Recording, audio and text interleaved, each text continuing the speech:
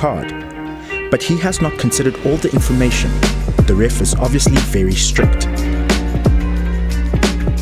Uninformed, which means to make up your mind about something without knowing all the facts. Our soccer fan believes that his favorite player is the best striker ever, without checking all the facts. Prejudiced, which means to have a liking or disliking for something for no real reason. The soccer fan is prejudiced against player A. He will not acknowledge what a great player he is. Since the invention of social media platforms like Facebook and Twitter, it is easier than ever to influence people's thinking, which is why it is so important to develop critical thinking skills. It is important to remember that anyone can make a post to share their opinion or understanding of something, whether it is true or not. This can lead to misinformation, the accidental sharing of information that is incorrect or untrue. It is even more important to be aware that different groups, organizations, or even governments can post false information in a manner intended to influence our thinking. This results in disinformation, the deliberate sharing of false information in order to manipulate thinking. The COVID-19 pandemic was a prime example of the sharing of false information. The World Health Organization even released a misinformation management guide about the COVID-19 vaccine. In this guide, the Director General of the World Health Organization is quoted as saying, "We're not just fighting an epidemic, we're fighting an infodemic. Fake news spreads faster and more easily than this virus and is just as dangerous." Let's see how two neighbors, Julia and Oleswa, reacted to social media at the start of the pandemic. Julia has always been a passive recipient of information. She genuinely believes what she sees and reads without questioning it. Oleswa is a critical thinker who works against the manipulation of her thinking. She also actively avoids misinformation by questioning what she sees and reads. Julia and Oleswa both read a few posts and articles claiming that drinking warm water every 15 minutes would protect them from COVID. Julia accepted this as the truth. She started drinking warm water every 15 minutes, but made no other changes to her behaviors. At first, Oleswa thought that drinking warm water may possibly prevent the virus. She also thought that it could do no harm, so she started drinking the water. But unlike Julia, Oleswa did not stop there. She read and watched many items about COVID from many different sources. She gathered as much data and evidence as she could find about the virus. As Oleswa read and watched items about COVID, she asked herself questions like, where does this information come from? Why should I believe this? How does this add to what I already know? Critical thinkers use data and evidence to support their beliefs. They gather lots of evidence and try to consider multiple perspectives. They question the source of the information, and they work hard to try and see the full picture. As she read and watched items about the virus, Oleswa used logic and reasoning to make decisions. She had thoughts like, I need to gather more evidence to find out if this information is true or false. This seems like one extreme perspective. I need more information before reaching a conclusion. I have seen this from many credible sources. This seems to be true. As she learned more about COVID, Oleswa questioned her existing beliefs and knowledge. COVID is getting really scary. So many people are ill and dying. I have realized that drinking warm water does not keep me safe. Oleswa changed her approach to staying safe based on all the new data and information she had engaged with. From now on, I will stay home as much as possible, and I will always wear a face mask when I have to go out. Critical thinkers consistently examine their own beliefs and knowledge. They practice questioning their ideas and assumptions rather than accepting them at face value. Importantly, critical thinkers don't get attached to one way of thinking. They are open to changing what they think based on new data. A last important thought about the need for critical thinking comes from Daniel Kahneman, a Princeton professor and Nobel Memorial Prize winner.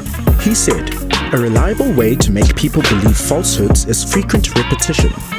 because familiarity is not easily distinguishable from the truth.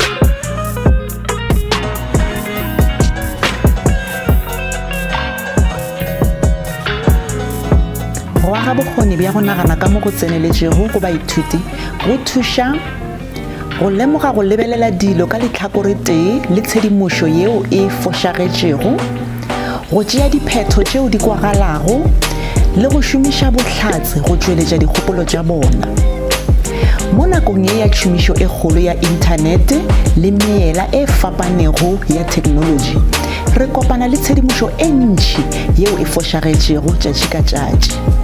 Go bohlokwa kudu gore baithuti ba botšišiše ka mo go tseneletšego ka tshedimošo yeo ba e humanago. Gape ba swanetše go botšiša gore tshedimošo ye e tšwa kae le gore ke ka lebaka la eng e swanetše go kgolwa. Go thuša baithuti go tšweletša bokgoni bja go nagana ka mo go tseneletšego go bohlokwa kudu ebile go lokišetša baithuti gore e be badudi ba matlhatlha. Go bohlokwa go lemoga gore go nagana ka mo go tseneletšego ga go tle ka tlhago. Barutiši ba swanetše go tlhotlheletša le go aga kgahlego go baithuti gore ba botšišiše ka lefase leo le ba dikologilego. Barutiši ba swanetše go thuša go aga bokgoni bja go nagana ka mo go tseneletšego go tloga bana e sale ba banyenyane. Re thuša bjang baithuti ba banyenyane go aga bokgoni bja go nagana ka mo go tseneletšego? Re thuša baithuti go aga bokgoni bja go nagana ka mo go tseneletšego ka go ba laetša mahlakore ao a fapanego a ditaba, go naganišiša dilo gabotse le go botšišiša gore tshedimošo ye e tšwa kae.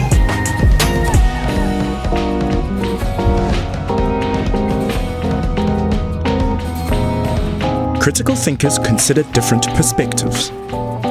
It is tempting for people to stick to one way of thinking and even to become defensive about it. But critical thinkers don't fall into that trap. Critical thinkers carefully consider a variety of different perspectives before coming to conclusions. Let's see how teacher Naledi helps her grade 1 learners to consider different perspectives. I know it is so important to help my young learners understand that the world is a big place filled with many different ways of living. Bonjour, hola, habari, sanbonani, molweni, namaste, salam, ahlan, sawadi, konnichiwa, privyet, ni hao. This helps prepare them to consider many different perspectives. I make sure to read my learners stories that show them an array of cultures, beliefs, and characters. This helps to expose my learners to our big, diverse world and to expand their thinking. It also helps my learners understand that there are many different ways of thinking in the world.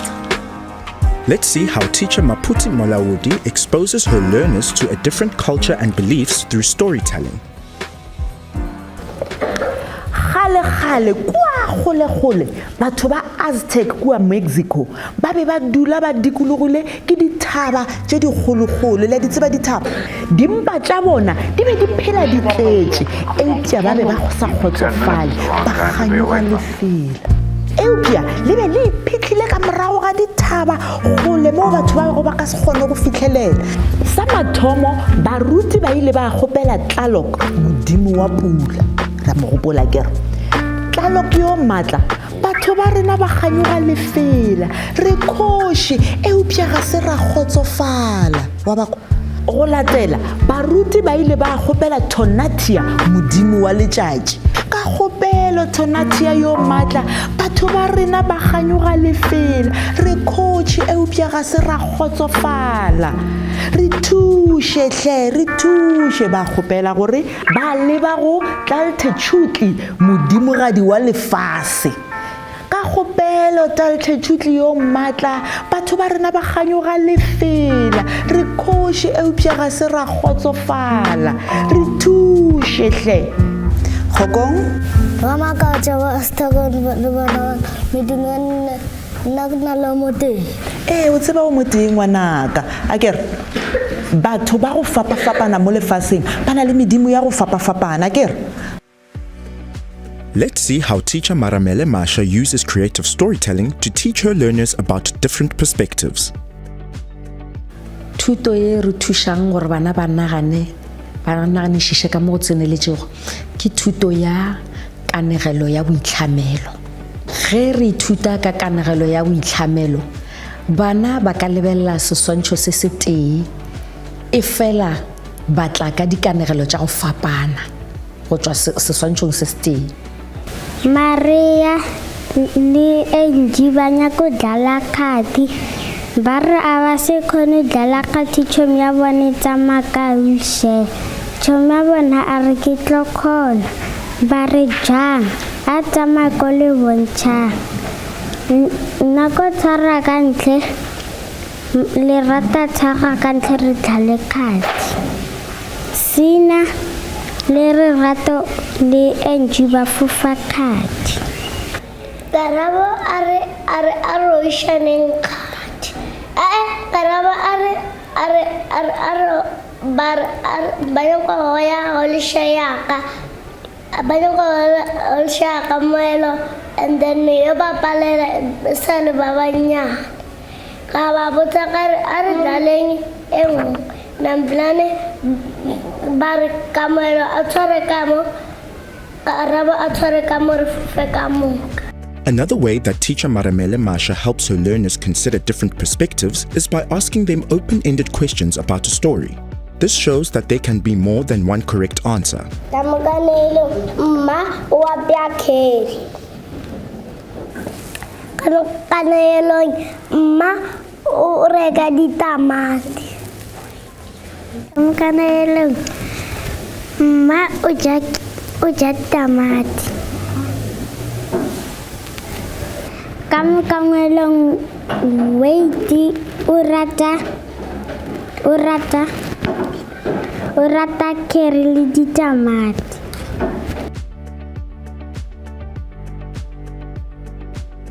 Ke khona khuka ano kara krati di ei.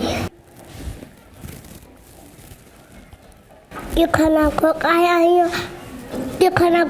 ayo kar akrati di keme. Ke khona khuka ano ra krati cabbage. Ke khona khuka ano ra akrati di beetroot.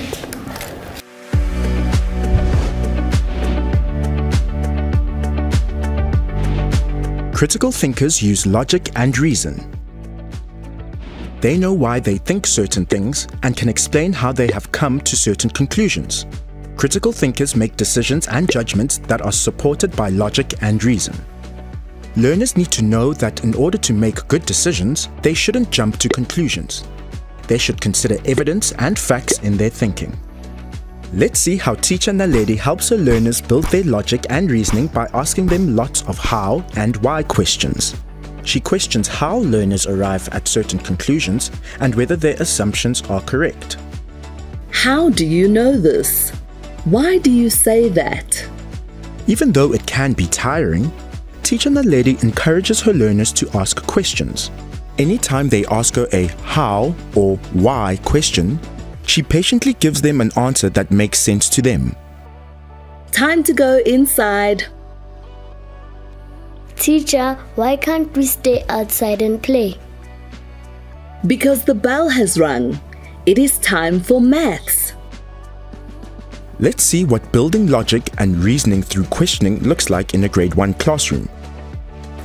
Kanegelo ya rena e bolela ka wait o apea carry. Aga a re ko Sam? Ke bona wait a ja carry. Very good.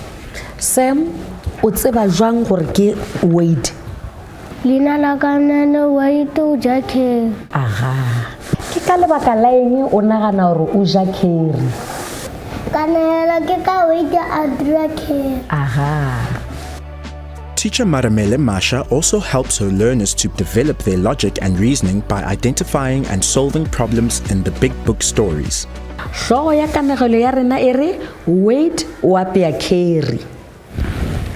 Jwale ke tlo le balela mafoko a ka mo namile lena la nthieletša kere Wade o be a hloile ditamati ka mešogo fela nka se tsoge ke jele ditamati o ile a goeletša ge mmagwe a ntšha thini ya ditamati mo rakeng a ilokela ka karikaneng ya go reka re kwele gore go na le bothata ko gore mma o reka ditamati Wade ga a rate ditamati a kere jwale ke nyaka go tseba gore bothata bo ro bo rarolola jwang a re kwe se Lerato Witse santse a je ditamati and then maya santse a mokana.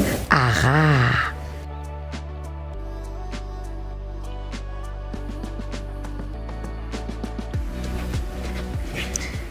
O swanetše go ja ditamati a kere jwale ya bobedi o nagana gore re ka e rarola ka borarolola jwa bothata bo aga re botše A tshwanela go reka ditamati. very good my boy ditamati ga di nyakege ka baka la gore Wade ga je ditamati a kere ra e cancela a kere ma ga a swanela go reka ditamati wena o nagana gore ya ga go tharollo e ka ba engwana kwa Ma tlhakantšhe ditamati ka mo dijong tse dingwe. aga mma o tla swanela ko tlhakantšha ditamati le dijo tše dingwe mma a hlakanye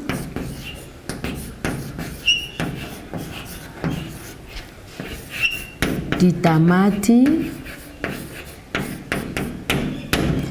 le dijo tše dingwe re bone ditharollo ke tše tharo di a fapana kere jwale re ya go vouta gone jwale re ya go lebelela gore ke ba bakae ba ba reng tharollo e swanetše go ba gore Wade a je ditamati 13 aga a iša matsogo fase ke ba 13 a kere ba ba reng mma ga a swanela gore ka ditamati a ba imiše matsogo 5 ke ba 5 ga re lebelele ya boraro tharollo mma a hlakanye ditamati le dijo tše dingwe 2 3 4 ke ba bana kere. Another way that teacher Naledi helps her learners to develop logic and reasoning is by building their understanding of cause and effect. If the cause is that it started to rain, then effects could be that I got wet, there were big puddles, and I needed rain boots. When we read stories, we think about decisions characters make and discuss the impacts of those decisions. This helps learners build their understanding of cause and effect. We are now finished reading the story titled Wade Makes Curry. Why did Wade's mom ask him to help make the curry? What happened when she did this? I think Wade's mum was so clever. She knew that Wade hated tomatoes but loved curry. I think she wanted him to know that there were tomatoes inside the curry. Yes, an effect of Wade making the curry is that he learned that there are tomatoes in the curry. Why do you think she wanted him to know that tomatoes were an ingredient in the curry? I think it was because she thought it might change his feelings about tomatoes. And did Wade change his feelings about tomatoes? Yes, at the end he says, maybe I don't hate tomatoes after all. Great job, Maputi. You are using your critical thinking skills.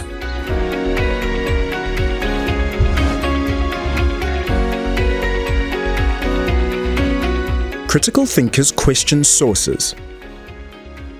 Children need to learn to question where certain information comes from. They also need to develop skills for determining which information is worth paying attention to. This means learners should ask questions like, where did this information come from? why should I believe it? Let's see how Teacher Naledi helps her learners to question sources by teaching them the difference between fact and opinion. A fact is a statement that is proved to be true. An opinion is an expression of someone's feelings. This is a difficult skill that takes a lot of practice. I try to build it into my teaching whenever I can. Now let's see what questioning sources and distinguishing between fact or opinion looks like in a grade 1 classroom. Aga Sam, re botsa ngwanaka. Dikoro di tswalla ke ne ke tswile diso e fetsa maloma ka re ke lumile ke ditshitshidi Aowa wena a namile re lumile ke ditshitshidi namile go a direga eng e fetsa ga nkisa tleliniking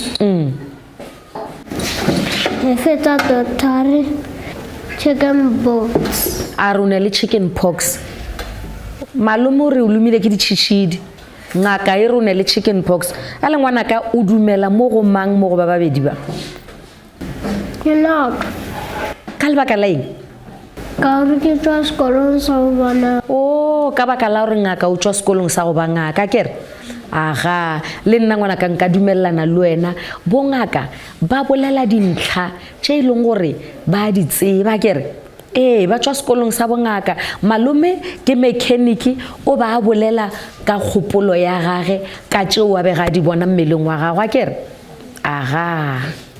Teacher Naledi also develops her learners' critical thinking skills by teaching them research skills.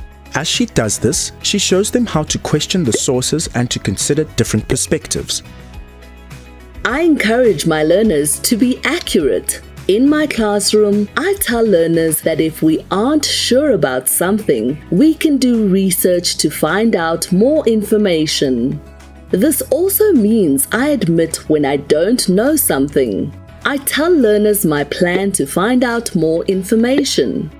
Learners need to learn that even their teacher can be wrong, so they learn to question everything.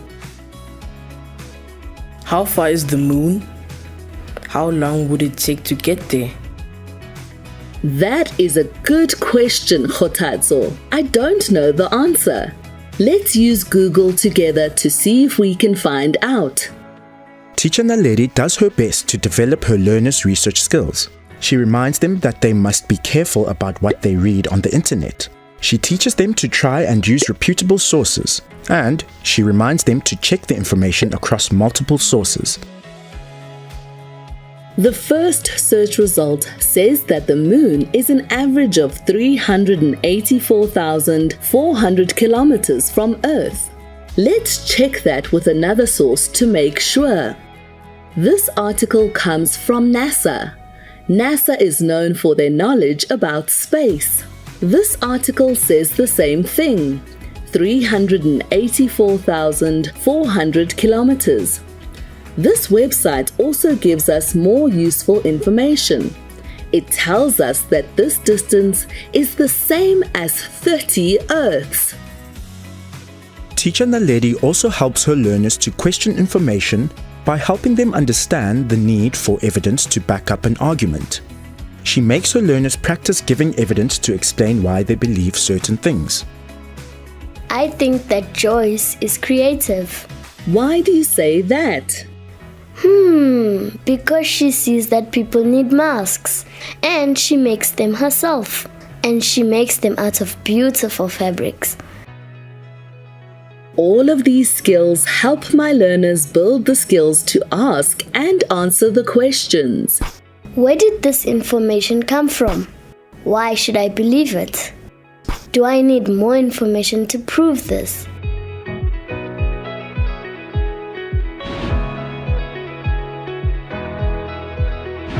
gore o kgona go ruta bokgoni bja go nagana ka mo go tseneletšego le wena o swanetše go nagana ka mo go tseneletšego le ka bokgoni bja gago bja go nagana ka mo go tseneletšego ka go botšiša ka dingwalwa tšeo o di balago a re bone gore morutiši Naledi o dira se bjang ge a bala le go ithuta ka leuba la COVID. Critical thinkers investigate the source. This article says that the side effects of the second vaccine can be stronger than the first. I wonder if the Times of India is a reputable news source. I will need to do some research before I read this article. Critical thinkers use well-known sources. Here is an article that debunks the COVID-19 vaccine myths. I know News 24 is a reputable news source. Their information is likely to be factual. Critical thinkers are wary of blog posts. Wow! This says that science journals are spreading disinformation. Oh, this is just a blog post. Anyone could have written this. I should be very wary of believing the information I see here. Critical thinkers are wary of friends' posts. Oh wow! This video says that when we get a flu injection, they are actually injecting us with coronavirus. Oh, this is a YouTube video. This information seems very suspicious.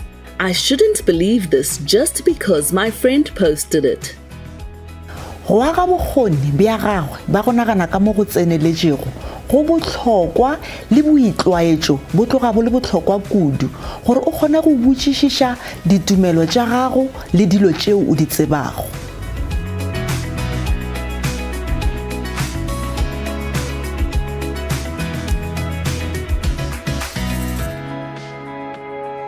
Do you think it's important to develop learners' critical thinking skills? Go hlokwa mem. Ba kgona go naganishisha go tšweletša dikgopolo tšeo di fapanego. What else do you do to build critical thinking skills? Ka mehla ke ruta bana ba ka phapano magareng ga dintlha le dikgopolo.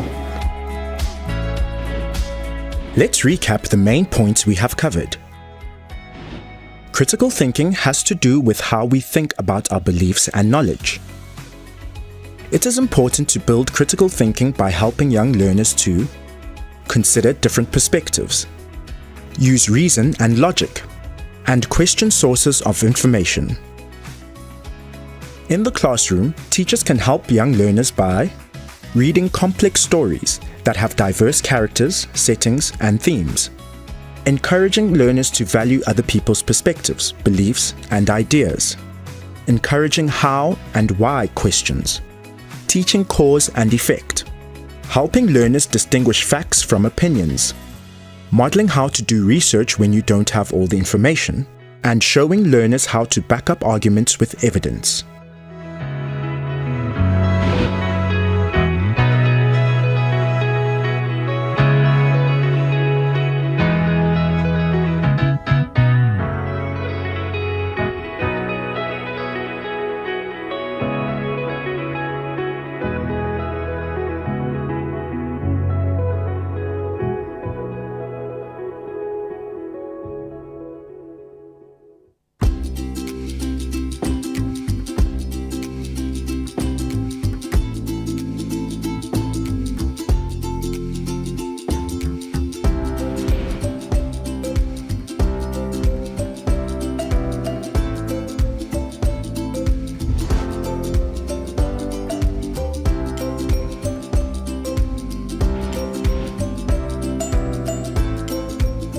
Mindfulness is an important character competency.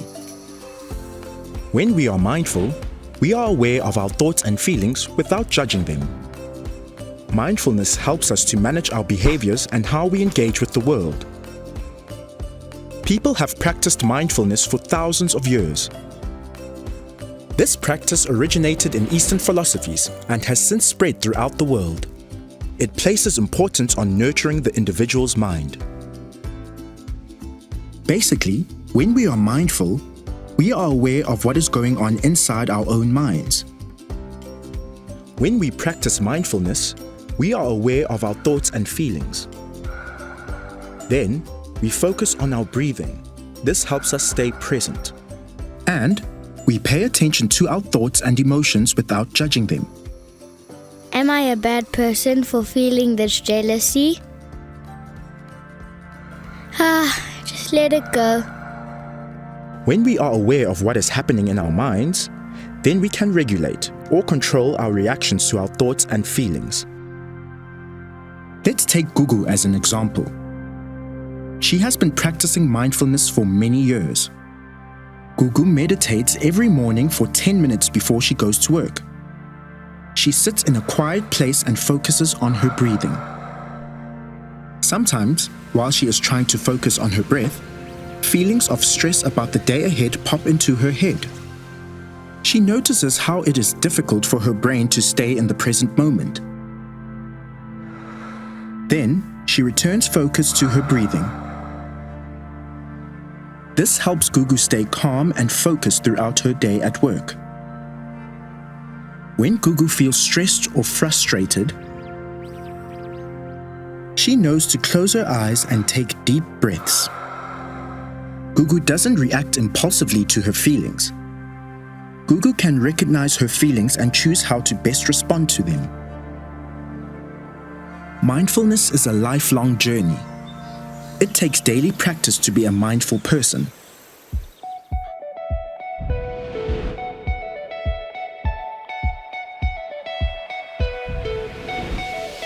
Dithuto di laeditse gore go bea shedi go mmele, kgopolo le maikutlo dikolong di ka thuša baithuti gore ba kgone go laola kgatelelo ya mogopolo le pelaelo, go tšweletša boitemogo, go ba le kwešišo ya maikwelo a ba bangwe le kwelobohloko, go tsepelela ka Every child has the right go tšweletša mekgwa ya go theoša maswafo le go tsepelela dikgopolong tša bona, go kgona go laola maikwelo le mekgwa ya bona. Ka mohlala, go ye nngwe ya dithuto go tšwa nageng ya California kwa United States e laeditše gore bana bao ba itlwaeditšego go bea shedi go mmele, kgopolo le maikutlo dikolong ba laeditše kaonafalo ka go theeletša le go tšea karolo go mešomo e mentši ka phapošing. Go thuto yeo e bego e tloga e lebeletše go bea shedi go mmele, kgopolo le maikutlo ya bana ba mengwaga ye 12 go ya go ye 13 kua Western Cape e laeditše gore ba kgona go tsepelela le go ba baithuti ba go laetša kaonafalo. Baithuti ba be ba kgona go laola maikutlo a bona le go tšweletša maikwelo a mabotse. Se se ra gore go bea shedi go mmele, kgopolo le maikutlo go ka tloga go thuša kudu bana bao ba tshwenyegilego le bao ba nago le kgatelelo ya mogopolo ka boemo bja ka magaeng a bona. Re thuša baithuti bjang gore ba kgone go ba le tšhetšo? Re thuša baithuti ba bannyane go bea shedi go kgopolo, mmele le maikutlo ka go ba thuša go theeletša go tlhaloša maikwelo, ditiro tša bona le go kgona go laola maikutlo a bona.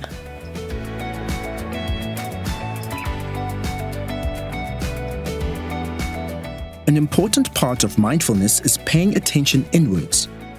Noticing our inner experiences does not always come naturally. It takes training and practice. Help your learners to identify and name their feelings.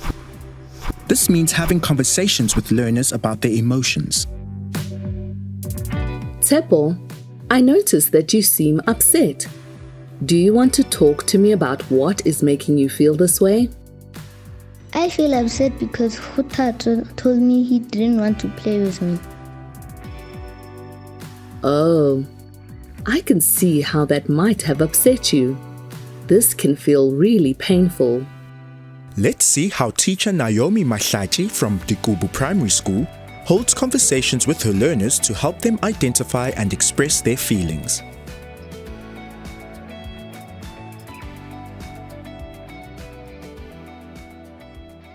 Ke bona Peter go tshwentse kwa. Jwale o ikwa jwang? Ke kwatile ebile ke tlhakatlhakane. O kwatile ebile o tlhakatlhakane. All right. Ge motho a befetšwe, a kere re ithuta eng? Go hema. A kere re laola maikutlo a rena ka eng? Ka mohemo. A kere tswalela matlo o heme o balela ga lesome. A kere a re pedi, tharo. The teacher helps the learner to calm down by regulating his breathing and by comforting him. Later in the day, she has a private session with the child to help him process his feelings. I also work to build learners' awareness of their thoughts and feelings during our morning mindfulness activity. I do an activity with my learners every day to help them calm down and check in on their emotions.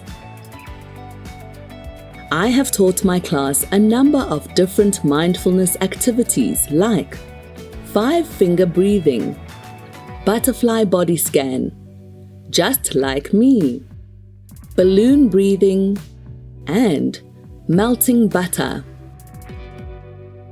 Let's see what this looks like in a grade 1 classroom. Teacher Naomi Mahlaji starts each day with a mindfulness activity. As her learners do the activity, she reminds them to identify what they are feeling and to then regulate their response to the feeling by calming down and focusing on their breathing.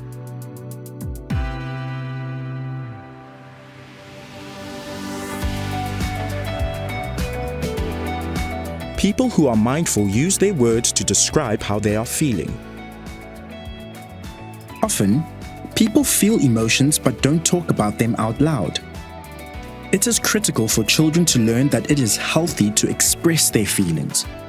Having the language to describe our emotions helps us to understand them more fully. I know that it is important that I help my young learners build an emotional vocabulary. I feel confident. I am feeling discouraged. I feel awkward. I am feeling irritated. I feel relieved. I am feeling confused.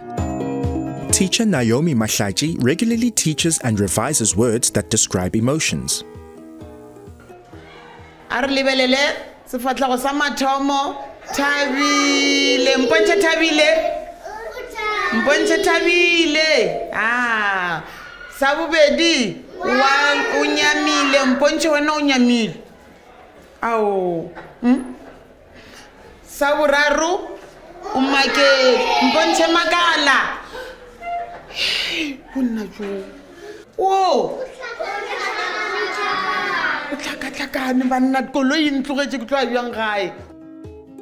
I model describing my own feelings to my young learners. I'm honest about how I am feeling. For example, when things aren't going as I planned, I try not to yell at my learners. I use this as a chance to show them what it looks like to accurately and honestly describe our feelings.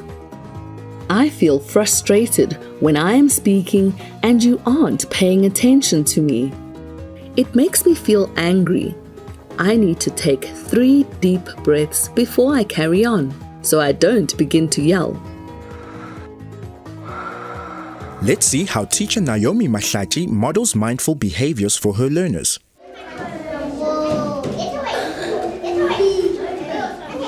When she feels frustrated, teacher Naomi takes a few seconds to calm down. Then, instead of reacting negatively, she regulates her feelings by stopping, taking a few deep breaths, and counting to 3. Instead of shouting, she uses an attention getter to regain control of the class. Mosquito, mosquito. Kill it. Kill it. Kill it. Finally, she describes her feelings to her learners to help them understand what she is experiencing. Heli dira leshata. La tsba pelo ka eba kore ke a ferekana ke le di hore ke kwe ka mogomong ke a tlalelana. Le nei motho ka le befedisa le tla kwa monate. O ka se kwa monate akere. Jwale le nna heli dia leshata. Ke kwa ke ferekana jwale ha ke nya ke le dira leshata le akwa akere a ke nya ke le dira leshata ke gopela re le ithute go ntheeletsa ka metla akere. Then I find that many of our creative writing prompts help give learners a chance to really think about and describe their feelings on paper. I think this is such an important activity for learners to reflect on their feelings in past situations. Good afternoon, and to put colleagues. those The time is feelings onto 14 paper. hours. Let's see how teacher Naomi As Mahlaji uses agreed, writing lessons to help her we learners describe their feelings. Are reconvening. Bana ba ka, re ilo ngwala akere? The commissions Fela pele re are ngwala. flighted. Re ilo nagana ka ga go Veska. rarolla bothata akere? Sister Dudley, E re ke nagane nna The ka commissions bothata are bo flighted. nkileng ba ntlhagela. we Mogwera wa want ka, to, o we ile a want to make ntlogela sure that you moletlong wa know which matswalo. commission you are going to. Yo, la tseba gore ke ile ka kobjang ke ile ka kwa ke tlhakatlhakane ebile ke befetswe ha ke re mogwera Mr. wa ka, Manuel, oh, I ke just want nna to wa make ke re- sure that you know which commission Akere. you are going to.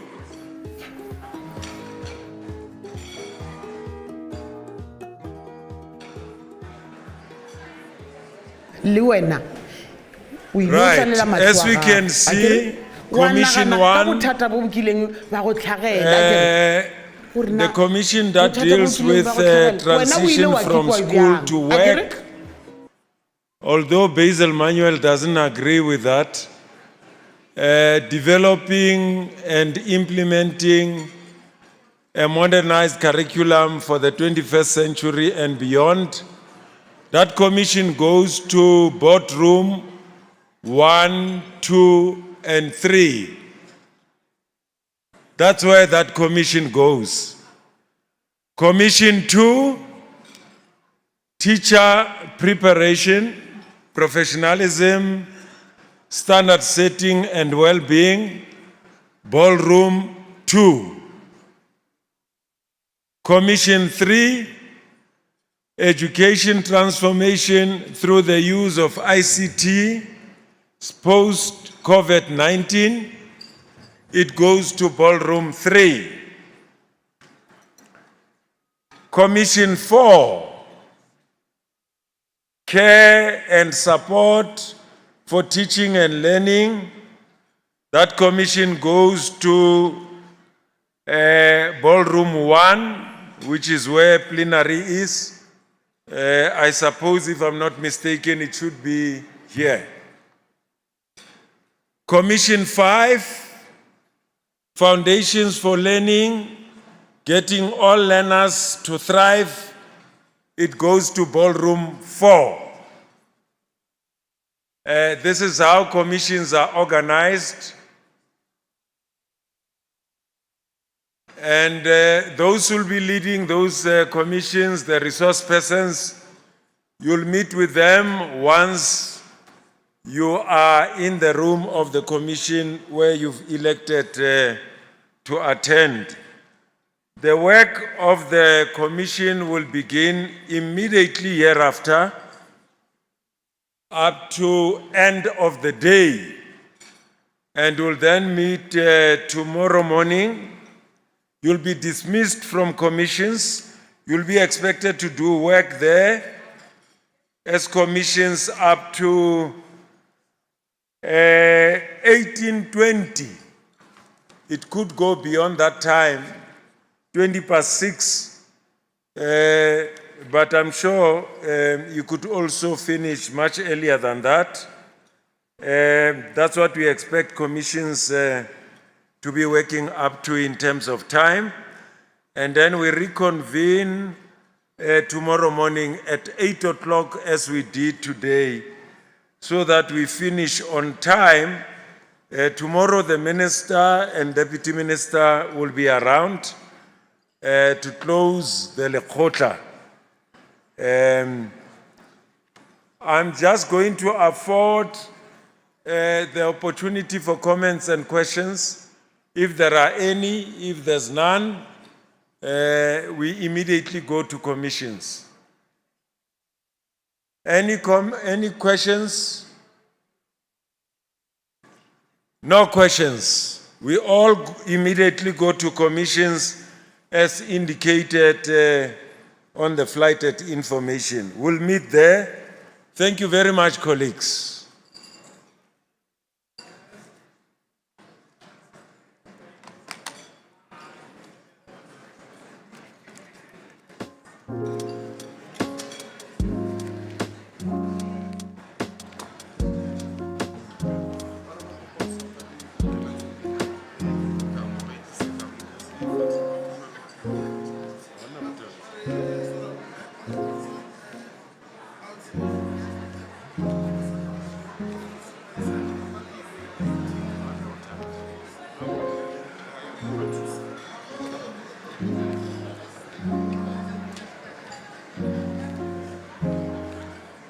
Let's go to commissions, colleagues. The rooms are indicated. Let's please all go to commissions.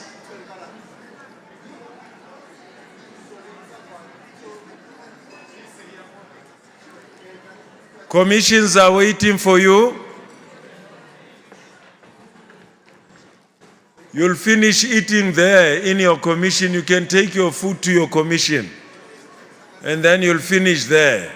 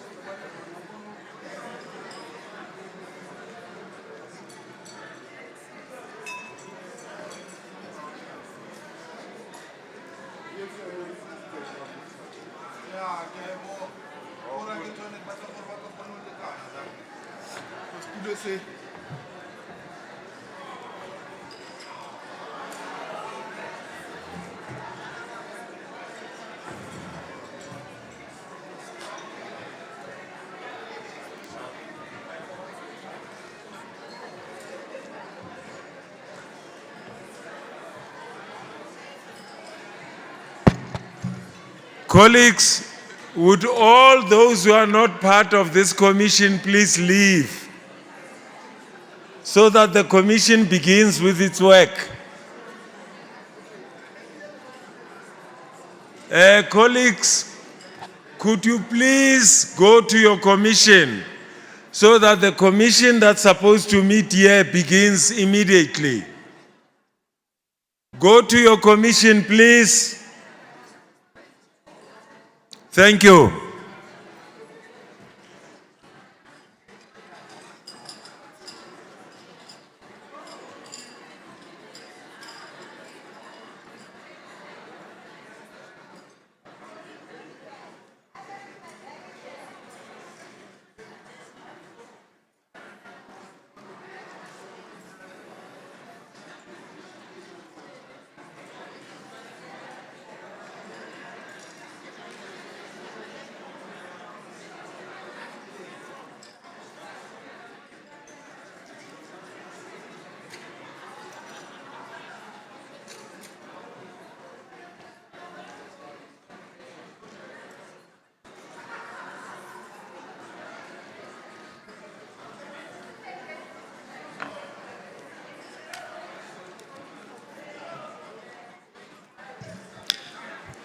Good afternoon, Commission 4.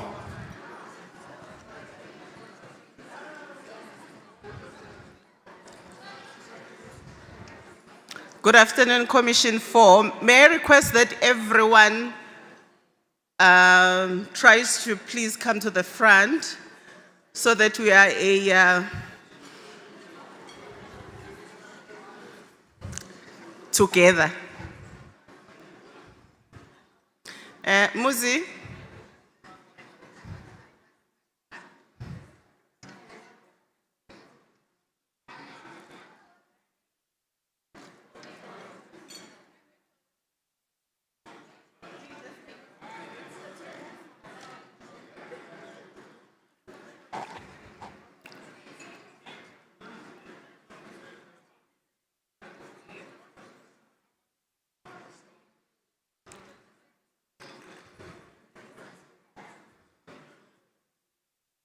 There's another very empty table here. Muzi, I was going to appoint you as a prefect, and then you check if there's no one who's standing or sitting there at the back. Yebo.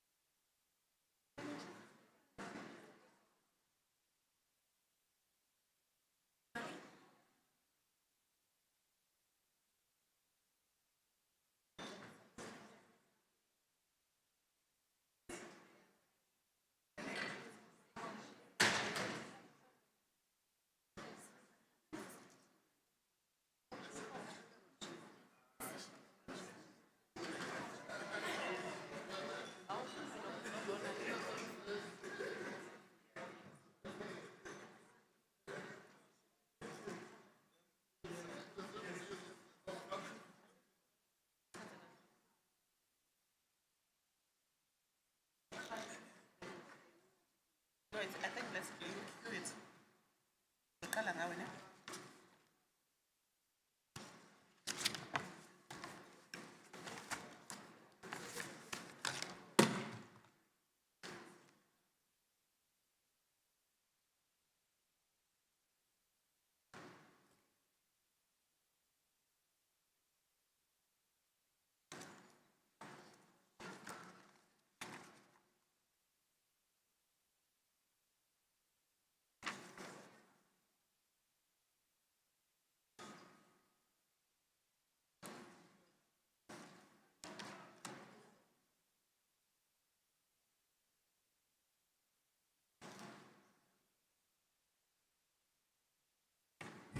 Okay, I think we're ready to start, right, everyone? Sorry that I can't see you. If you are sitting behind the cameras, I'm struggling to see you because of the lighting. But if you're sitting this side of the camera, I can see you.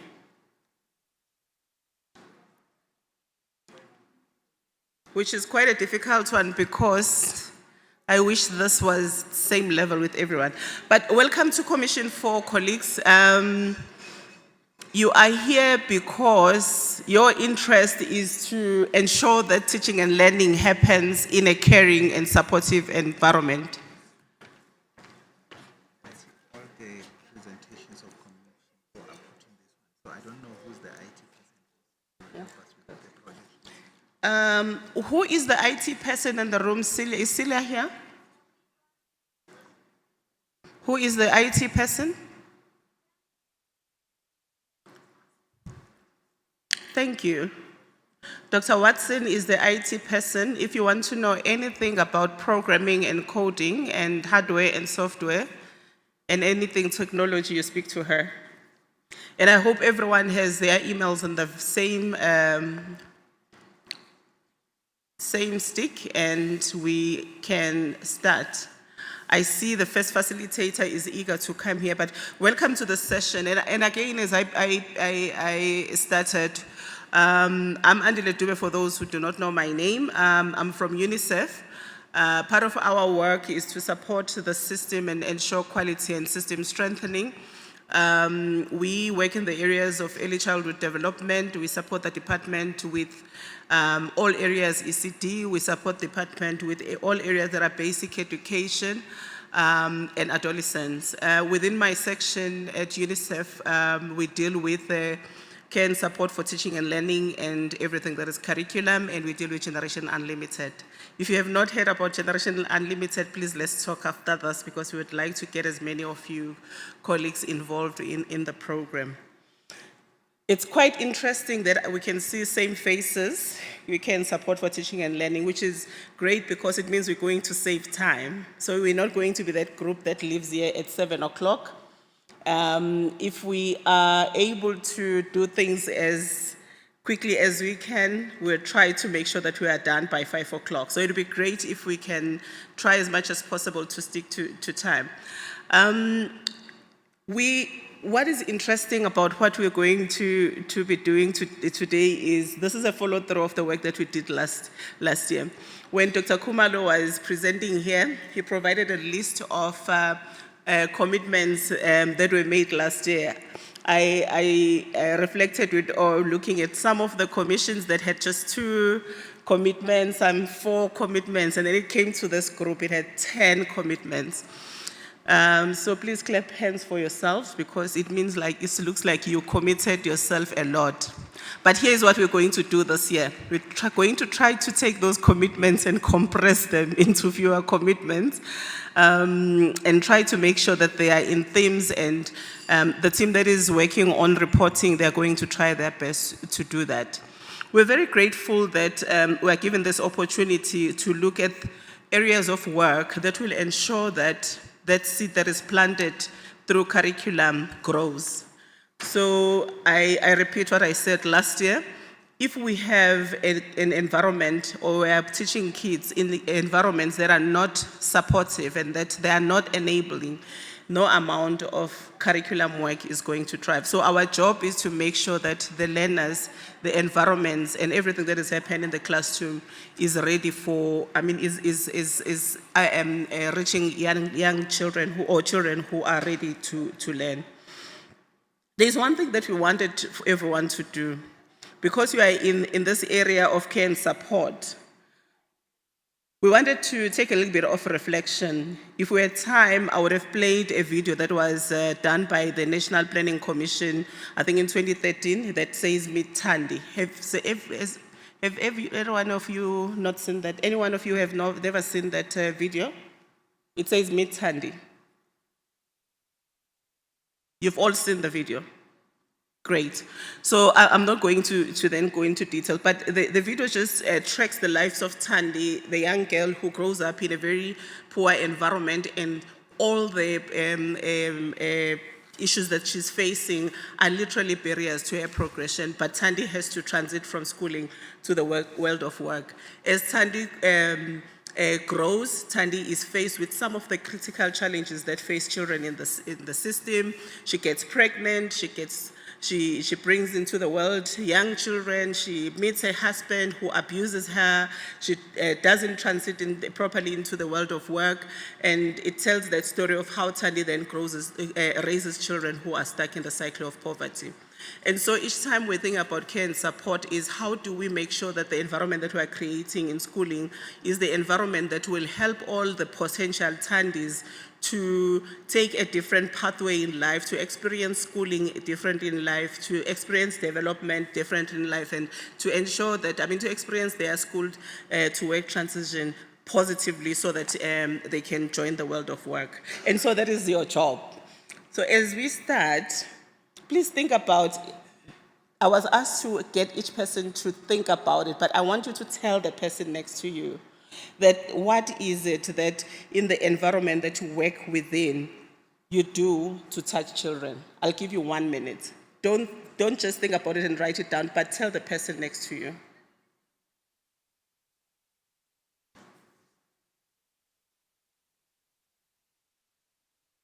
Gerrit? If you're sitting alone, this is a good time to go join others and tell them about your experiences. There's a table here that you can join.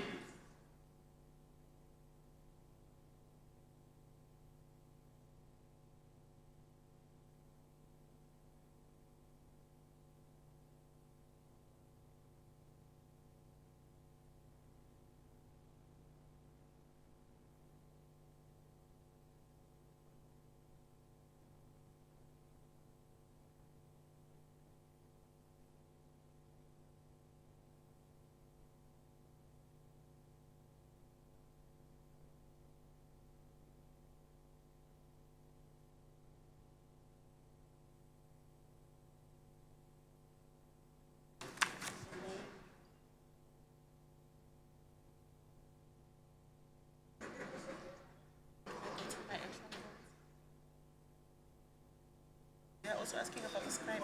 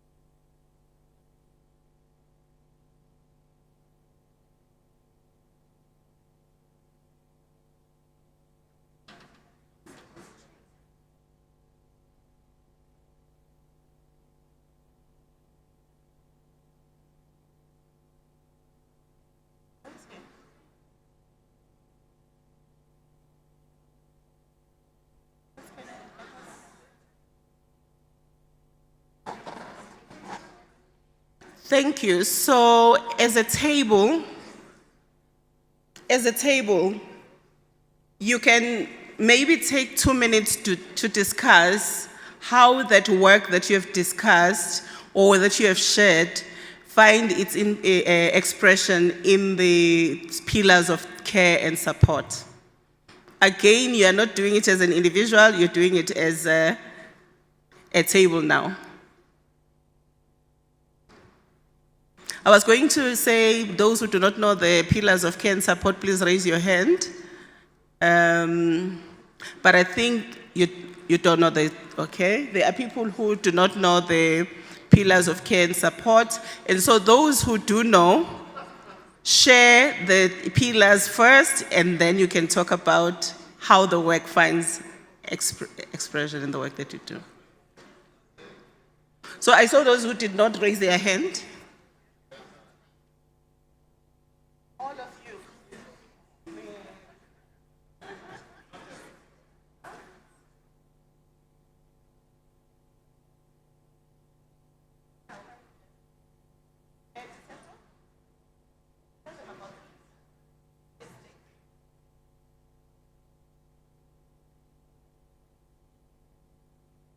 Is there a table that doesn't have a person who knows the pillars?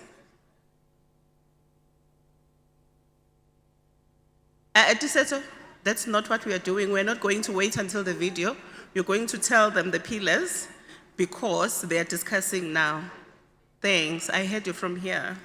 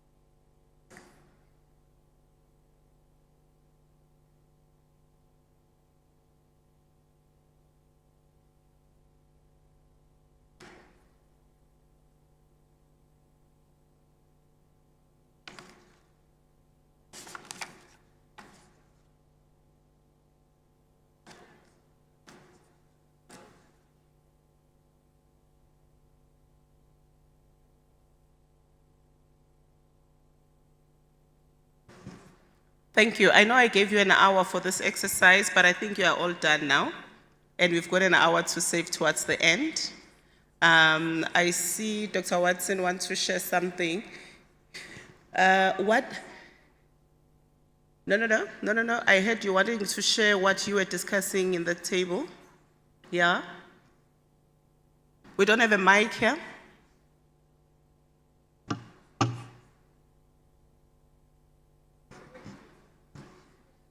So each table, can you choose one person who can share one liner? I'm going to put this mic like this, and then each person who can't be as loud as the teacher was here can come and use this mic.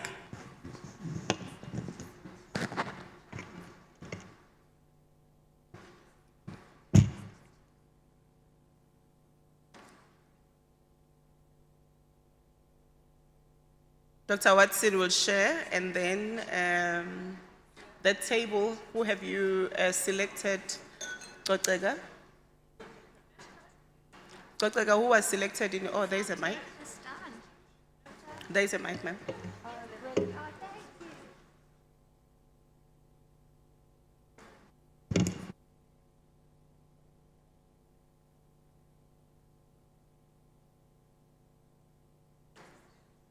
In this table, who did you select?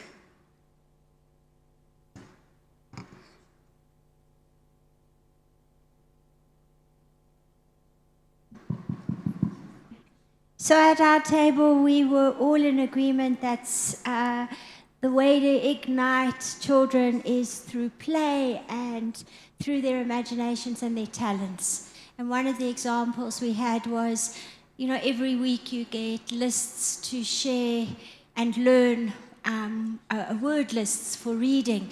And Jeanette's child is musical. And the child learns those words by singing the words and acquires the spelling with ease, and the talent that the child had is used for learning. And she embraces that as a gift rather than as a disruption to the way we normally think we have to do things in a strict and regimented way. And then when it comes to CSTL, our responses were quite firm that CSTL provides us with a fantastic framework to put our work into. No matter what the selected issue is, we find expression in CSTL, and very quickly we can ignite the partnerships that strengthen care for children. And Thabo in particular added that CSTL is one of the ways in which he's finding leverage is through youth entrepreneurship and connecting the growth mindset to understanding markets in the 21st century.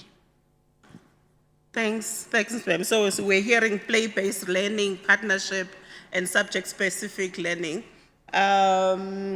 This table, one person was already selected, but I think we can just keep the mic moving.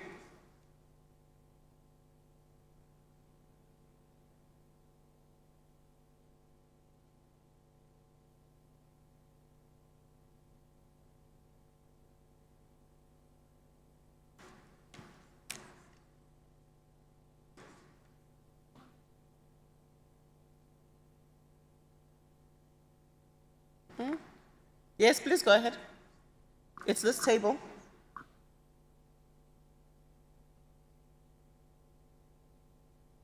Chair, our person's not here, but I think we were also the naughty children in the room because we didn't quite get the brief.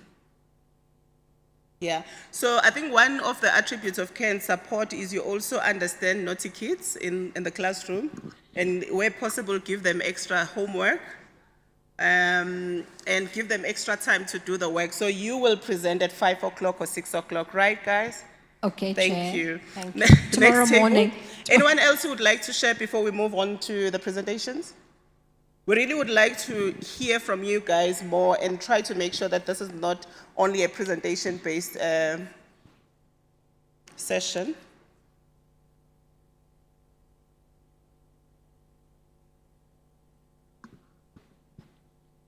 Thank you, Chair. With regards to the 10 pillars that are there for care and support as the Quality Learning and Teaching Campaign, QLTC, We have discussed and we realized that we are providing that support to the learner. In terms of all the 10 pillars that are there, we ensure that we mobilize all necessary stakeholders behind the holistic development of the child. So we must ensure that the child is properly fed. We must ensure that the infrastructure that is there, where the child is taught that it's conducive for quality learning and teaching to take place. We also look at the health and safety of the learner. But most importantly also is to ensure that we bring on board the parental involvement in the overall holistic development of the child. Psychosocial support that is there, you need a child that has a healthy mind to can ensure that they really grasp with what they have been taught in the school. So as the QLTC, it's all of them in one. Thank you. Thank you very much. So I think on that note of comprehensive development, we've got the last one. Can you just take the last one and then we'll move on to the facilitated session? Thank you very much. We did not really make progress on these 3 questions in my group. I think the reason is that our conceptualization of the question was problematized to the point where we felt some of us are not classroom-based. So when you ask, how does your work touch the child? What are you implying? Have you calibrated that question at only those who work in the classroom? What about the security manager? What about those who work at the district? What about a person like myself who trains teachers? I don't really touch the child directly. So the answer to that question will depend on what you do. And beyond that, there are also levels, I think, at which you could address that question. Because when you look at these pillars which are being explained to us now, you see that there's a portion of it that belongs to the system, and at different levels, even in with regard to the system, starting with the DBE and the province, and then different levels within the province, and then finally the classroom teacher. For example, if there's no feeding scheme in the school, because there was a tender irregularity or something, with responsibilities, you all know that the children, some of the children are going to stay hungry in the school. So if you really look at the implications of all those 10, to the classroom teacher, to the various levels of responsibility within the school system, the answers are not straightforward. The answers are quite complex. Thank you. Thank you. That's quite an interesting one because we're asking about your role and how does it contribute to the child, right? And if you look at the graphic that represents CSTL, everything we should be doing, whatever level, should ultimately be of the benefit of the child. So without trying to open this debate, I think let's start with the presentations. But as we are starting with the presentation, this is a good place to start, to say, when we are asking about our different roles and the ultimate child, what are we doing at a system level? And what are we doing both at micro and macro levels? What are we doing at all those areas, in all those areas, to ultimately contribute to that child who is in the classroom that I probably never know in my life, but I'm still expected to do something in CSTL. So it's a good question for everyone, and it is a good question. I think last year we had raised whether or not CSTL should be a commission or CSTL should first find its location in a plenary because it affects everyone. But I really, really like that question. And I think that Ms. T will start with the session and facilitate the session, and the session begins to answer those questions. So today, for us, I think the priorities or the outcomes of the commission basically will be to build on the shared understanding of the revised conceptual framework, which Patricia will present on. Is Patricia here? I haven't seen yet. Patricia, Oh, she's online. So Patricia will join us online to say a little bit about that. We will then look at youth agency and the 21st century relevance and responsiveness in all that we do. We will then receive a presentation that talks about comprehensive sexuality education interventions, and lastly, nurturing CSTL professional communities of practice. And these are the things that we would like to make sure that by the time we leave today, we would have touched on that, we would have had a common understanding, and we would have provided the recommendations for further work, particularly for 2023. So as we welcome Diseto and Patricia, who's online, we're keeping that in mind, and we're also just double checking. We can't seem to be able to locate our rapporteur. Is there anyone else who's capturing today? You are capturing.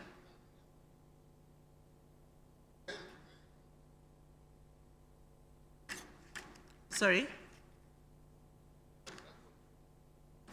Oh, okay. I'll come to you and then talk about what you're expected to do. I thought it was Liko, but I'll come to you as you start with your session.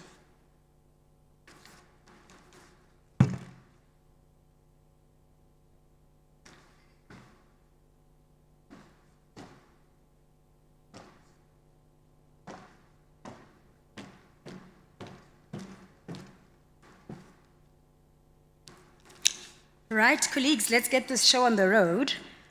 We thought perhaps as a palate cleanser, since we just come from lunch, and maybe to perhaps also explain to the colleagues that were sitting there that said they're not sure what care and support is all about. We play you a short video that will just contextualize care and support for teaching and learning. Video, please.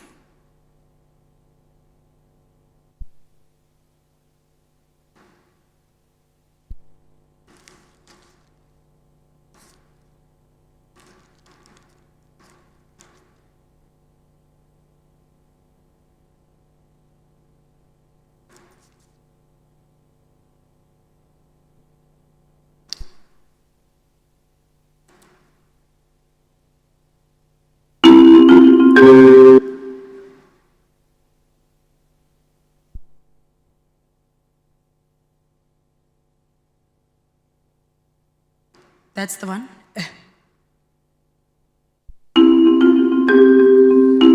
Every child has the right to quality education. However, of all the South African children who start school, less than half will reach matric, and even fewer will pass. Many face overwhelming obstacles that not only rob them of their right to education, but also their future. CSTL, or Care and Support for Teaching and Learning, exists to change this reality. Adopted in 2008 by all 15 SADC member states, CSTL aims to transform schools into inclusive centers of learning, care, and support, where children stay in school and thrive. In South Africa, the Department of Basic Education has identified 10 priorities for this program. Ensure that every school is rights-based, inclusive, and cohesive. Nutritional support so that no child goes hungry. Health promotion to improve health and well-being. Safety and protection from violence, abuse, and bullying. Curriculum support to ensure every child can learn. Psychosocial support to meet emotional, mental, and social needs. Co-curricular support of activities in and outside the classroom. Social welfare services, including childcare and protection legislation. Infrastructure, water and sanitation to ensure clean, safe and habitable schools. And material support, including school fees, uniforms and transport. They say it takes a village to raise a child, and it will take all of us to be that village. Let's work together to change the landscape so that every child can access quality education and the bright future they deserve. As a nation, we are confronted with very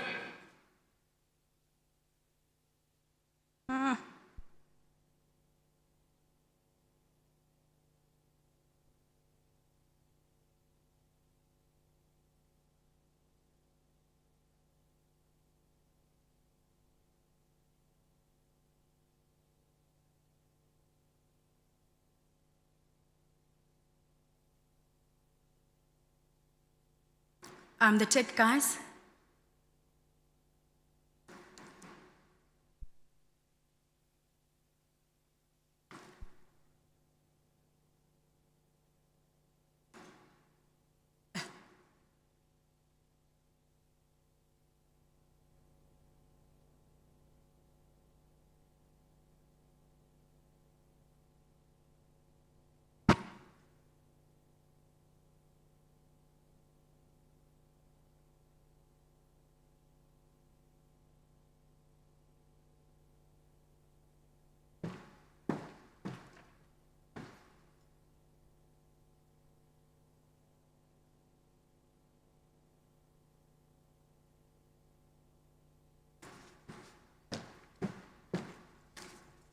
I think perhaps colleagues will find a moment to maybe play that video clip for you, just to contextualize care and support for teaching and learning for those that really don't know the 10 pillars.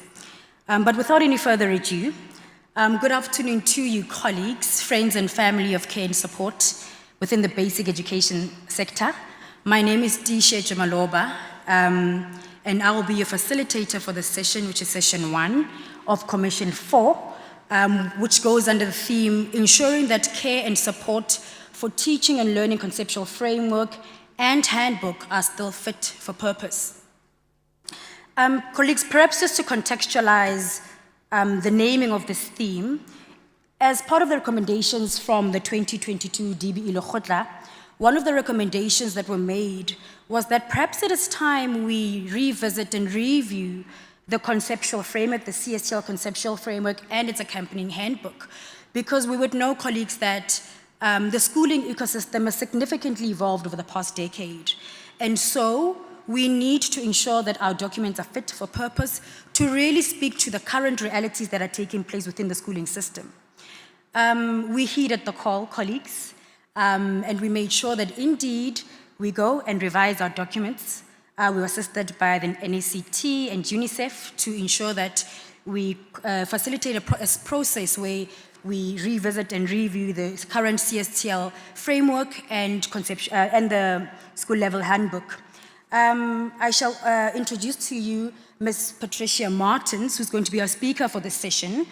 Ms. Martins, if you're online, I don't know if you can hear me. I don't know if you're online yet. Patricia? Yes, can you hear me? Perfect, I can hear you. Patricia, for this session, I believe we've been allocated an hour, and may I request that we perhaps take 20 minutes for your presentation, after which we'll then take a session for question and answer, and after that, then we'll wrap up and hand over to the chairperson. Over to you, Patricia. Okay, thank you very much, Tisha. I'm just going to share my slides. There is a repeat, an echo that I'm hearing.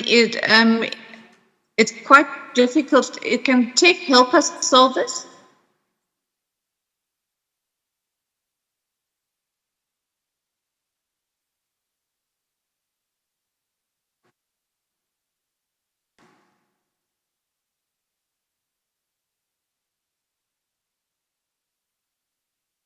So, Tisha, what I've done is I've simply turned my volume down. Can you still hear me? Sure, now we can see you and hear you, yes. Go ahead, Patricia. Okay, great. Okay, so thank you for giving me this opportunity. And I think this presentation really does follow very neatly from the discussions that were held this morning in plenary, as well as the opening comments, because what I'm going to share with you is in essence, in a nutshell, is what the revised CSTL conceptual framework looks like. However, in order to make sense of that, and I'm not going to go into that in detail, because in order to make sense of that, one has to understand what is it that we're actually needing to respond to when we talk about updating our documents. The point was made in the video and earlier on that CSTL is something that we have embraced as South Africa for many years now. And we have had successes, but we have indeed had some challenges. And what can we do and what should we be doing within the CSTL framework to strengthen our response? And to what end are we strengthening that response?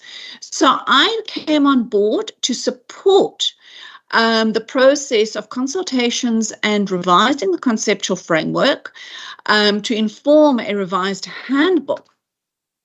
And what was very interesting is when we started this process of revision, one of the primary unanswered questions for many participants is, what are we actually trying to achieve with CSTL?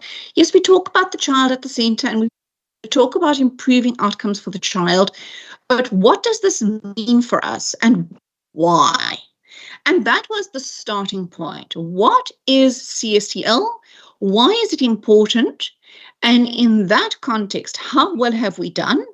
What do we need to improve what we are doing so that we can improve outcomes for children? So my presentation really covers these issues as the background to this commission, as the introductory, setting the scene for this commission, and then introducing to you the essentials of the revised conceptual framework, which has tweaked the PERS, is far more explicit in terms of what its purpose is, very much in this context of the shift towards education for sustainable development. So a lot of this is context and background. And the topic really here, or the context, the very broad context, is that CSTL, together with the Child and Youth Agency framework, because these two form complementary instruments, are tools, planning tools to strengthen inclusive education for sustainable development. So the discussion that was held last year about whether there should be a commission or a cross-cutting issue is very pertinent. We need to push for this to be a cross-cutting issue. It needs to be in plenary. All of the conversations this morning are in fact answered and resolved if we look at it through the CSTL lens. So that we really need to keep pushing for that. So where I want to start with is with the question, what is CSTL and why is it important? So really to emphasize that CSTL is not a project and it's not a package of services, because often we hear refer to it as a package of services. It is indeed a sector-wide planning framework to build human capital for inclusive, sustainable development. And it is an absolute necessity as a result or because of our history. And our history lies in the dark days of apartheid, and the success of apartheid really was premised on a deliberate, sustained policy of intergenerational social, economic, civic, and political exclusion. And that was engineered through a deliberate exclusionary education policy designed to disempower the majority of children, to establish and sustain patterns of disenfranchisement, poverty, and inequality that runs across generations into perpetuity. To stop this cycle requires an equally deliberate, inclusive education policy that will end intergenerational exclusions by empowering children. And this is why, indeed, President Mandela, our very first democratically elected president, highlighted education as the first and foremost key to social transformation and justice. As a member of the UN, the AU, and SADC more recently, we have committed as a country to transform society to achieve that inclusive, sustainable development, to turn the tables, to achieve transformation through transformational education that will include and empower every child to become economically, socially, civically, and politically included. And to this end, SADC's education ministries, including the Ministry of South Africa, have endorsed the Care and Support for Teaching and Learning and the Child and Youth Agency frameworks as instruments for strengthening our education system to build that very human capital for sustainable development. Endorsement of the CSTL and the Child and Youth Agency frameworks therefore constitute a sector-wide commitment to adopt CSTL as a sector-wide planning framework to ensure that all education policies, programs, curricula, teaching and learning recognize and contribute to building inclusive human capital as a core educational outcome, recognize and address our access barriers, and provide quality education to develop the agency children need for social, economic, civic, environmental, and political participation, so that we can ensure our sustainable development vision that we have captured in our National Development Plan and other instruments, which depends fundamentally on ensuring every child's agency is developed so that they can become agents of change, not just as entrepreneurs, not just as employees, but as responsible parents, contributing members of peaceful communities and safe communities, healthy and responsible actors who are respectful and tolerant of others in their community, environmentally responsible citizens, economically active entrepreneurs and or employees, good leaders, business leaders, political leaders, religious leaders, community leaders, active, responsible citizens who involve themselves in policy making and voting and other democratic processes, and our next generation of good administrators of the developmental state that we depend on to drive us forward or to carry us forward into a generation of inclusive social justice. So the education sector's challenge is to end that negative cycle of intersecting drivers of educational exclusion and disempowerment that we have inherited, to address the legacy of poverty, gender inequality, poor access to services, violence, trauma, stigma and discrimination, poor quality in education that we were left with post-apartheid, that drives the educational exclusion of the most vulnerable children and frustrates the development of our human capital, especially of those who are excluded, the most marginalized, and in turn then sustains the exclusion of the most marginalized along those historical fault lines that we've seen, to result in low education levels, high levels of unemployment, risky behaviors, high levels of early pregnancies,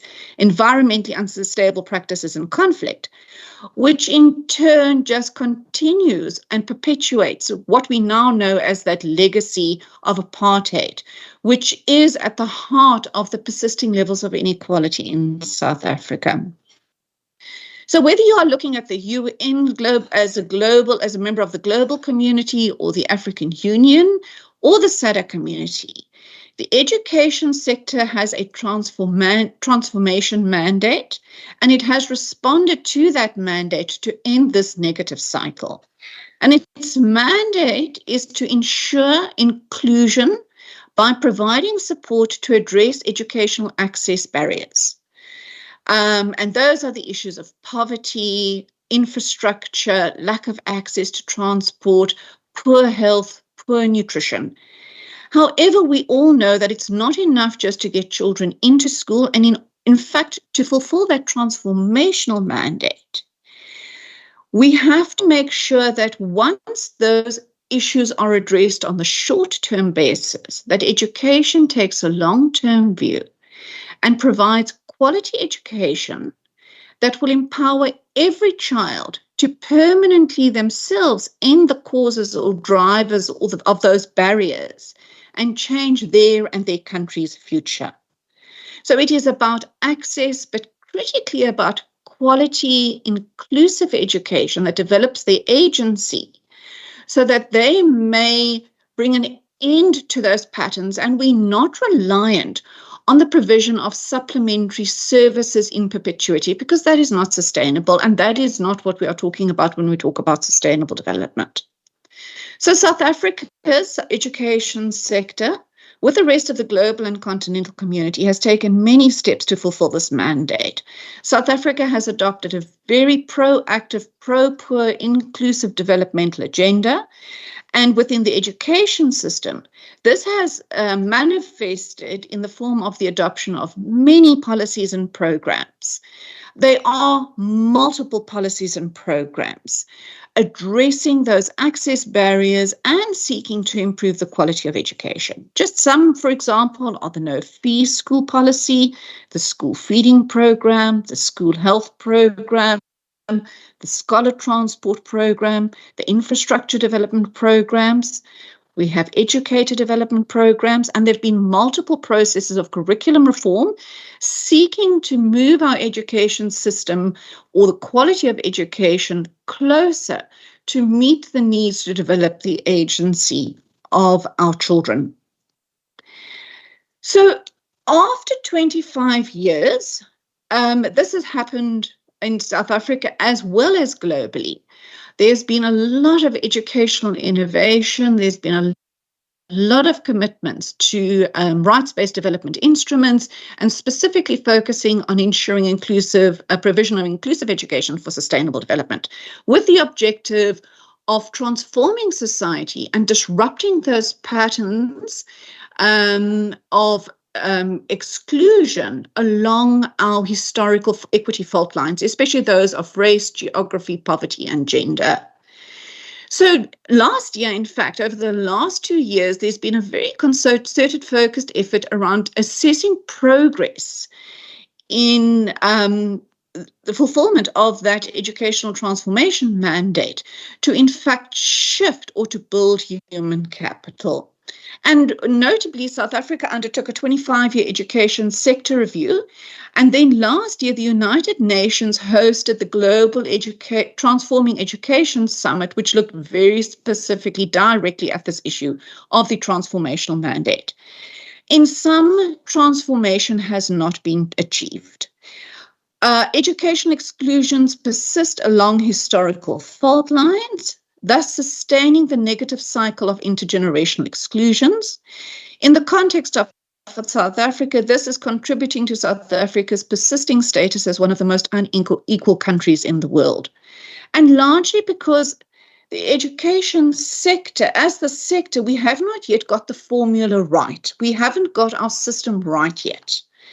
And these processes were very honest, reflective processes which have really been taken into account and informed the dialogues, the debates, and the discussions leading to how we reconceptualize CSTL for South Africa and repackage it. So the 25-year review and the summit reached the same conclusions. Education sectors across the world, including in South Africa, must recommit to strengthen their transformation mandate. But critically, the time has come to action our commitments in a sustainable, scalable fashion. When we look at the number of instruments and commitments that have been made since 2010 and now, the list is longer than my arm, and the successes do not correlate in terms of outcomes. This is a quote directly from the summit proceedings. Today, more than ever, education must transform the world. We are seeing a world in crisis, but to do this, education must transform. We cannot approach the problem the way we have in the past. We can no longer keep on making commitments but not actioning them systematically. It requires coherent educational systems that address challenges through coordinated, adequately resourced responses by role players that extend beyond the classroom and the school walls. We need to reconceptualize the education system as an ecosystem of co-educators who come together through the school as the hub, the coordinating hub, in order to provide what constitutes the formula and its support for access, but the provision of quality education to develop agency. When we look at that formula, both the 25-year review as well as the summit, of which South Africa was a part, as well as through the deliberations last year, primary gaps and challenges have been identified, and they are common across the world. Schools are still not safe, supportive, healthy, inclusive, non-discriminatory environments. And this is pushing children out of schools. And this is a global phenomenon. We are seeing weak foundational teaching and learning so that basic skills are not in place. But critically, what we are seeing is even for those children who are able to access education, the quality and the relevance is not adequate to build human capital for sustainable development. We are not developing the agency so as to empower the inclusion of those children who have been marginalized now and in the future, and not just economically, but socially, environmentally, civically, and politically. Educated development is lagging behind in terms of what is required to meet this challenge. Access to technology is becoming an increasingly problematic issue, which is grafted on existing infrastructure deficits. And critically, one of the major impediments is that there has not been sustained, systemic, meaningful children's engagements in developing policy and programmatic responses in education and other sectors to reshape the world to determine their future. When we look at the education system, what then are the systemic causes in South Africa and globally lying behind these problems? Because we know that these problems have existed for a long time. So when we look at the issue of access and we look at education systems globally and in South Africa, we have many policies and programs in place seeking to address those access barriers. However, those policies and practices and programs have not been universally and sustainably implemented in and through all schools. When we look at the curriculum, most countries are moving towards 21st century curriculum. We're talking about competency-based, we're talking about the skills that are needed, adaptive thinking, creative, problem-solving, leadership. However, quite often this focuses on issues of the economy, about enabling economic participation. The curriculum does not pay the same attention to developing social, civic, political, and environmental agency. So yes, we have market days and we had a whole commission on entrepreneurship, but we didn't have a plenary session on entrepreneurship, but we did not have a similar session on civic engagement and political participation and policy making. And, you know, we face, in the world today, we're in a situation where we're facing more conflict, migration, violence, and abuse than ever before. These are not soft issues that can remain parked in sort of voluntary programs, camps, and extracurricular activities. This is the core mandate of education, but we don't somehow place the same emphasis or recognize these other competencies, these other outcomes outside of the economic engagement as core educational outcomes.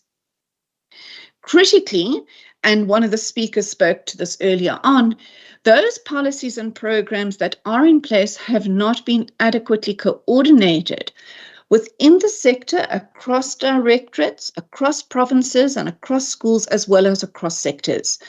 So you have some services, some programs being implemented by some role players in some schools, some of the time for some children. Transformation requires universal, systematic, and sustained access to quality, inclusive education. It's far too patchy and it has far too many holes because of that lack of coordination. Children and youth have not been systematically included in policy development. Human resources have not been developed to support planning, resourcing, implementation, leadership, and coordination for developing a system of education for sustainable development. Infrastructure remains a challenge, especially at a technological level, but we definitely have not solved the issue of inclusive, safe, and environmentally friendly infrastructure yet. So we can't jump straight to technology and ignore what remains still a pressing problem. And one of the major impediments from a systems point of view is, and what lies behind all of these other systemic gaps, is that when we look at the suite of support and the interventions that are required in the required combinations, there are a lot of policies, there are a lot of programs which recognize these and speak to these, but they are not adequately funded or equitably funded or sustainably funded, so that they remain project-based to a large extent and very donor-dependent, which is a very key indicator that it is not high up on the governance agenda or adequately high up on the governance agenda. When we can see public funds invested significantly into these initiatives, that is the clearest indication that we have high-level leadership buy-in and systemic support. And critically, when we look at the development of agency, because as I said, we've got all of these access barriers, they've remained in place for 25 years. We've made some progress, we really have, not to undermine that at all, but not enough. The critical point is that we need to develop the agency of this generation and future generations of children to have the power to change their own future. And in order to do that, they need far more than economic agency. They need civic, environmental, political, and social agency. They need skills such as communications for change skills. They need advocacy skills. They need policy analysis skills, they need dialogue skills, and these need to become core educational outcomes that are assessed in terms of progress in their development. And we do not see this in the assessment framework of our education systems across the world. So, in South Africa, as I said, South Africa is not alone in this. This is a global challenge that we are facing. We really are on the precipice in terms of the urgent need to transform education. And when we look at the consequences in South Africa, we really start seeing what the impact of this has been, but also what the imperative to change how we do things systematically, sustainably, and meaningfully, and that we don't leave it to chance. What we have seen in South Africa is stalled human capital development as a clearest indication that our transformational agenda has not been fulfilled. So despite our deliberate pro-poor development agenda and policies, the cycle that we spoke about has not been broken. In 2021, 62% of South Africa's 20 million children continue to live in multi-deprivational poverty. That is a very clear indication of the level of risks or the large size of the challenge that we face in terms of securing access, because these children are at risk of educational exclusion. But critically of driving, unless we get them out of multi-deprivational poverty, and empower them to move out of it, we are looking to see that number be sustained. And in fact, it has escalated since then because of the number of catastrophes, humanitarian crises, since the multi-deprivational poverty study was done, including COVID-19, but not limited to that. So what we've seen is that educational exclusions and poor outcomes remain high. The video at the start of the session highlighted that. And critically, it remains a challenge for historically marginalized children. The most marginalized remain at the highest risk of educational exclusion, and a very good proxy indicator for the consequences, the long-term intergenerational consequences of this, is looking at the NEET rate, the not in education, employment, or training. So we know that half of children that start school drop out, and they are lost to the system. They end up not being in employment, educational training, and that number has escalated in the last 10 years. The really worrying problem is that girls who are NEET, girls who drop out and are not employment, educational training, are at a far greater risk of remaining NEET, and they are the mothers of the next generation of children, and that is a critical link that we need to look at, because that is where that intergenerational negative cycle is then perpetuated. And at the end of the day, what this shows us is that education has not succeeded in ensuring inclusive transformational education. And as a result, our human capital is not developing. Sustainable development, our national development plan, as well as all the other global instruments, the regional instruments, commit to achieving inclusive sustainable development by building human capital. The Human Capital Index is an index which is measured by the World Bank, and it looks at it measures increases in the development of children's potential in a country. Our Human Capital Index in South Africa has remained unchanged for 10 years. It has stagnated at 0.43, which means that we are losing at least and more than half of our human capital potential. And if we don't change this, we are not going to achieve, not only are we not going to achieve inclusive development, we are going to continue in our negative trajectory, which is currently on the cards as a result of these humanitarian crises. And at the end of the day, the educational responses or inadequacies of the educational responses to this challenge lie at the heart of the problem. And that was the key outcome of the Transformation Education Summit in 2022. And there's a solution. So the solution is to action President Ramaphosa's call, very clear, unequivocal statement yesterday, to institutionalize care and support for teaching and learning as a sector priority. We need to systematize care and support for teaching and learning as a sector-wide priority, by ensuring that care and support for teaching and learning is known and is applied as a sector-wide planning, resourcing, and accountability framework, which is used and operationalized at a national, provincial, district, and school level to establish and support every public school in South Africa as a coordinating hub of care and support for teaching and learning, where all CSTL pillars are in place and the necessary support is provided by that ecosystem of role players that we spoke about, so that we can see universalized, sustained implementation of the many existing policies and programs that already exist. We actually have all the policies and programs and commitments in place, but that they are implemented in an integrated and coordinated manner, sustainably in every school, with partners who make up that educational system within strong sort of institutional arrangements, within strong structures which are established to support this. And the way to do this is by ensuring that the systemic enablers, that the education system has the necessary enablers in place to support universal operationalization of CSTL as a planning framework at a national, provincial, district, and school levels to make this possible. And what are those enablers? Well, it's your leadership, your coordination, and your institutional arrangements. And this is at national, provincial, district, and school level.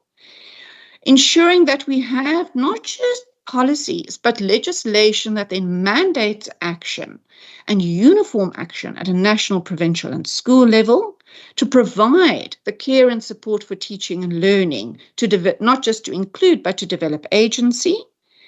That we have the programs that our policies commit to rolled out at scale in a sustained and integrated way, so that there's the delivery of services to address barriers and provide that quality education for the development of agency. Human resources must be made available, not just to provide services, but for CSTL-based planning, management, leadership, implementation, and accountability. That we have infrastructure to support CSTL, including technology, and critically that it becomes a resourced mandate within the sector.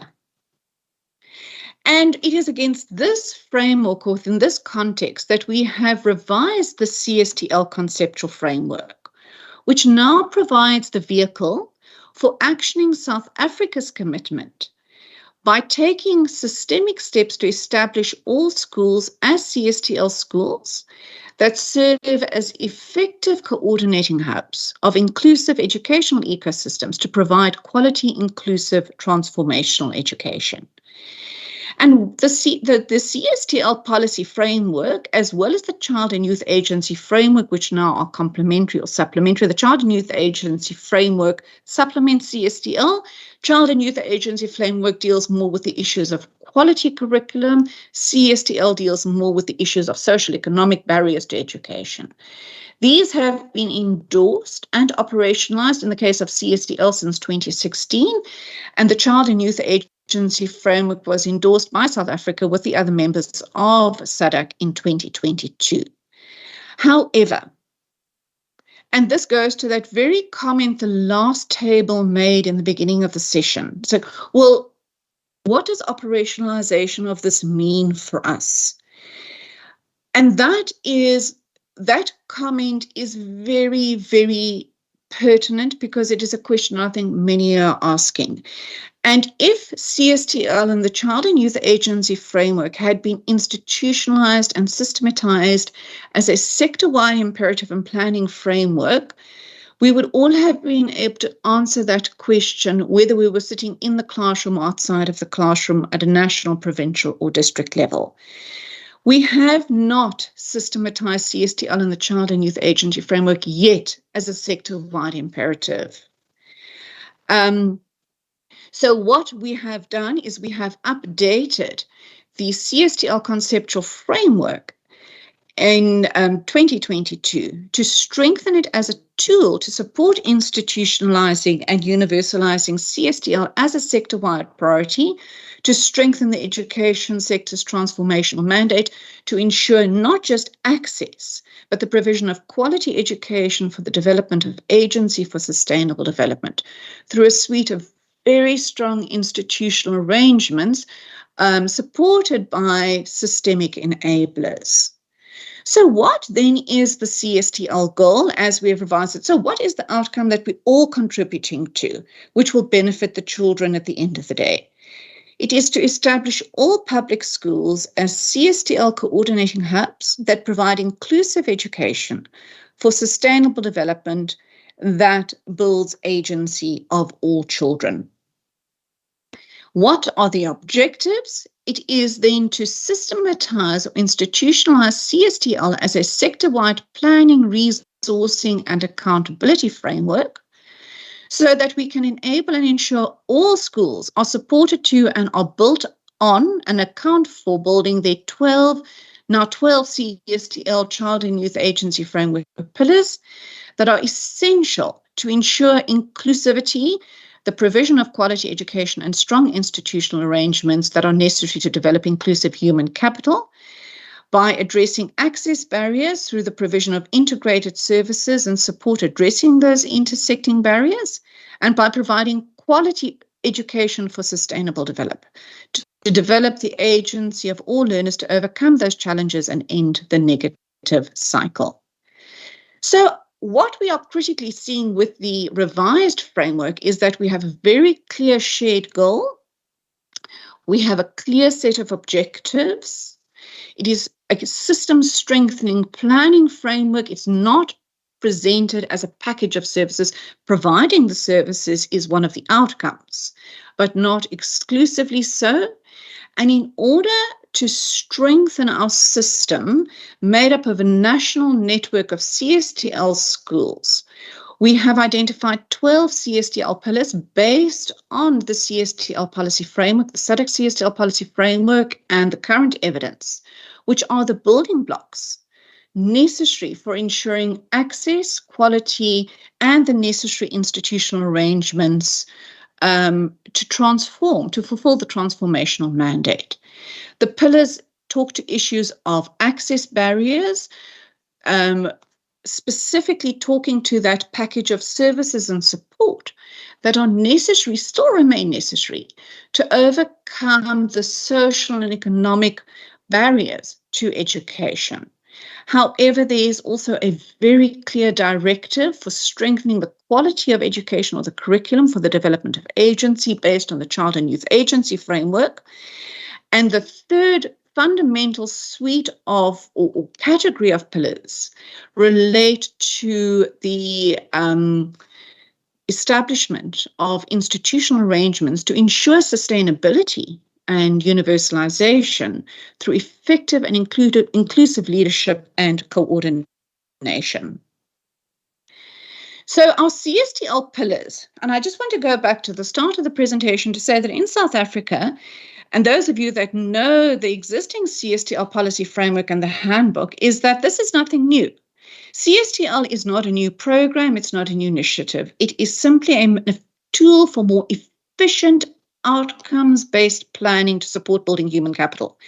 So what it does is it has pulled together the full suite of policy commitments and programmatic commitments that are already in place that should be implemented, but are not being implemented in a sustained, integrated way. And it provides a framework for planning to implement those with the support of your systemic enablers, but also to implement them in a way that they are clustered and provided in combination to address the barriers that keep our most marginalized children out of school or failing to develop that agency. So the CSTL pillars cluster the policy commitments that already exist and indicates which of these must be implemented and how they must be implemented to achieve the outcomes that are necessary to achieve transformation in terms of access and development of that agency. And these must all be in place. All 12 pillars must be in place, not just in schools, but across all levels of the education system, so that schools are enabled and supported to do so sustainably. Schools are creatures of statute. They cannot act without that mandate. They cannot act without that resources. And equally so, they must account. So that is why we talk about this as a system strengthening tool. And many of the old pillars have been retained, but they have been updated to take into account new policies, new programs which have come on board. I'm not going to go through each of those in detail because it is an incredibly long list. We have developed an incredible number of innovative policies and programs. We just need to implement them in a coordinated, coherent way. So the first pillar remains rights-based, socially inclusive school policies and practices. Critically, we need to see curriculum development and support directed towards the development of agency in place. And once we have a curriculum for the development of agency to develop 21st century skills, we also need to develop educators. So educator development and support is the other issue. Patricia. Safe, healthy, and inclusive infrastructure and technology. Hi. Hi, Patricia. I'm hoping that you're Hello? about to wind Yes. down. We've got about 5 minutes. We've already extended your presentation time. Yes. Sure, thank you. No problem. It's almost at the end. Sure. Okay. Health promotion, nutritional support, safety and protection, psychosocial support, material support to address multidimensional poverty, and critically inclusive leadership and coordination. Because providing this package of services by implementing the policies mandating these interventions, it cannot be done by schools or teachers acting alone. And that doesn't just apply to the services, but the quality education, the quality curriculum.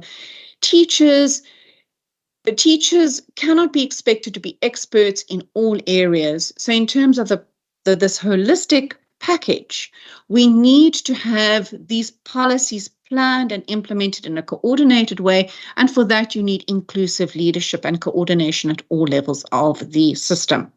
So that is now our suite of 12 pillars that makes up the CSTL policy framework. And the CSTL policy framework then spells out which policies, which programs must be implemented, and the outcomes that must be achieved under each of these pillars in order to develop or to strengthen our system for inclusive education for sustainable development. The handbook provides a lot more detail in terms of minimum requirements and action points and what this then looks like, especially at a school level. But it's not just schools who need to act. Who else must use the CSTL framework to institutionalize it as a sector-wide imperative? At a national level, DBE, all directorates and branches need to advocate, use it to do their planning, their strategic planning, their annual planning, and monitor progress, including curriculum, educator development and support, quality assurance and monitoring. At a provincial education department, all directorates must use it to advocate, plan, and monitor. At a district level, all districts need to use it to advocate, plan, support, and monitor your schools. And at a school level, the framework needs to be used to strengthen governance, school policies, to advocate, plan, implement, and monitor. And then our supporting ministries, departments, and civil society need to use it to understand CSTL, to do their own planning, implementation, monitoring of services and support, to ensure that their responsibilities are also systematized. And I'm getting to the very last of my slides now. The theory of change behind, I think, this is really helpful.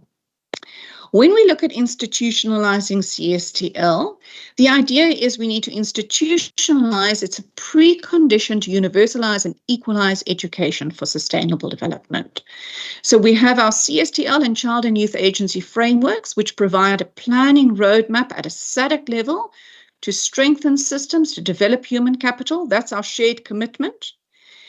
Nationally, every SADC member state has agreed to develop a national CSTL framework to domesticate that CSTL policy framework and Child and Youth Agency framework by integrating it into the national system. In so doing, the DBE and the provincial education departments are then mandated to provide the leadership, advocacy, and inter- and intra-sectoral coordination to support universal sustainable CSTL schools through policies, budgets, human resources development. Only if that is available can all schools be established as a CSTL school with the necessary leadership, coordination, and school policies and practices in place that will support the sustained provisioning and monitoring of services and quality education for sustainable development. Then working in and through schools, our multiple partners will know the barriers and be in a position to provide the services and support in combination as mandated by our existing policies. Every child through every school will receive a combination of services and support and quality education for the development of agency for sustainable development. Every child will complete school and graduate as an agent of sustainable development, and we will shift and increase our human capital development, our human capital potential, which is key to equality, social justice, and sustainable inclusive development. So I've given you a very high-level overview of the revised CSTL policy framework, which integrates the Child and Youth Agency framework. And the challenge to us now is to operationalize this so that we can institutionalize CSTL, not as a project, but as a sector-wide planning framework and imperative. And I'm going to close with just a number of leading closing questions. These certainly are not the full suite of questions, but it talks to our current arrangements and asking how we need to tweak our current arrangements to support operationalization. So currently CSTL is led by our pillar leads. So the question then is, what do you as pillar leads need to do differently to strengthen the recognition and the use of CSTL as a sector-wide planning framework at a national level within the education sector, So ask questions like, do we have leads for all of the pillars? And are they mandated? Are all our pillar leads mandated, resourced, and do they understand and are they supported and capacitated to fulfill their roles? At a provincial level, what needs to happen for the work of the pillar leads to gain traction at a provincial level so that we can see an end to these provincial inequities that we are seeing? And what needs to happen to support pillar leads, make sure that CSTL in its entirety is implemented in all schools?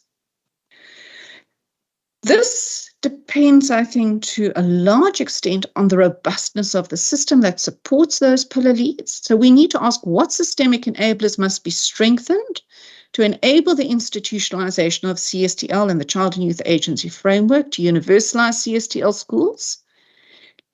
Do we need to strengthen leadership and coordination, policies and laws, programs? Maybe we have the programs. Are they not going out at scale? Are they not going out in an integrated way?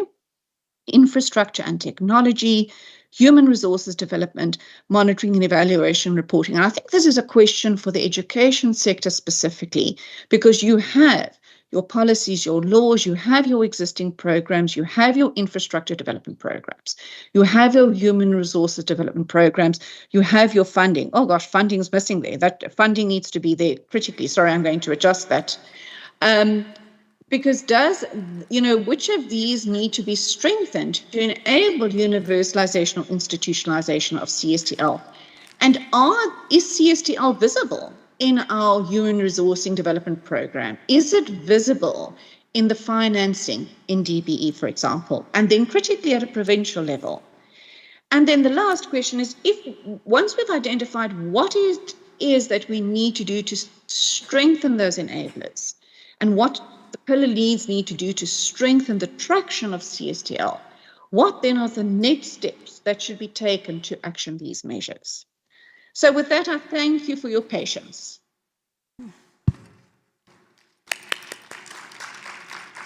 Thank you so much, Patricia, for that insightful presentation. I think the advantage of sitting next to the chair is that you can nudge and coerce and ask for a little bit of extra time.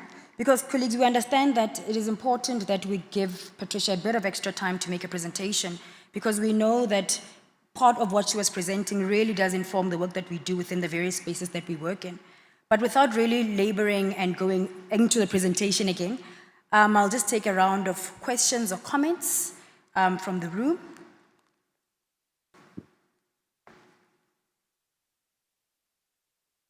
Okay, there you go. You're number one, sir.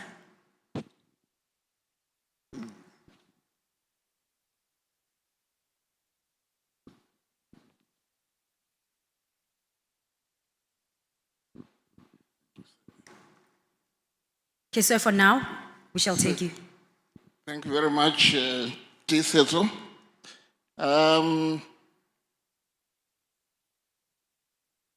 As someone who is more or less an outsider to this field, I feel very intimidated by this presentation. Because it sounds very high-handed. I kept on asking myself, how did we get ourselves to this point? But it's like there are these commandments which are coming from up high that carry a lot of authority of what we must do. And like I said earlier, when I looked at all these pillars, a lot of them relate to education, but some of them do not really fully relate to education. I'm imagining myself as a teacher in the classroom. A lot of infrastructure issues are out of my control. A lot of safety and security issues are out of my control. There's other ministries. We should be handling these issues of infrastructure, health, the whole Department of Health, and so forth. But it looks like from the very beginning of the presentation, South Africa has not transformed, and education is at the center of the blame. And I'm really imagining, is this conceptualized correctly? There are all these commitments and policies that are being formulated, and an admission is being made that not much is actually happening on the ground. I think that's where the problem is. You are trying to impose on education a lot of things which do not fall within the edges of education. A lot of things which should be performed by other people within society. When you talk about barriers within the context of education, you're talking about cognitive barriers. We're not talking about people who may fail to come to school because of the family structure, because of the poverty issues. So I see that the whole conceptualization of this whole topic needs to be reconsidered. Because not everything that is being thrown at the teacher belongs to the teacher. And I don't think there's going to be much achieved. Next year, we are going to see those of you who will still be here. We'll be sitting here and reflecting on what we've achieved over the previous 12 months. And chances are, not much will have been achieved. I really feel that the whole conceptualization of all these pillars and the whole narrative around it is wrong. Thank you.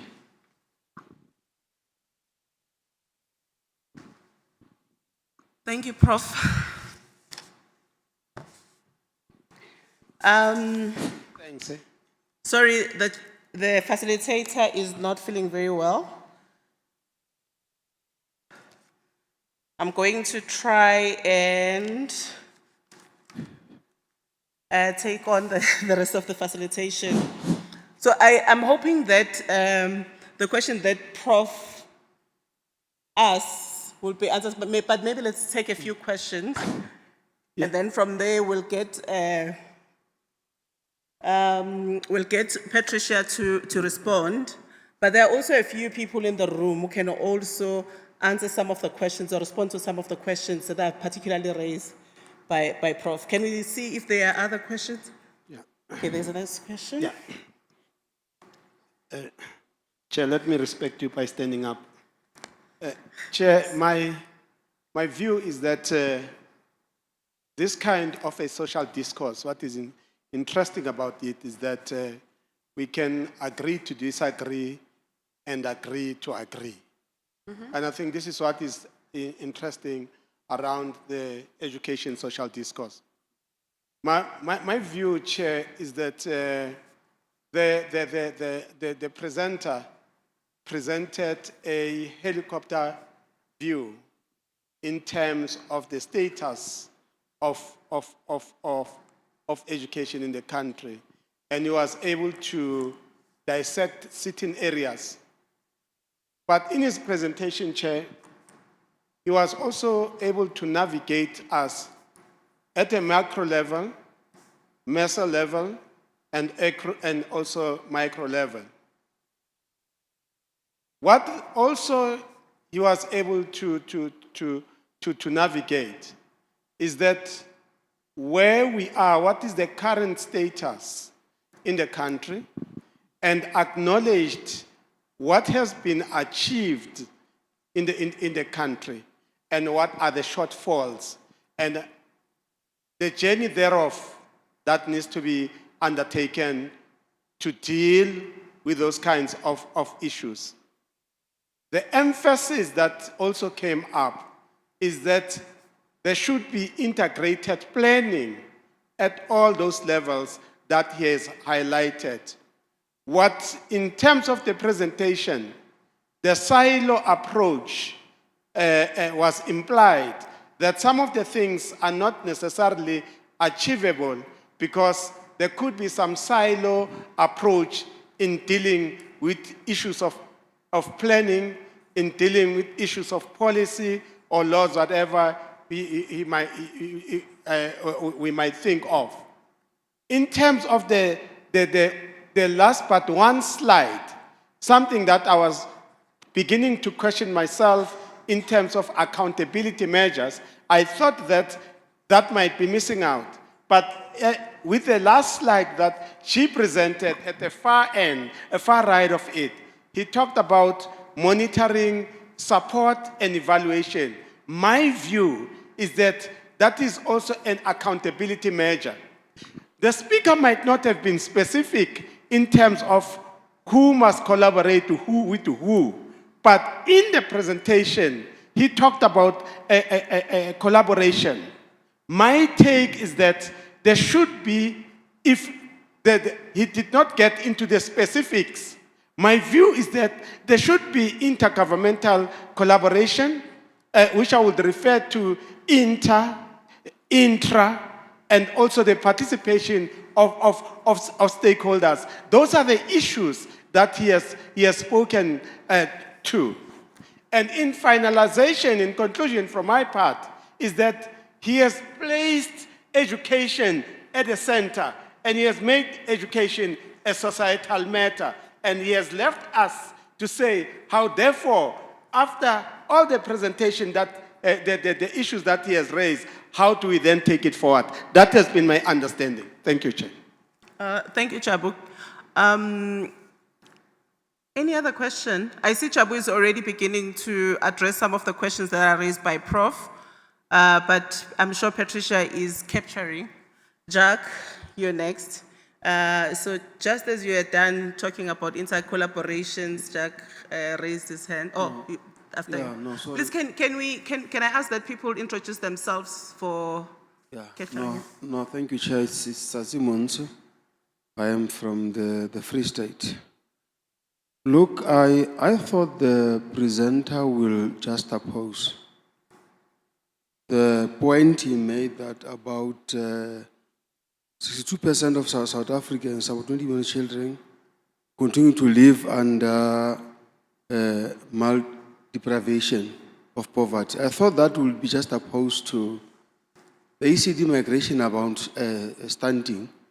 So I thought that process of ECD migration would help us to some extent. It's very much important that, given the fact that now your children from age 5, drive at 5, are part of the formal schooling. This days back to that. So but I missed that when she was presenting. Now, how then do we link the two? Prof is right. When you look at this presentation, it's like something new, but in my understanding is saying, whatever you are doing as an education system, it must be done in a coordinated manner. That every facet within that system must find expression and plays a role. I like it when she was saying, as the PPD, when we plan, we must ensure that after we have classified our schools, our planning must take care of the nature of the schools we're having to ensure that this support CLT is taken care of. That's my understanding from what she was saying. Thank you, Chair. Thank you. Thanks very much, Chair. I'm Jacques van Zuidam. I'm with the National Population Unit, which is located in the Department of Social Development. I'm sort of not conversant on the discourse in the education sector, but at the same time, our work entails a lot of working together with the education sector. Just to maybe build on the comments of my colleague across the table, we've worked with the Department of Basic Education as well as the Department of Higher Education and Training on aspects which are now materialized as CSTL pillars, like sexuality education and so on. And I think one of the things, and that's where it becomes a question, because in the presentation, a lot of sort of recommended assignments to different levels in the system is do advocacy, do advocacy, do advocacy. Now, what we've learned is that advocacy obviously popularizes an idea. And I think in South Africa, in the social sector generally, there is a hell of a lot of advocacy going on for a lot of things. But it really only becomes institutionalized and concretized when it starts forming part of job descriptions. If people are either employed to do certain of those things or otherwise people's job descriptions are amended and they are trained to do those things.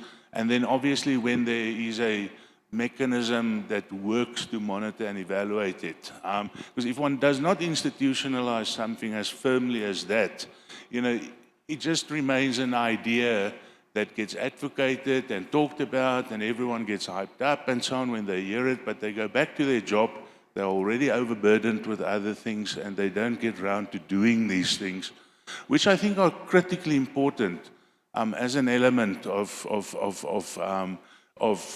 what one wants to produce through the education system. The presentation, I think, made it very clear sort of, what the benefits of getting this thing right would be. And I think it's very important that we do look at the proper institutionalization if we really want it to work. Thanks. Thanks, Jack. Let me hand over to Patricia. If there are any other questions, we'll take a second round of hands. But for now, unless if it's a question that is linked to the 4 areas that have been raised. Patricia, okay, let's give you some time, and then Patricia is getting herself ready. Andile, may I answer the questions? Yes. Please, if there's someone on the floor, then we'll move to you. Okay. So Andile, I heard the three primary inputs. I think there were 4 inputs. The one was largely just reaffirming what I was saying. I think it was commentary, and I think you were very right. There's a lot of other role players in the room who could answer, especially the first round of comments, a lot more directly than I can, because and I think this is exactly that the first round of comments speaks directly to the primary challenge that we are facing. The obligations and the commitments that have been made, these are all existing commitments that the education sector has made, starting with the endorsement by the SADC CSTL policy framework and the Child and Youth Agency framework by the Minister of Education. And there has been a commitment in the education sector, or ministry and department, to institutionalize care and support for teaching and learning, as part of a collective commitment to strengthen or build human capital for sustainable development in the region. So it's not that it's coming from on high. These have been consulted policy decisions that have been made, and CSTL has in fact been operationalized since 2008 through the DBE. And the issue of this leadership role of the education sector in partnership with others is at the very heart of CSTL. And it's not that the education sector, and we've had this has been an ongoing dialogue, it's not the education sector's role to implement all of these services, but to ensure that the implementation and the institutional arrangements to facilitate the coordinated planning implementation is institutionalized within the DBE. That education sector is responsible for making sure that its systems, which would include leadership and coordination structures, are robust, that its human resources are not developed to provide social services support necessarily, but are developed to be able to understand CSTL and plan the annual and strategic plans in accordance with the CSTL planning framework. And that's why it's a planning framework. And this then links up with a point made by the very last speaker. Your point is very well taken, and I think, because it's a big presentation in a fairly short time, that your point is exactly right. And it is what I was trying to emphasize. It's not good enough to have endorsed the CSTL policy framework or to develop a conceptual framework.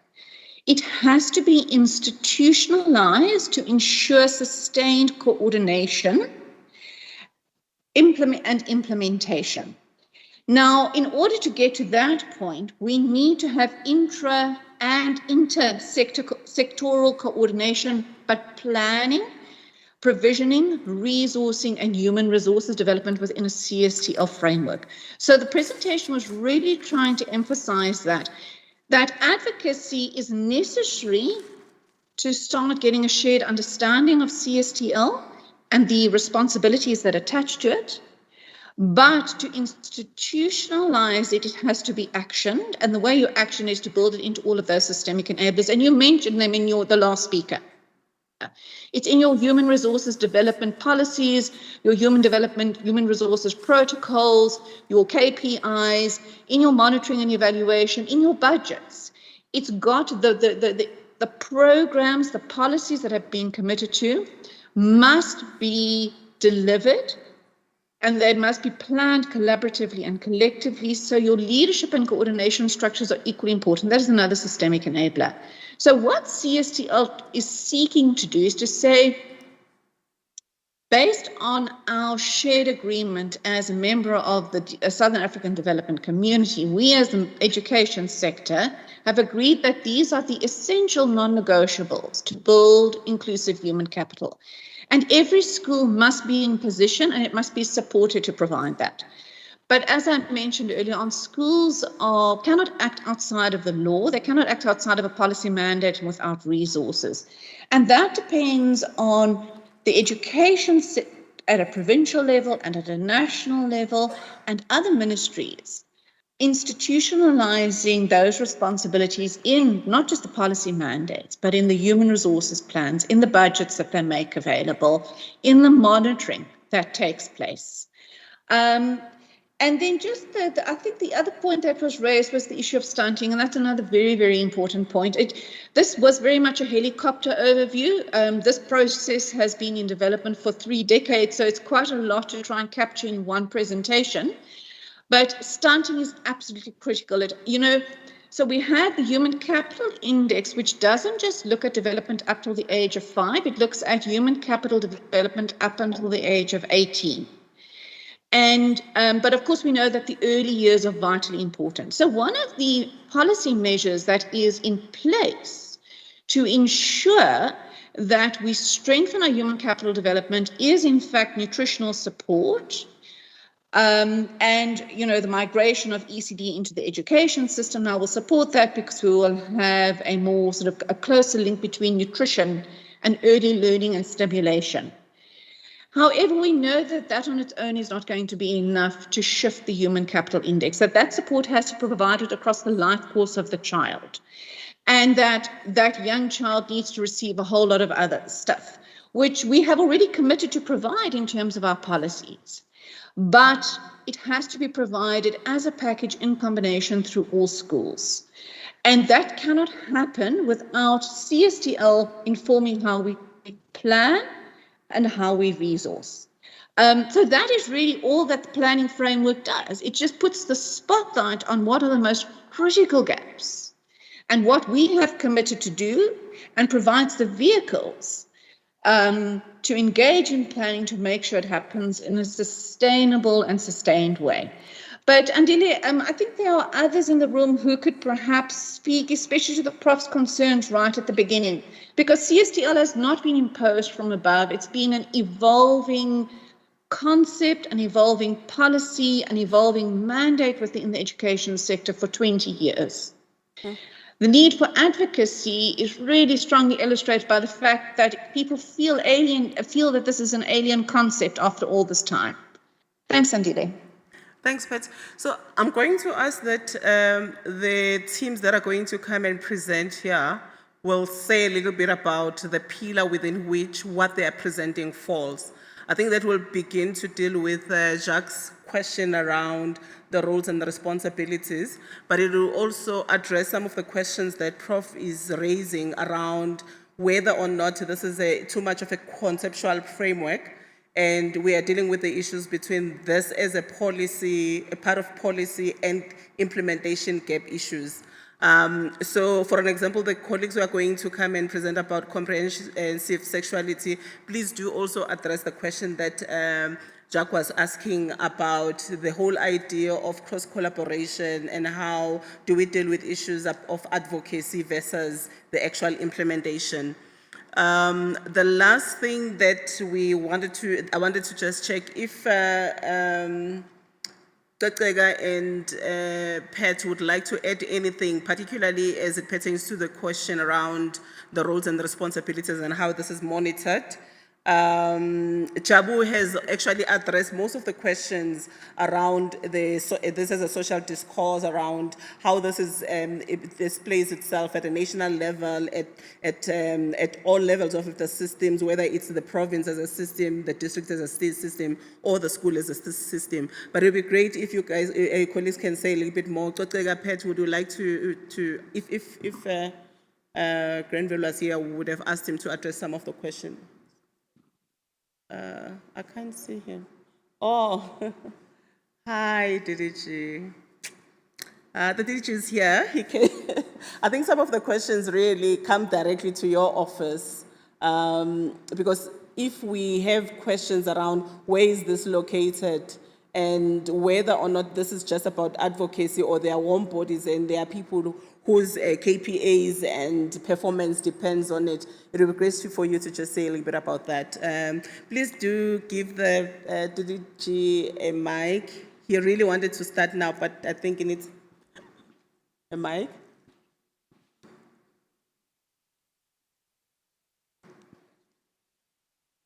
Thank you very much, Chairperson. So, I mean, I think Patricia's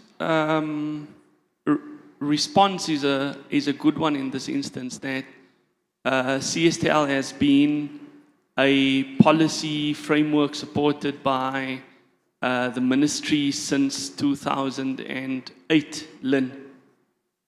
And so it has been around for quite a while. I also thought Jabu's response is really spot on, that look, Professor did start off by saying that he's new to this area. I mean, certainly we're not thinking that all of those services that have been identified, those pillars, are pillars that you would expect a teacher to implement in a classroom. Certainly issues of safety concerns, communities, issues of drug use, of infrastructure, involve other parts of government.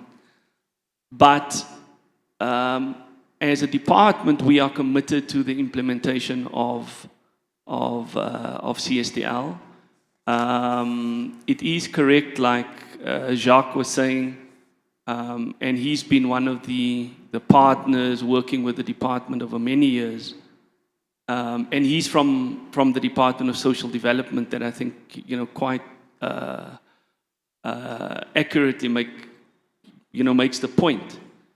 We've got strong relationships with the police, with the NPA, with the Department of Health, Department of Public Works and Infrastructure, with the Presidency, with the Department of Women.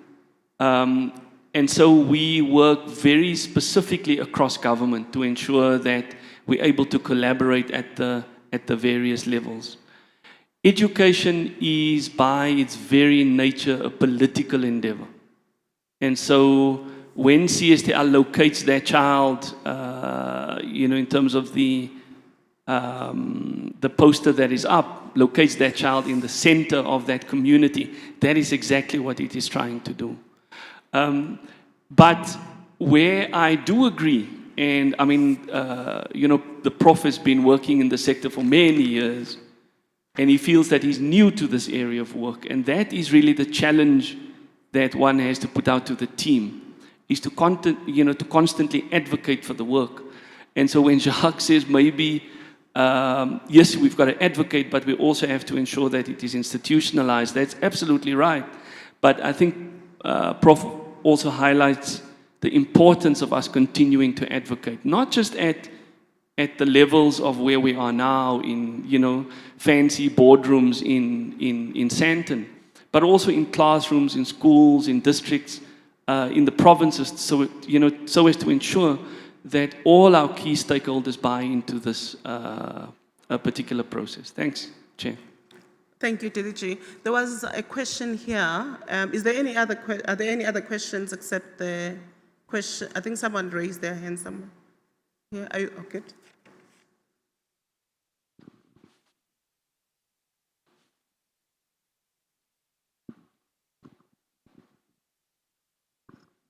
Good afternoon. My name is Neo Siditi, and I'm responsible for the National School Nutrition Program at DBE. I think I'm covered, Chair, and I would rather save time. But what struck me about Patricia's presentation was that I was actually had a keen interest on the last slide, where she had indicated that programs should be implemented at scale. And I actually thought that it is quite a challenge right now, and it will require us, especially as you've indicated and many others have indicated, to say we need advocacy, because it is one thing to provide 2 billion for school nutrition, but if you don't balance that off with psychosocial support and resourcing thereof, then there is an imbalance there. And as you know that, we have said that we want to respond to the challenges of the 21st century now, with mental health being a problem, right now, we need more resourcing on that. So I'm quite excited about the fact that institutionalizing it has actually been pointed as one of the key recommendations.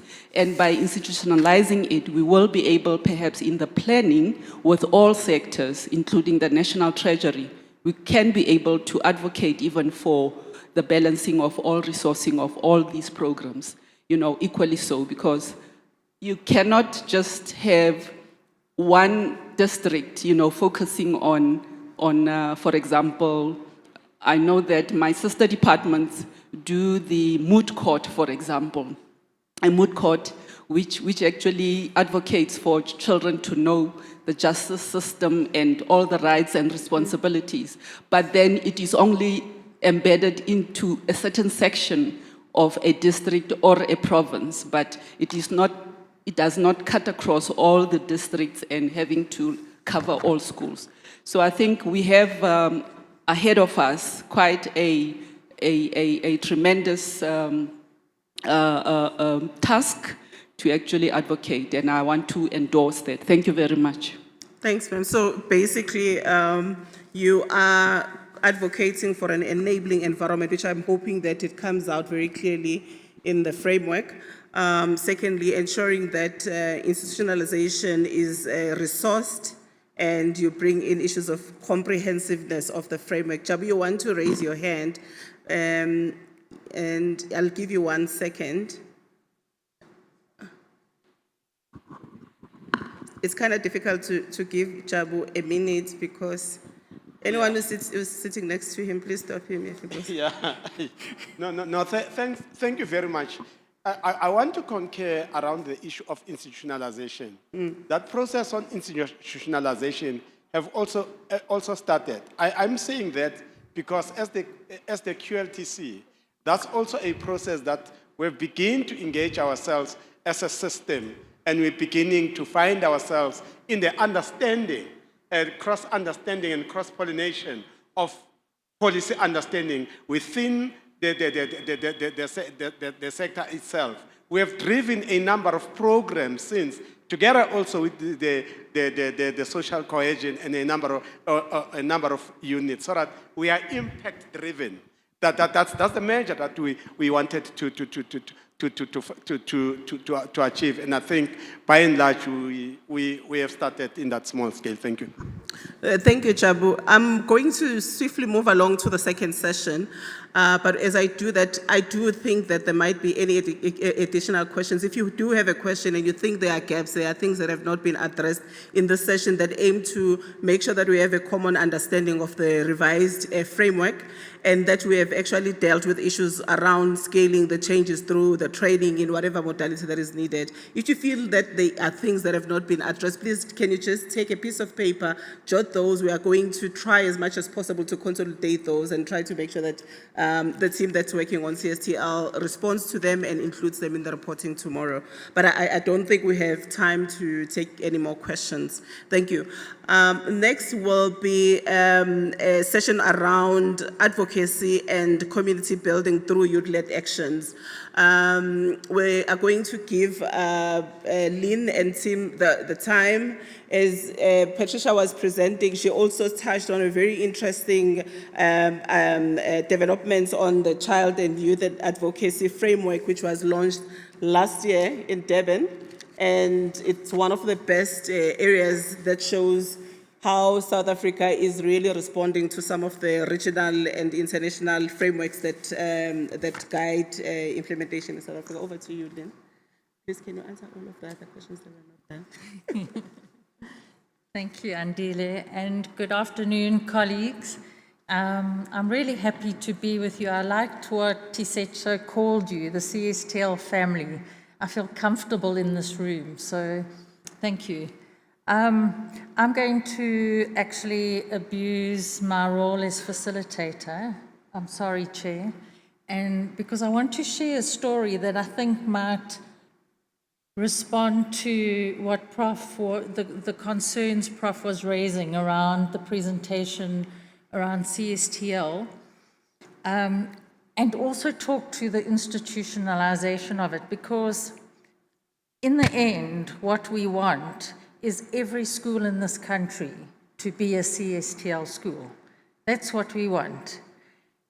And obviously institutionalization is critical for that. But I think sometimes, you know, when you get the helicopter presentation, and if you're not familiar with CSTL, you battle to see what does that look like in the school? What does it mean in a school? And I want to just share a story, some of you may know it, of in the early days of CSTL, I went to monitor some schools in one of the provinces in this country, and I met with the school-based support team, which is one of the CSTL structures at the school level, and a teacher at the school told me her story, and I will never forget this, because what it did was it lit the passion for every school becoming a caring and supportive, inclusive environment. This teacher told me the story of a little boy in her class, 9-year-old boy, who was very bright, very energetic, very happy. And then his mother died, and he became withdrawn, he was sad, and she understood. He was grieving. She was a single parent, so now he was staying with a foster parent. But this went on and on and on, and she did her best to try and support the child and be kind and caring to the child, but this child just became more and more depressed. He couldn't sit still, he would walk around, he wouldn't sit in his seat. His learning just deteriorated. And so she went to her school support team, to the school-based support team that was made up of teachers from the school, but as well as community members, retired nurse, a social worker, someone from SAPS. And that team had been trained in their role as a support team. And she went with the story, and the social worker said she would go to the family and investigate. And to cut a long story short, what she found out was that this child had been placed with an aunt who was accessing the child support grant, but was not using it for the child. In fact, was using it for her own alcohol addiction. But when this child cried because he was hungry or because he was sad, she would take a razor blade and cut him on his penis. And it was for this reason that this child couldn't sit still. This child was in pain. This child was traumatized, not only from the death of his mother, but from the abuse he was receiving. And so that school-based support team were able to put in place very quickly support for this child. And I was happy to hear not long after, the aunt that had become the foster parent was actually imprisoned. So I just share that story because as a teacher in my early life, you can't divorce yourself from the children in your classroom. If they are hungry, if they are traumatized, if they are abused, it affects you as a teacher. And if your school is a CSTL school and has structures and capacity and networks of partners in place, it actually makes your life easier because you're not left alone to deal with all of those issues that confront the children that sit in front of you every day. So I'm sorry, Chair, I deviated because this session is about building communities through youth-led action. And Patricia spoke a lot about youth agency and the fact that we now have a child and youth agency framework that has been adopted by the Ministers of Education in the SADC region. And I think, youth agency and youth leadership are not new concepts. I mean, we've been speaking about them for a long time, how important they are. But more often than not, we pay lip service to it. We say, oh, this is about youth, so let's bring in a few youth and put them at the table. Often those youth have been coached in what they're going to say. That's not youth agency. And youth leadership requires agency. You can't be a leader if you are not able to make decisions, if you are not able to take actions. And so the two concepts of youth agency and youth leadership are critical. And I think the fact that we are on a continent where in the next few years they're estimating 1 billion young people, we can see that as a youth dividend, a demographic dividend, or on the other hand, it can be a demographic risk. And in South Africa, more than 1/3 of our population are below the age of 19. And what are we doing about that as the education sector? Are we only concerned about the knowledge and the skills that we teach through our schools? Or are we giving young people the opportunity to make decisions and to act on those decisions? And in some cases to fail and learn from those failures. Because if we don't give our young people the opportunity to genuinely make decisions in their own best interests and to act on those decisions, why are we expecting things to change? Because we know that knowledge alone does not change behavior. And so this session is going to look at what the DBE and its partners are doing to respond to the issue of youth leadership. And I'm going to ask Ntongolosi to come up. I'm not sure where she's there. And Ntongolosi is going to share with you where we are in the country, what kind of activities, programs are taking place. And then I'm hoping that we're going to be able to join somebody in Zimbabwe who will be able to give us a more global perspective on youth leadership. And before I hand over to Ntongolosi, the approach to leadership that the DBE has adopted is one of Ubuntu. And I think this is really, really important because leadership is not always good. We've seen really good leaders in our history that have managed to make decisions, act on those decisions, and influence others for not good outcomes. And we want our young people to be servant leaders, values-based leadership. And Ntongolosi is going to share the approach that the DBE has adopted in terms of youth leadership. So over to you, Ntongolosi.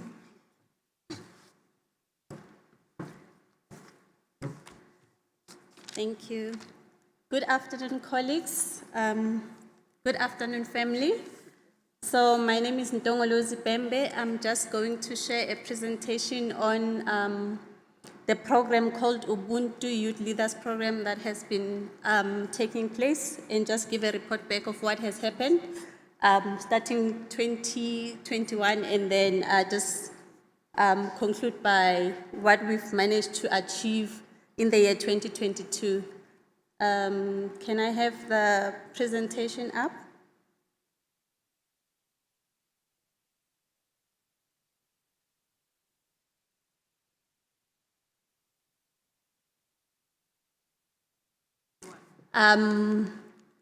That one is Lynn's presentation. Can I have the one by Ntongolosi?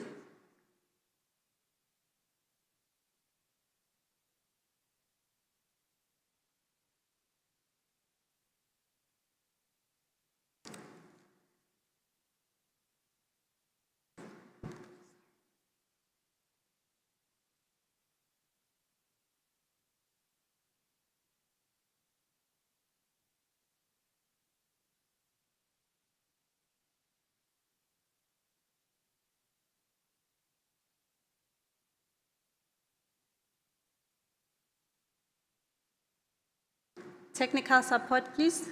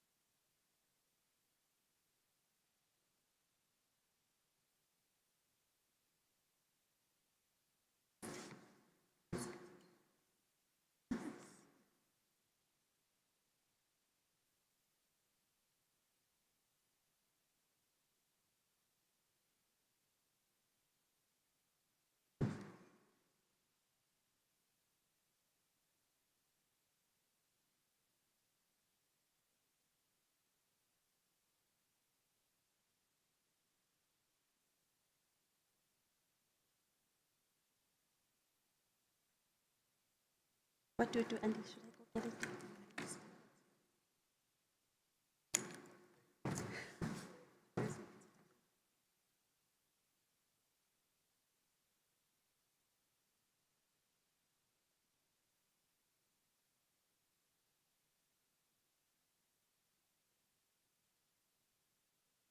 Okay.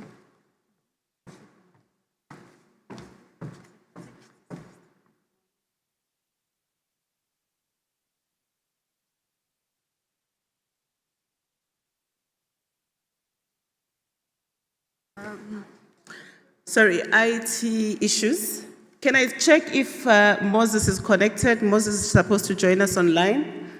Moses, if you can hear us, say hi. Or clap once. Maybe say hi. How? You hear? Okay.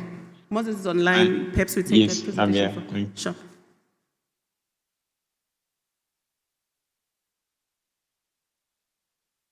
Good afternoon, Moses.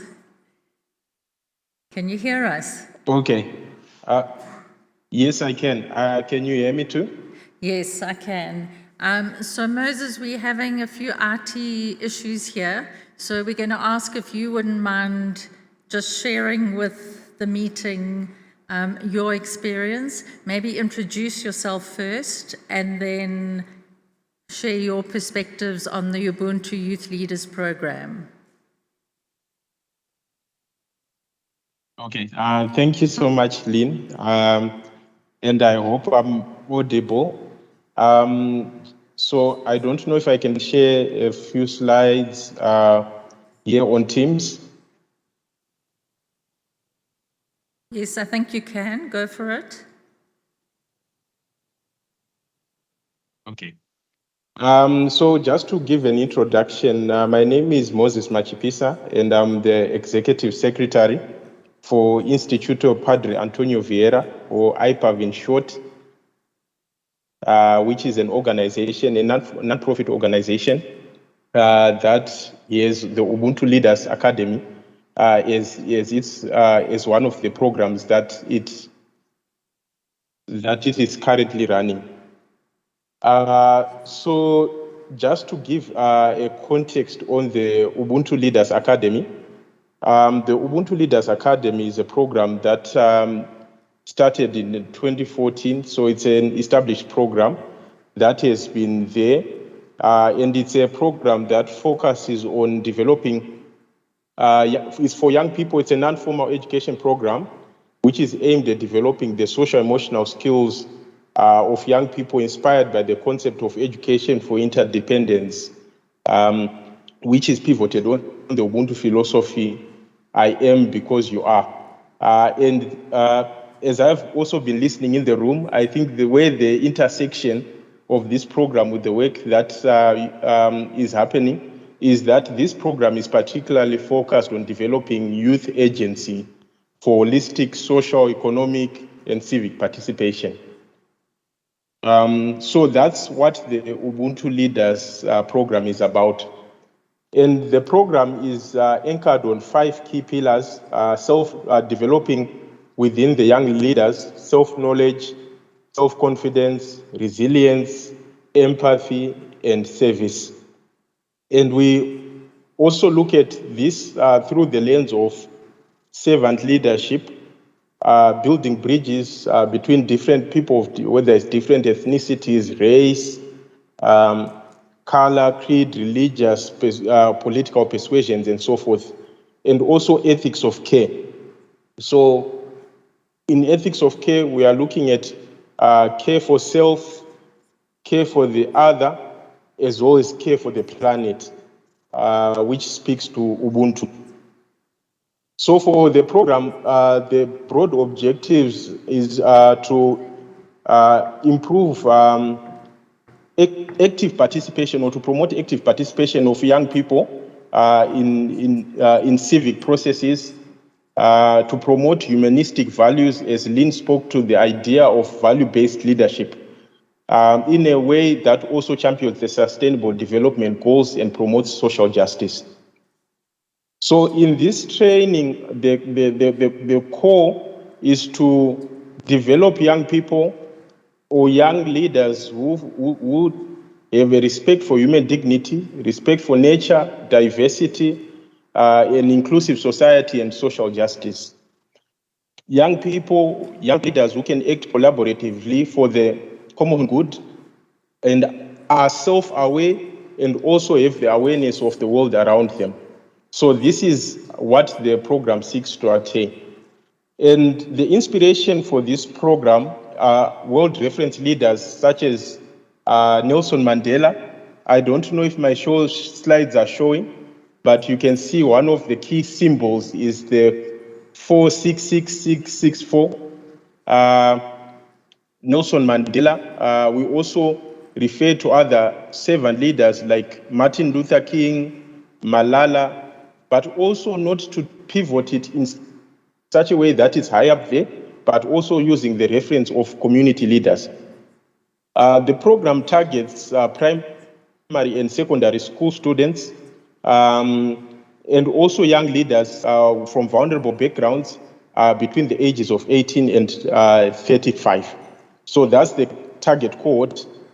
within the school, young people from ages 15 to 18, then also outside the school system, 18 to 35. So Lynn gave me the mandate to speak specifically in terms of the global footprint of the work. So this training, which takes 9 days total for educators, because we do a 2-day concept training for educators, followed by a 2-day train the trainer, and a 5-day Ubuntu week, as we call it, has been adopted in different parts of the world. I'll give one example in the education system where it has managed to scale quite broadly, which is in Portugal, where we are working in partnership with the Ministry of Education. The program is currently running in 384 schools and is an optional program for all public schools in Portugal. And just yesterday, we had a meeting of Ubuntu schools from more than 1,000 representatives of young people who are part of this program as leaders within the schools within Portugal. Here in the continent where I lead, we've got programs that are happening in South Africa, which Ntongolozi will speak to. We are also in Kenya, where we are training young people through a partnership that we have with the European Union, which particularly focuses on social value-based leadership, but integrated in cultural heritage and tourism. So that is where we are actually currently working. But the global footprint of our work is quite broad. We actually have about 3,000 or close to 4,000 trainers for this program across 190 countries represented because of the scaling through the digital work that we've done. But in terms of a physical presence, we've got 17 countries that we are active in: Portugal, Spain, Greece, Guinea-Bissau, Cape Verde, Sao Tome, Mozambique, Kenya, East Timor, and other countries that we are actually currently working.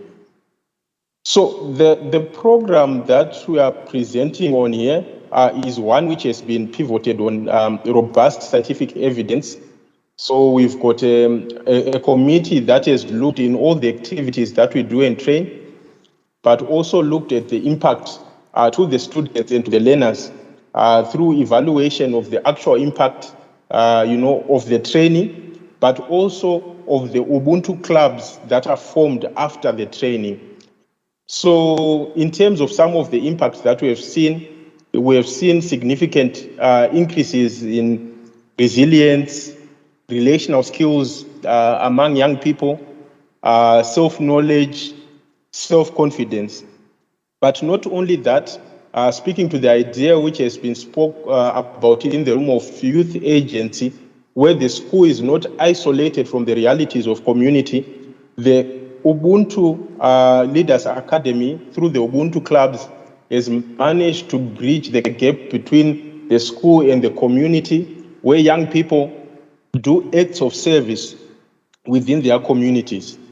Also, in the same vein, as part of our impact, we have also managed to develop a plethora of material, academic material, for people who might be interested to look at, the science behind, because there are a lot of, listening in, I know the audience are educational professionals, how the methodology is applied, different educational theories and best practices. So we have also developed a plethora of publications in that regard.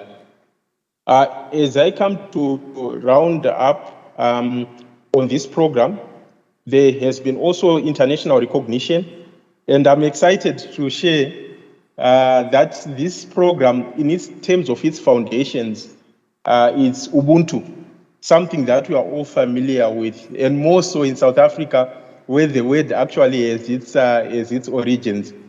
But this program, which is pivoted on this profound idea, has been recognized in different areas. For example, the Council of the European Parliament, where it was celebrated as one of the leadership programs which is focused on building bridges. It was also recognized by the European Commission as one of the 12 most relevant projects referring to its good practices of working with young people. So this is the part of the Ubuntu Leaders Academy, which speaks to this program as, with its footprint. But also digitally, we've got what we call the Ubuntu United Nations, which also speaks to engaging in intergenerational dialogue between leaders. We are having our next edition this year. The other one we had it in 2021, where we had several Nobel Peace Laureates and a few heads of state and renowned leaders who speak to the idea of servant leadership. So that, with young people, if you look at the discourse that we have currently and the older generation, there's usually an us and them. But this idea was to bring a global forum where young people can have, frank conversations on the issues that affect young people with the older generation in such a way that there's intergenerational dialogue. So this is what the Ubuntu Leaders Program is about and how it has been scoped and framed globally. And we are also preparing to scale it up also on this continent in other countries. So I'll leave it here and I'll give the opportunity back to Ntongolosi. Thank you. Thank you very much, Moses. Before Ntongolosi comes and shares a South African experience, we wanted to, so often when we talk about the Ubuntu Youth Leaders Program to groups of South Africans, and then we talk about the Ubuntu Youth Leaders Academy that's based in Portugal, people say, but how can it be in Portugal? Ubuntu is a South African thing. And I think what the Ubuntu Youth Leaders Program has demonstrated is that it's about humanity.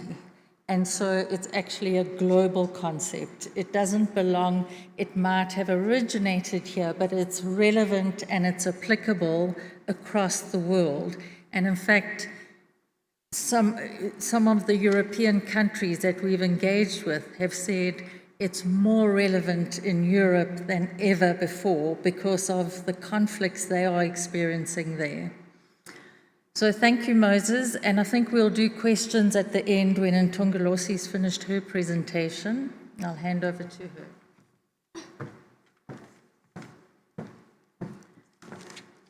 Thank you, Lynn, and thank you to the tech team for moving swiftly. I'm going to run through this presentation and give the South African experience. So it's the CAN support for teaching and learning. That's what we've been talking about. I just want to add, as the NECT, we support DBE in that mandate of ensuring that the CAN support for teaching and learning is achieved. So I'm going to talk about this program that Moses has just alluded to, but in the South African context. So what is this 1 million Ubuntu Youth Leaders movement? So this movement is about young leaders equipped to address conflict, discrimination, violence, and trauma that disrupts many schools and their communities in South Africa. The initiative is based on the philosophy of Ubuntu. We all know I am because you are, and empowers young people to serve as Ubuntu youth leaders in their schools and surrounding community. So what we're trying to achieve here, we want to develop active citizens, like leaders who are capable to lead their own peers, as we are talking about agency, to differentiate between the right and the wrong. We want them as leaders who are able to speak, who are able to action what is going to benefit them as they grow to be active citizens. So just to give the background on this program, Ubuntu Youth Leaders Program, it is in partnership between the Department of Basic Education and our core partners, being UNICEF, the NECT, Ubuntu Leaders Academy, and MIT. So we've got a steering committee that is chaired by the DBE. When we were starting this, we started with a pilot just to see if it is feasible and it can be taken to scale in South Africa. The pilot was done in KZN as the response to the July unrest, and we plan to roll it out to 1 million by 2025. The intervention, in summary, we have our goals that we all want to achieve. We want every school community to be a safe and a protective space where all children and youth participate in and contribute to a non-violent, inclusive, caring and supporting community. So in the essence of all is that we want schools to be safe spaces. So the objective that these programs have is that we want to develop a network of young leaders who are able to serve as change agents, contribute to a culture of care, respect, and peace in their school and communities, to support fellow vulnerable learners, to make sure that their neighbor is taken care of as we are under this ambit of care and support for teaching and learning. So the program strategies that we have is that we are training a cohort of Ubuntu youth leaders, and then we are training and mentoring Ubuntu youth leaders in schools. We started off by engaging in this theory of change just to see how feasible it is, and if it goes to scale, how to measure it. And we were able to come up with a good theory of change that talks to key program messages, like about nation building and a lot. So how is this program designed? In South Africa, we thought, looking at what goes into the program, it's a 7-day program with the focus areas of self-knowledge, self-confidence, resilient empathy, and servant leadership. So it empowers these young learners to be bridge builders. It's a non-formal and participatory education training. In doing it, we're using videos, we're using activities, and we're using presentation. So it's also themed from day 1 to day 5 of the Ubuntu week. Day 1 focuses on the theme of servant leadership, to show them and to demonstrate and just to hear from them what it means for them to be a leader and what it takes to be a servant leader. Day 2 is looking at building bridges, knowing that we all come across obstacles in life. Day 3, we take them through overcoming obstacles, which show them tips of how to cope with obstacles that they come across, and knowing that they are not alone. So day 4, we look at Ubuntu who are living this Ubuntu. We're looking at people who are living Ubuntu lives, and day 5 is we're looking at Martin Luther King's "I Have a Dream." So one interesting thing for me is that when we start the session and we ask the learners, because normally we do it on weekends, we ask the learners to say, why are you here when your friends are doing whatever that you young people do on a Saturday? The first day they say to me, I'm here because I heard that you guys have food. And then we go through the training. At the end of the day, I still ask them, do you still hold the same view that you came here for food? And they completely transformed. They have a dream for themselves. They have a dream for their community, their schools. Their mindset has been changed. And then they're looking forward to living life, and they're looking forward to be change agents in their school and in the community. So for me, that's what actually make me work on a Saturday or on a Sunday, just to transform the young minds and have so many of them thinking differently. Just to go through the pilot, it was piloted in 10 KZN schools. Our target was to reach 500 Ubuntu youth leaders. I must say we were oversubscribed. the learners took up this initiative and we ended up with more numbers than we had anticipated. Even though the work was happening on weekends, that was quite affirming that indeed this is needed. We have evidence of learners who continue to stay together as a group even after we've finished with our training program. And then we've seen interest shown by members of community who were oversubscribed, but because this is within the Department of Basic Education, we had to contain it to only the people in schools. I'm just going to run through the roles and the benefits for Ubuntu trainer, the youth leader, the schools. I mean, there's quite a number. I've just listed a few. Just to say, as an Ubuntu trainer, they were given an opportunity to contribute to the design of Ubuntu school community programs. After the training, we asked them to come up with initiatives that are feasible for their school and they are fit for the certain geographical area. And then the learning skills, some of them will say, I've never been in front of my class, let alone now I'm being in front of people coming from different classes, so they gain different skills. These are our targets as we envisage by 2025. And I must say, these are the actuals. Last year we only piloted, and then we started implementing. We're getting there. The numbers are a bit slow, but anyway, we've seen the benefit of it. And then the interest from the sector, so many youth organizations, so many DBE partners are coming forward to say we want to be part of this moving vehicle. I'm sure we'll be able to double that number in the next coming years. So the approach that we've taken as partners together with DBE, our primary target, because this is a leadership kind of like initiative. Our primary target is the Representative Council of Learners, the RCLs, and people who are in leadership roles. However, we do not discriminate against people who want to be part of the program.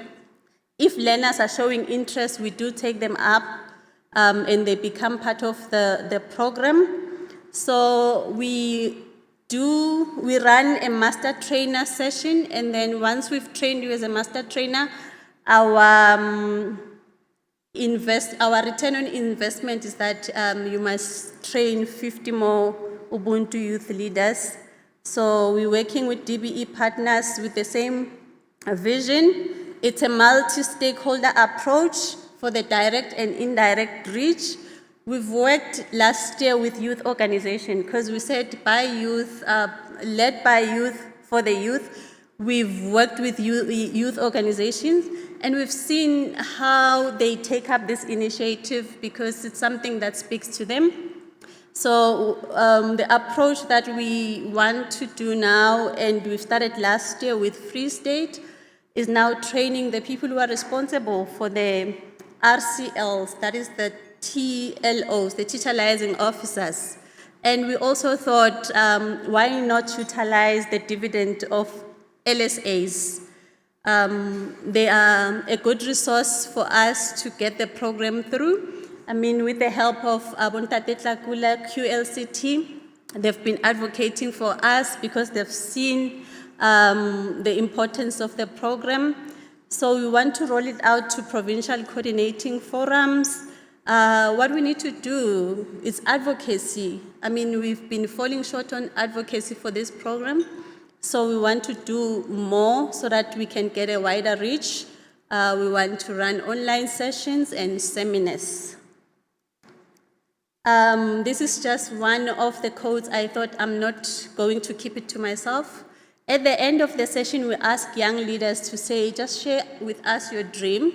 I wish I had recorded this, but this learner sent it to me on a text. I'm just going to read it because I thought if we can have 1 million of these young people, the shift in our country is going to be so amazing. So this young learner is in grade 10. I don't think I've captured that. So she said, I have a dream that all of us will one day respect the earth, climate change right there, plant more trees and protect the sea animals and give us fresh oxygen. I have a dream that we will pollute less and recycle more. I have a dream that will be the great generation that will end pollution. I have a dream that we will respect and honor all animals in the sea, land, and air. I have a dream that we will make it through the rough season, be it depression, suicidal thoughts, GBV, or poverty. I have a dream that we will start building bridges of progress for our youngest brothers and sisters. I have a dream that we will have the courage to vaccinate and protect ourselves and our loved ones from COVID-19. I have a dream that our parents will participate more in our lives so we become great leaders. I have a dream that we, the youth of today, shall become honor and wishes of our predecessors who fought for our empowerment. I have a dream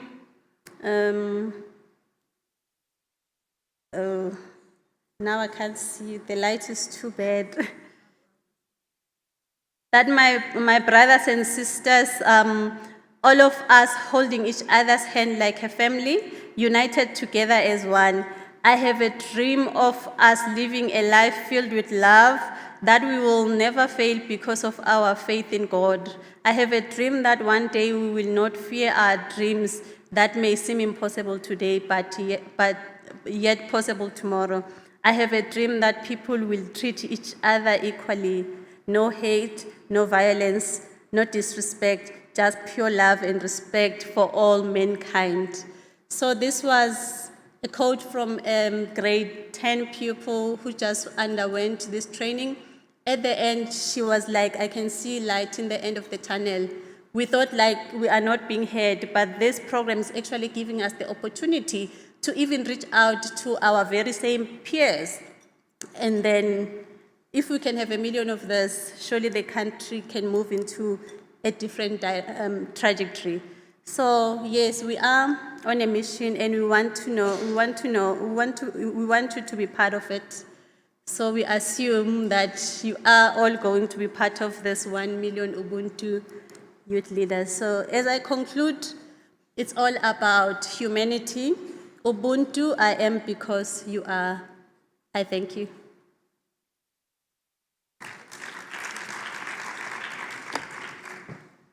Thanks very much, Ntongolosi.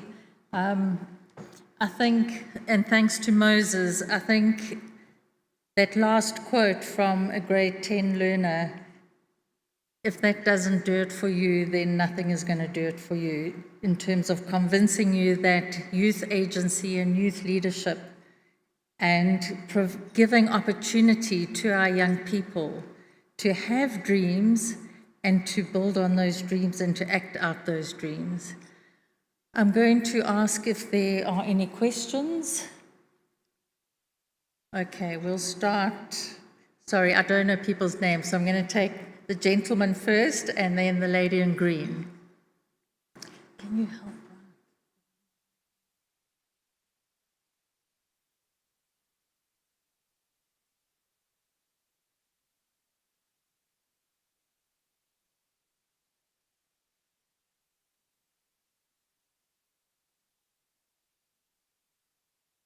And it doesn't have to only be questions. If people have comments or things to share, then we can take those as well.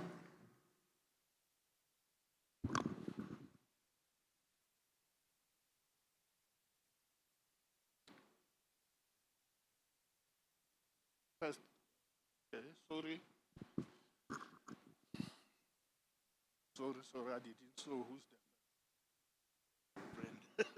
No. Thanks very much, and thanks very much for the very inspiring presentation. Mine is a question, and because it's not a dialogue session, I'll probably have to make a comment as well. From the presentation, I get the impression that the 5-day training course is offered, a certificate is given, and then the person is sort of, the trainee, and the trainees are sort of left to go and do what they've been trained to do. So I'm not sure whether the impression is wrong or, but that's what I heard. So what I wanted to check, and that might be the comment, is that a program like this, with the level of access that we've got to social media, etc., etc., etc., surely could build that million young people into a network and do follow-up programs and follow-up training, etc., with them over time, so that one, on the one hand, continues building capacity, but on the other hand, that one builds a network that becomes agents for change. So maybe it is like that, but I didn't get that in the presentation. So that would be a question or a comment or whatever. Thanks. Thanks very much, Jacques. And Tongolosi can respond to that, but we'll do a first round of questions. Thank you, Chair. My name is Yolanda Slade, and I'm the QLTC coordinator for the Northern Cape. I would also like to really appreciate the presentation. My question goes to Moses in Zimbabwe. Yeah. When you spoke about the 384 schools, I think one really appreciates all the initiatives in the caliber or kind of leader that we really need that they're building. However, I'm just a bit, can I say, concerned, or maybe what one would have really wanted to see from the presentation is the outcome of what they really do. Because he mentioned 384 schools in Portugal, but what are they doing? How do you measure the output of the leader that they have built? I would like to take that and throw it back to the community, because we're building them to be community leaders, to be leaders of society. But how is that community where these learners are coming from? How are the schools, for example, where these learners are coming from? What is it exactly that they are doing? I understand that they build this character, but what is it that the community is really benefiting from it? That's the one from for Moses. The second one, I saw that from my province, there is a pilot in South Africa, but I also saw that there are 2 schools in Northern Cape and 2 youth trainers that have been appointed with 122, I think, beneficiaries that are there, or learners that have been identified. I think it's very important. We saw that they say QLTC, but seeing QLTC does not mean it makes it all right that at least the QLTC is there. We'd like to see tangible,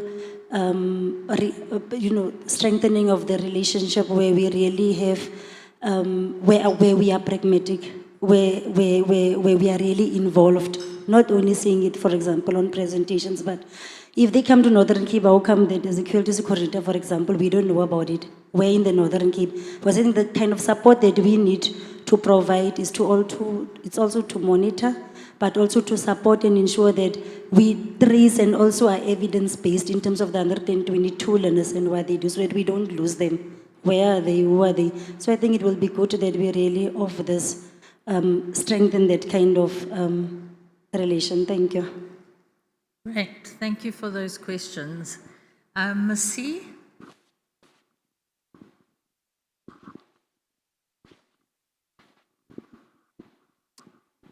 Thanks very much, Lynn, and good afternoon to the colleagues. No, mine is just a comment to say I saw the presentation and appreciate it, and then I saw the slide where you're talking about scaling up, and you've included LSAs. So if we can please have a conversation, because as a chief directorate, we are consolidating the work of an LSA so that it doesn't become everything to everyone. We need to streamline what is the function of the LSA so that we can measure their impact. So if you have ideas of including LSAs, please consult with us so that we can guide you. Thanks. Thank you for that. Any other questions? There's one more over there. I think I'm going to take 4 and then we'll do another round. Right at the back there.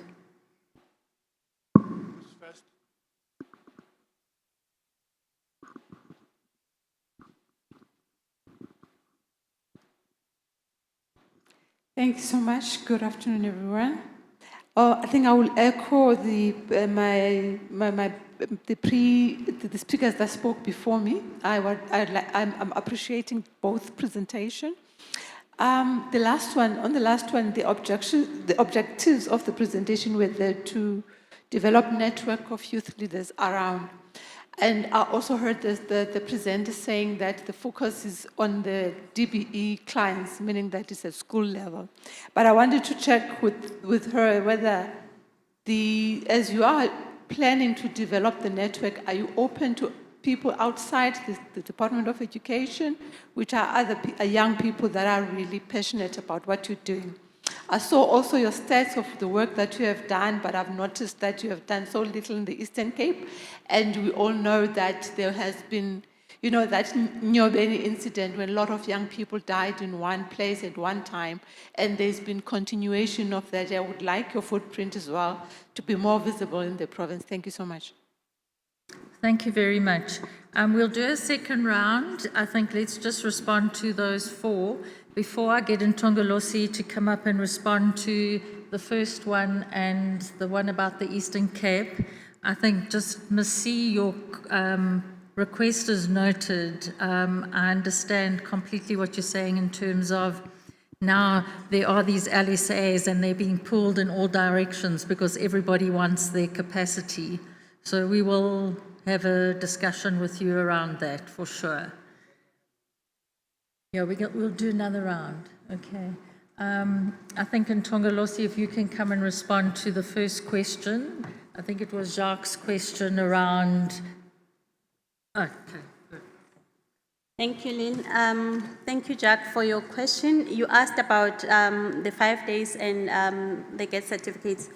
I was just running through my presentation. I did not get into the detail of how we do this.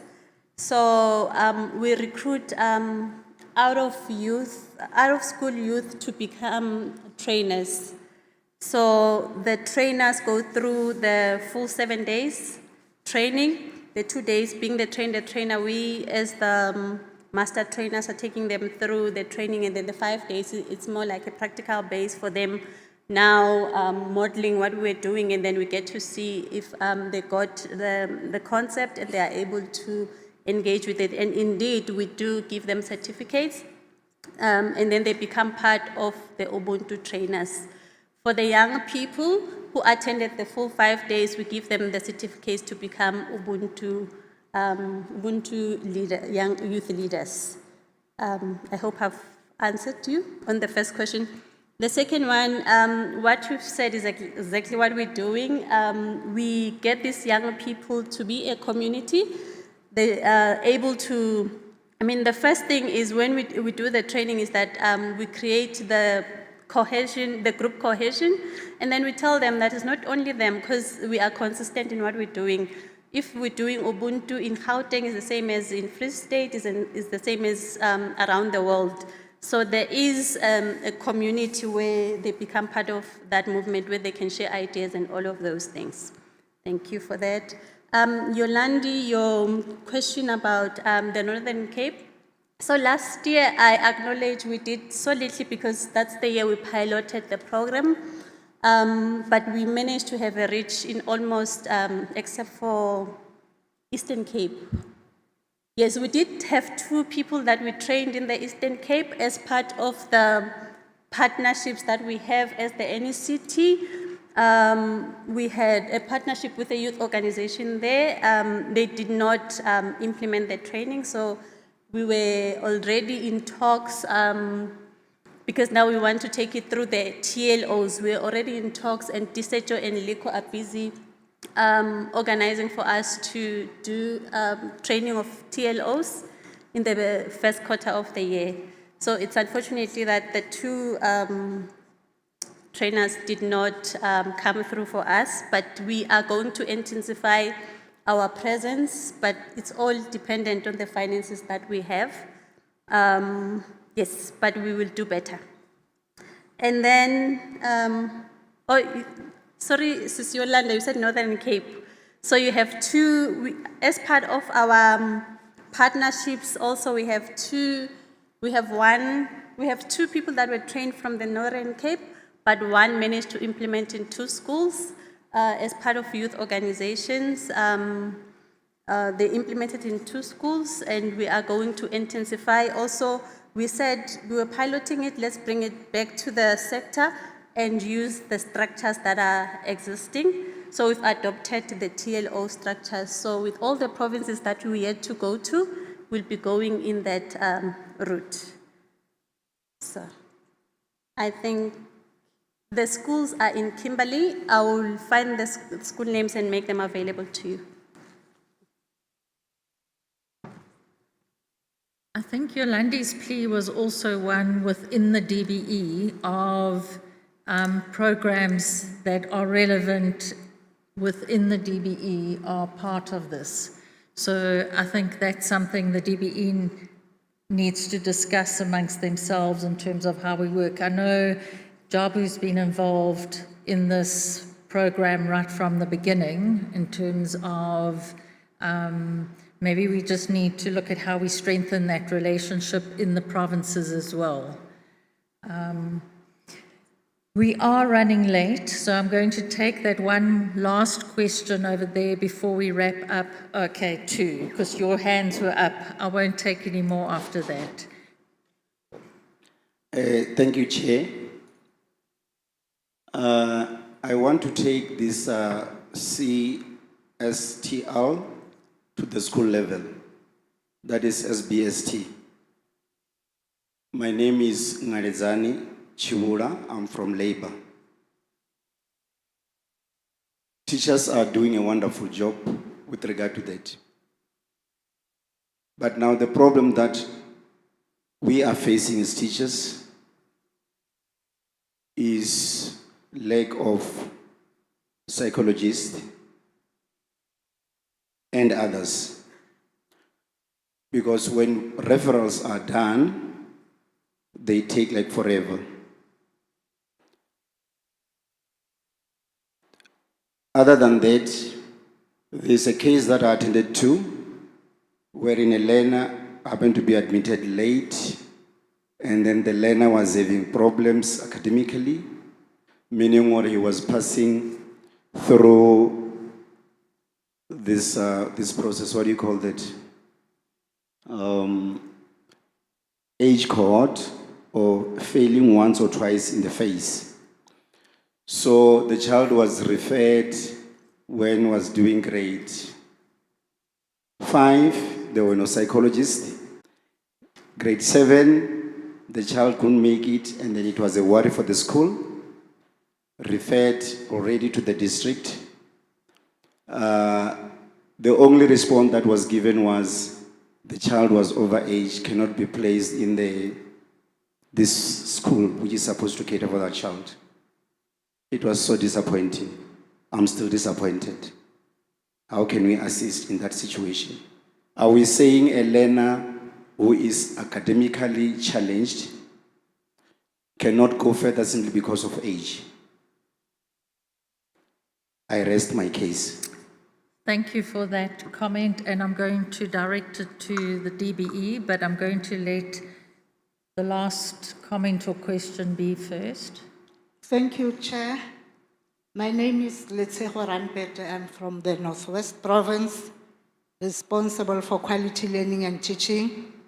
My comment or recommendation will be, in the PYEI, the Presidential Youth Care Initiative, we had young people who were appointed to be youth care workers. So some of them did not get training under this field. So my question or my recommendation will be, can we accommodate them in the training of Ubuntu so that they can have something to do? Because right now their term in PYEI has ended. And the other one is that there are new cohorts that are coming in February. So are we able to be assisted maybe for them to get this training that Ntokolozi was talking about? Thank you. Thank you for that, and I'll answer that. Yes, absolutely, and Ntongolosi will reach out to you because those are the kinds of partnerships we're looking for. So thank you for raising that.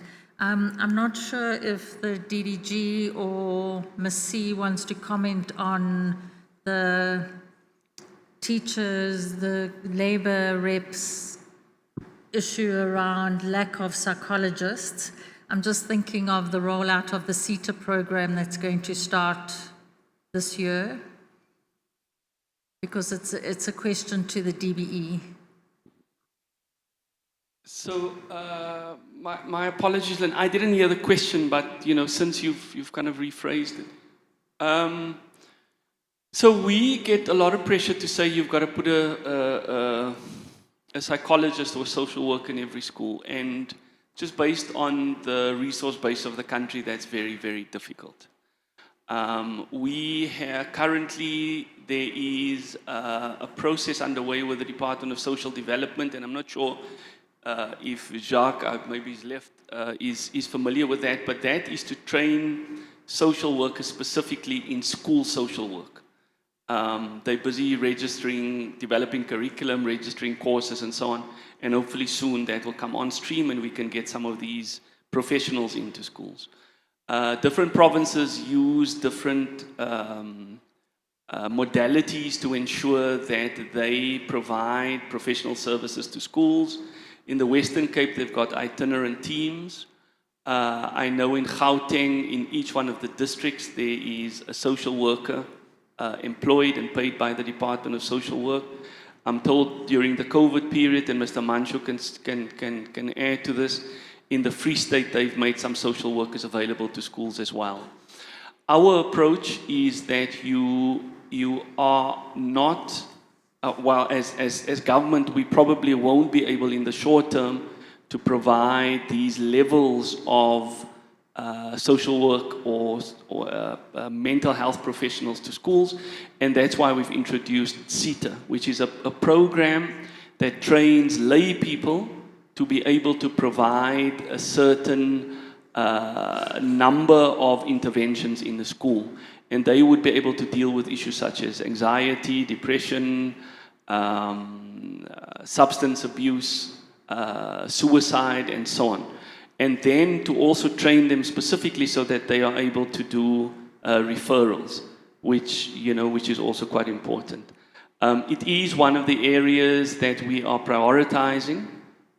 We've recently appointed an acting director in the National Department to lead these interventions, and we've also, maybe not so recently, appointed a chief director to support that work as well. I can talk a little bit also, Lynn, if you will allow me, about the overage learners. I came in and heard that one. So the policy at the moment is that you should stay in school till the age of 20. But there's there are many schools that allow for learners to stay on till much later. We do know that if you look at the age breakdown of matric full-time candidates, you'd find people up to 28, 29, 30 sometimes. So we're fairly flexible with that. And often it depends on the school principal, and then the district, in terms of how that is managed. But as a department and as a system, we obviously encourage young people to get their matric. And so we do quite a lot to support that. Dr. Malapile, for example, who's somewhere around, he manages the Second Chance program. And so sometimes it's not that you have to be a full-time candidate to complete matric, but it's for us to also support you when you're out of school to also obtain that qualification. Thanks, Lynn. Thanks very much, Granville. We're going to close the session now because it's running late. I wanted to just end with a slogan that we use in the region, in the SADC region, linked to the Child and Youth Agency framework that was adopted by the ministers. And it's life is about the choices we make and the actions we take. And my question is, are we applying that to our children and our youth in the education system? Are we giving them the opportunities to make those choices and to take those actions? Because agency, you don't just get agency when you're 18 or 21, you need to practice it. And in the education system, we have the opportunity to provide young people with a guided framework, which is what the Child and Youth Agency Framework does. It provides guidance to the education system to provide opportunities for our youth to make choices and to take action. So thank you very much.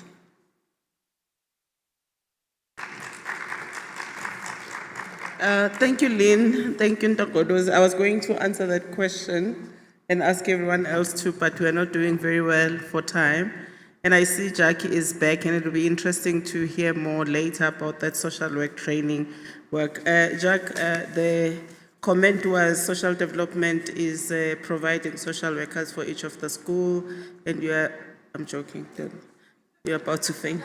We're going to take the next presentation, which will be branded by Muzi Lindiwe as you, oh, where's Lindiwe? Oh, so thank you, Lindiwe. Lindiwe will be facilitating the session, and again, another example of the work that is done in the system around one of the pillars of CSTL. Colleagues, you are free to step out for coffee and tea, but you bring it in and have it in the room. We decided not to take a break because we're trying to finish on time. Thank you.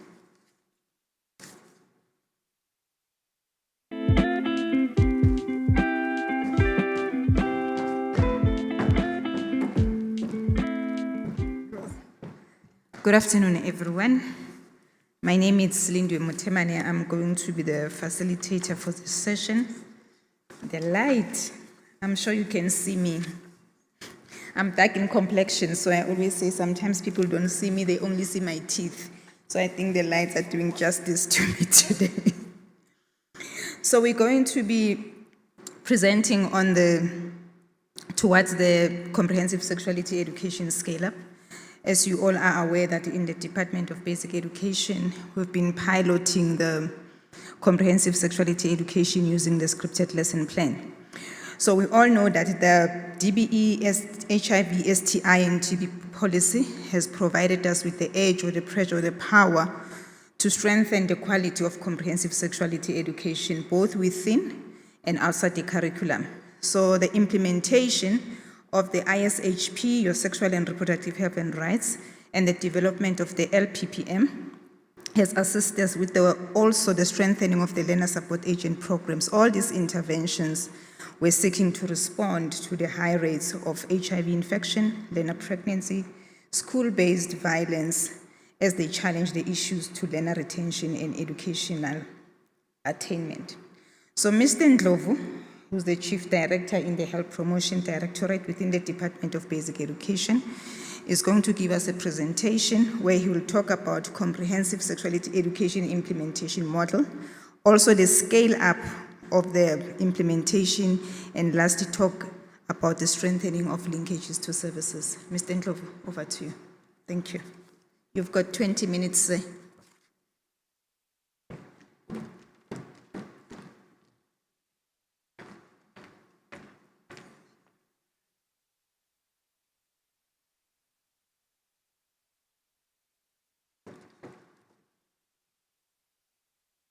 Yeah, thank you. I don't know if the slides are coming on. Just to thank you, Chair, and also the facilitator, Ms. Mathomane. Colleagues, I'm given 20 minutes on a 1.5 hour presentation. I will try my best.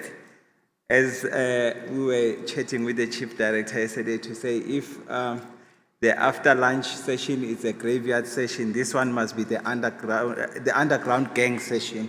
So I will try my level best to ensure that I try to keep up. Let me just to clarify certain things before I start with the presentation. Number one is that the presentation is confined to sexuality education in caps. And when we say comprehensive sexuality education, this will be comprehensive sexuality education in the context of basic education, which is providing sexuality education through the curriculum by a teacher in a classroom. Secondly, comprehensive in a sense that we have created demand in the classroom. Now we bring in services to the learners who have been taught or given information in the classroom. So that is the confines of the presentation. I will go through a brief background, and I will also provide ECSE rollout some data on what we have done so far. But the focus of this session is more on scaling up CSE. So we'll also spend some time in terms of like the approach that we are using as a sector in terms of providing comprehensive sexuality education in the context of DBE. Then lastly, we will have some few recommendations in terms of like what we are looking for in terms of as a sector and partners. In a form of background, I won't spend time on this one, just to indicate, to say, we know the different challenges and vulnerabilities that are faced by learners. I think those who have been in our sessions where we were discussing comprehensive sexuality education, they will know that we have discussed in length the vulnerabilities of learners and the clustered vulnerabilities that are faced by the learner. But suffice to say that some of the challenges is the high teenage pregnancies. I'm not going to go to the actual numbers that are projected, but also the myriad of challenges that are faced by learners. I'm not going to spend much time. But over the years, the department has developed policies to address these challenges, the learner pregnancies, the high HIV incidences, and also the lack of, especially lack of access to sexual reproductive health services, and the list goes on and on. But in these policies that are reflected on the screen, these are the policies that were developed by the department as a response to address the HIV incidences, the learner pregnancies, and also in these policies, as we always say, to say, in terms of comprehensive sexuality education, we have a rich policy framework. So these are some of the policies that we have. And next, this is just a reflection of the journey that of the journey of e-policy development in the sector. Starting from 2000, right from 1999, when we only had the policy on the HIV policy in the sector. That is when the sector was still higher education and basic education were together. But suffice to say, I'm not going to dwell much in terms of like the journey that we have traveled. To say in 1999, we had the DBE policy on HIV for Education Institute, but also to say, coming in the following year, in 2005, that is when we had the Children's Act, and also in 2012, where we also had the integrated school health that talks to the health and social services that are provided in schools. This is the integrated school health policy guides the implementation of the integrated school health program that is led by the Department of Health, but also in conjunction with the Department of Social Development, who are also partners in this policy.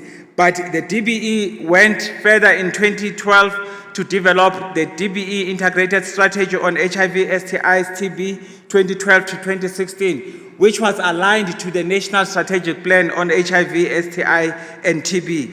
And we went on in 2017 to have our DBE national policy on HIV, STIs, and TB. And we also had our national youth policy and the DBE protocol for the management and reporting of sexual violence in schools. And in 2019, we had the standard operating procedures for the provision of sexual reproductive health and social services in schools.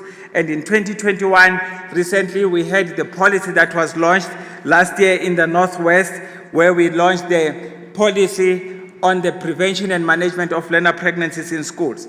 But what I want to highlight in this journey is more on the curriculum, because this is where CSE is embedded and the content of CSE. So these are the policies that inform the content, but also informs the implementation of comprehensive sexuality education.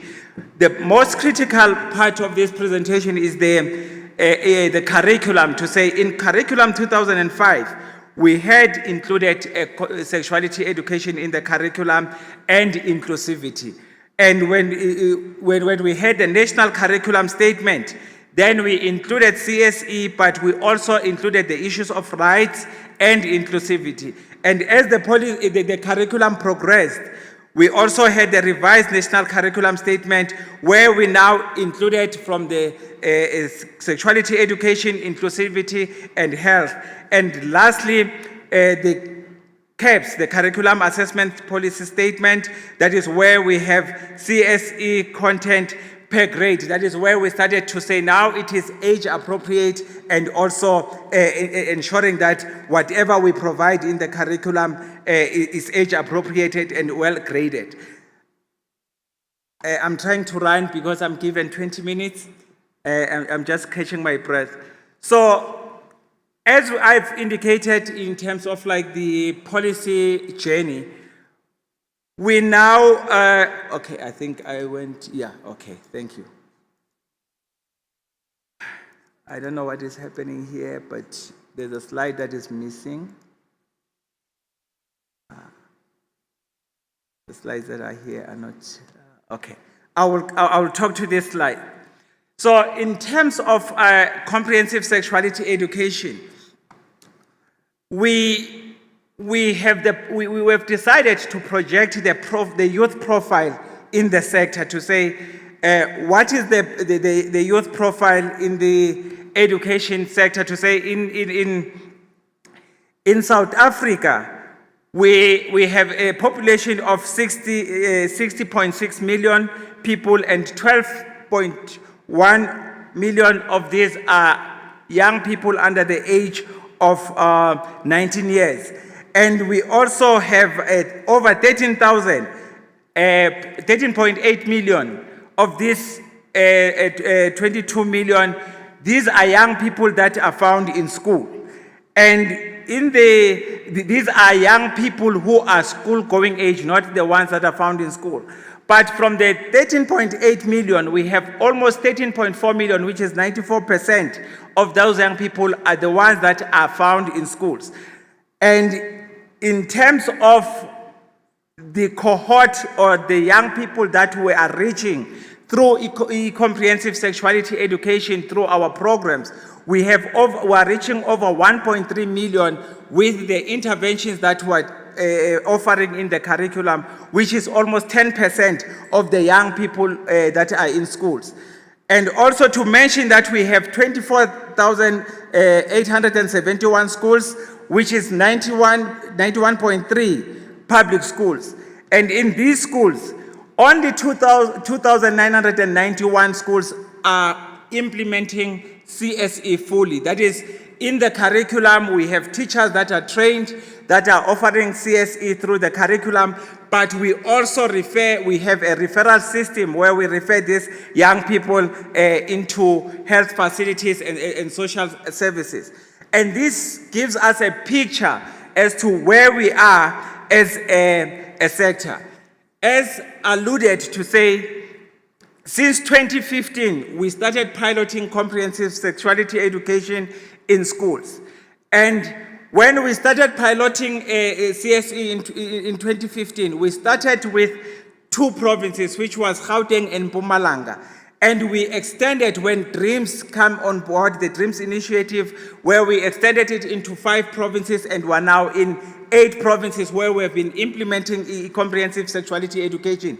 That is where the 2,991 schools are coming from.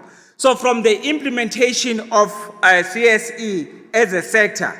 We came up across the implementation model that was used, because from this implementation, the lessons that were learned is that for us to successfully implement comprehensive sexuality education, we had to first have to create an advocacy, to get a buy-in from critical stakeholders. So we had to ensure that in all the schools that we were offering CSE or where we piloted, we had to train all the officials and the curriculum advisors or the subject advisors. We needed to ensure that they are trained. But also critical was the training of the school governing bodies on comprehensive sexuality education, so that they can support the implementation of CSE in the schools. And critical also was the training or the sensitization of the parents and the school management team. So that forms the advocacy component of the comprehensive sexuality education, to say before you can even think of bringing or to implement comprehensive sexuality education, create a conducive environment through advocating in the critical stakeholders, which is the parents, which is the school governing bodies, which is the school management team, and most importantly, the officials, which are the subject advisors, the heads of subjects in the schools, including the principals. And from there, we then went into training the actual teacher. Now, to say, let us now train the teachers who are going to implement, because the beneficiary of sexuality education is the learner in the classroom. But as you train the teacher, for comprehensive sexuality education to be successful, you need to ensure that you also provide the learning material or the learning resources, which is the scripted lesson plans. The scripted lesson plans, the reason why the lessons were scripted was because of the challenges alluded in previous presentation throughout the Lekgotla, to say, in terms of teacher development, teachers were not comfortable to deal with some of the content, but also importantly was to also make sure that the correct pedagogy and the age-appropriate content is provided.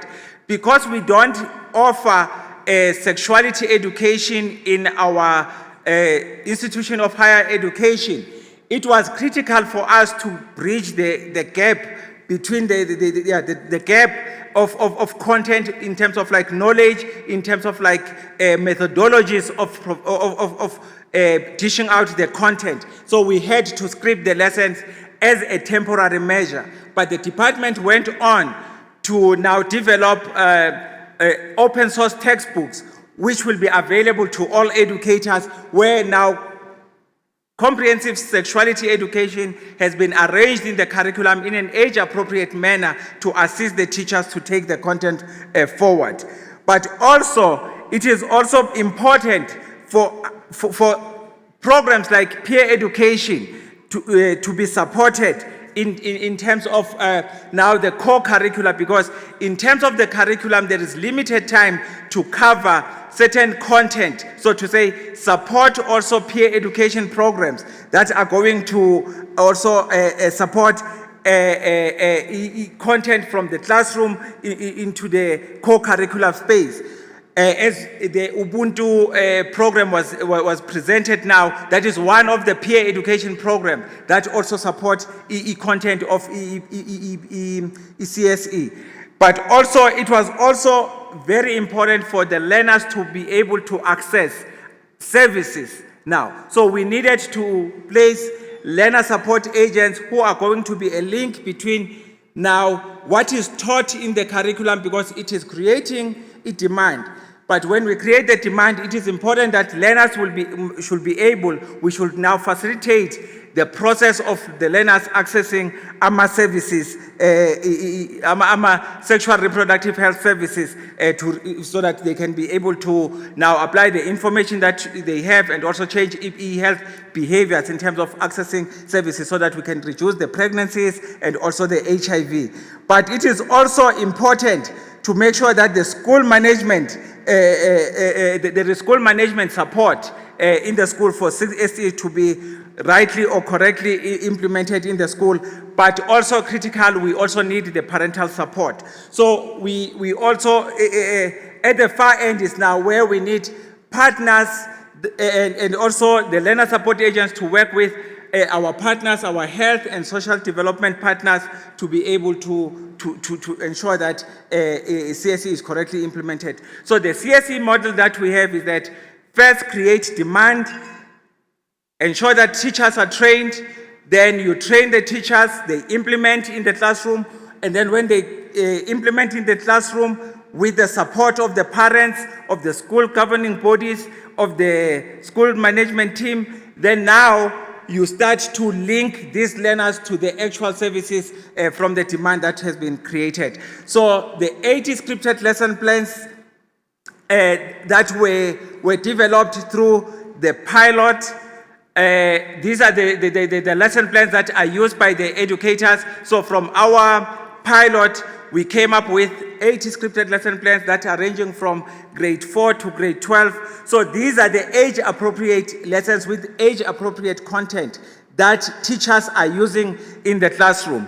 And this is the teacher support material that was developed through the pilot, where we have an educator guide and we have learner workbooks from grade 4 up to grade 12. So any partner that comes to support the sector in terms of comprehensive sexuality education, the material has already been developed, it is there, and it is used by educators in a classroom through life skills and life orientation subject. And this is the stakeholder support material that has been developed through the whole process, where we have sensitization manuals for school governing bodies, sensitization manuals for the school management team, and also sensitization manuals for the parents.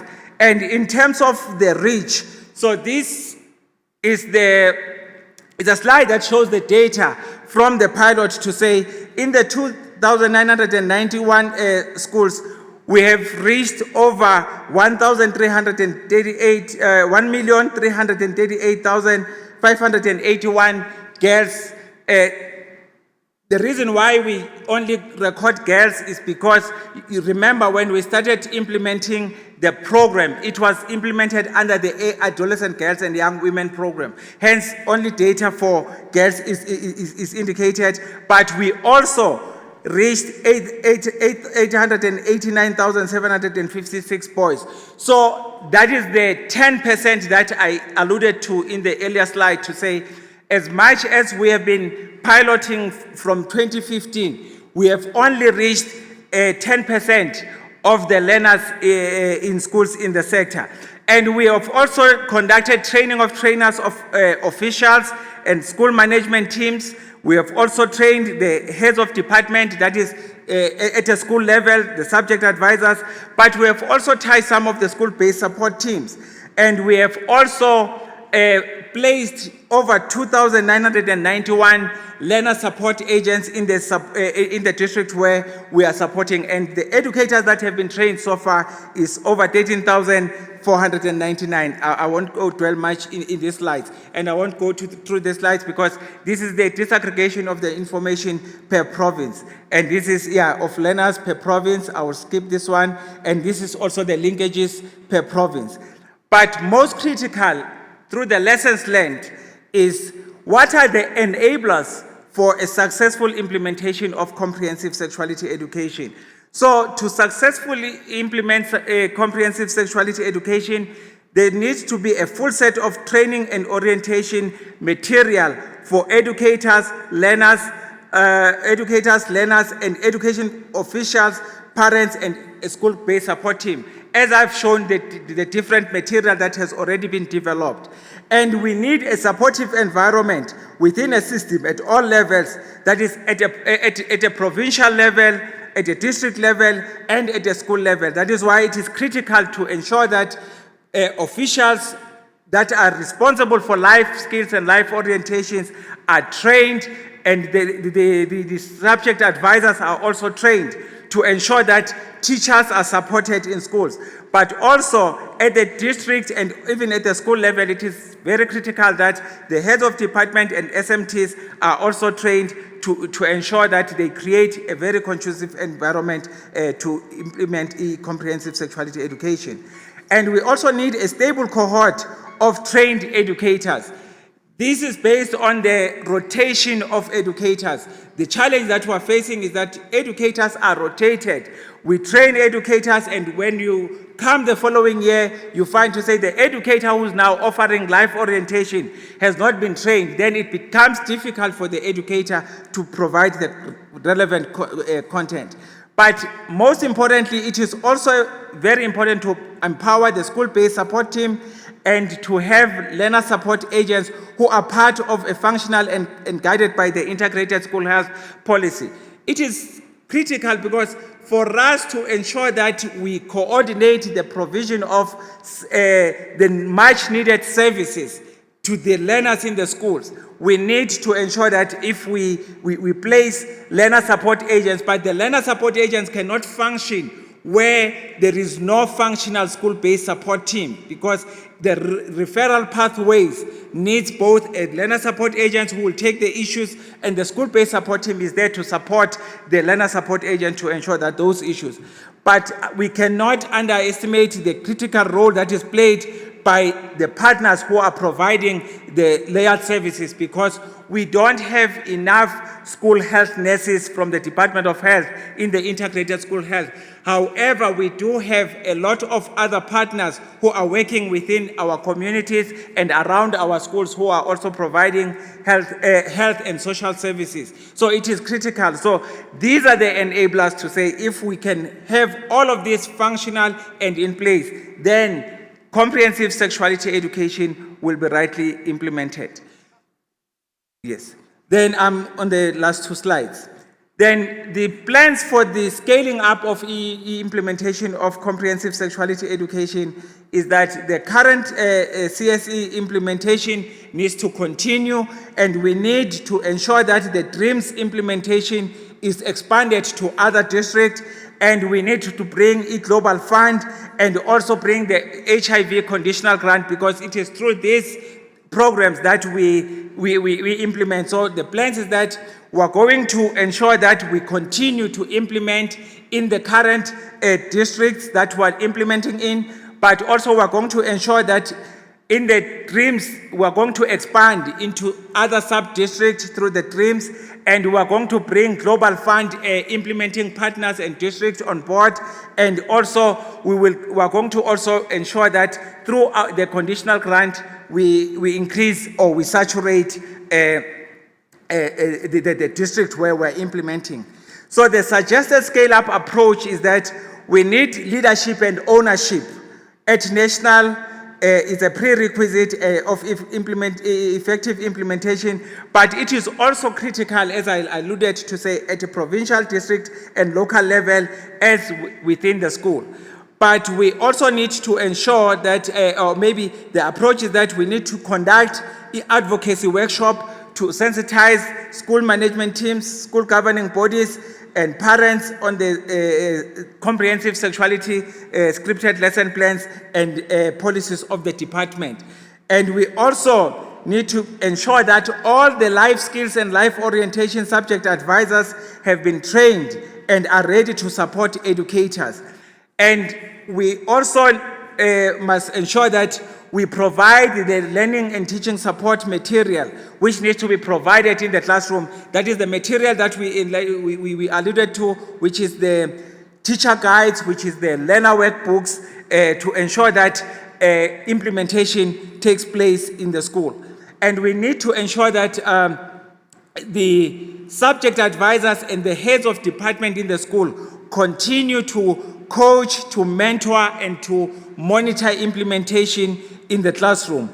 And the approach is that in every school where we're implementing a comprehensive sexuality education, we place a learner support agent to support e-linkages to health, care, and support services. And we continue to work with implementing partners, and it will be critical for these implementing partners to be part of the school-based support team, because if they are part of the school-based support team, this will ensure that we speed up the process of the provision of sexuality education. And we also suggest that as an approach, we saturate, starting by the 27 priority districts that we have already started working in. In terms of saturation, because where we have partner support, partners are not in all the schools in the district. So the approach should be, let us prioritize saturating a district before we move to another district. And these are the current sites where we are implementing, and these are the current sites where we propose that the saturation should happen, because we are in all 9 provinces currently. This is where we, in terms of like the 2023 plans, to say in all these provinces and the reflected districts, we know that we were not in the Northern Cape, but the plans are in 2023, we will be also implementing in Francis Bart in the Northern Cape. And I know there's districts that are, the sub-districts that are reflected here, they are 24.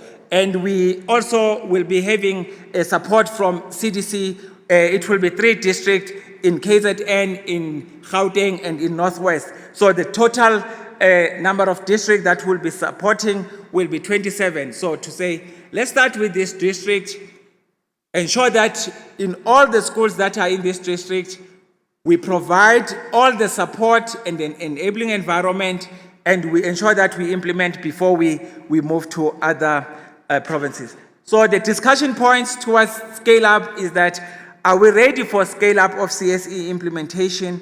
And the next question is, how do we support ECSE delivery where there are implementation challenges? And how do we engage and involve parents, community members, and religious leaders and other groups, school administration and partners to optimize implementation? And lastly, how do we ensure that CSE resources reach the end beneficiaries, which is the teachers and the learners in the classroom? Thank you.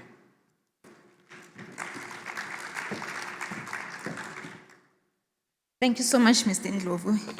I don't know whether I must say he ran like a cow train, or I must say like that marathon runner. When he got to the finish line, he raised and said, "Will you marry me?" I don't know whether it was his brother or not.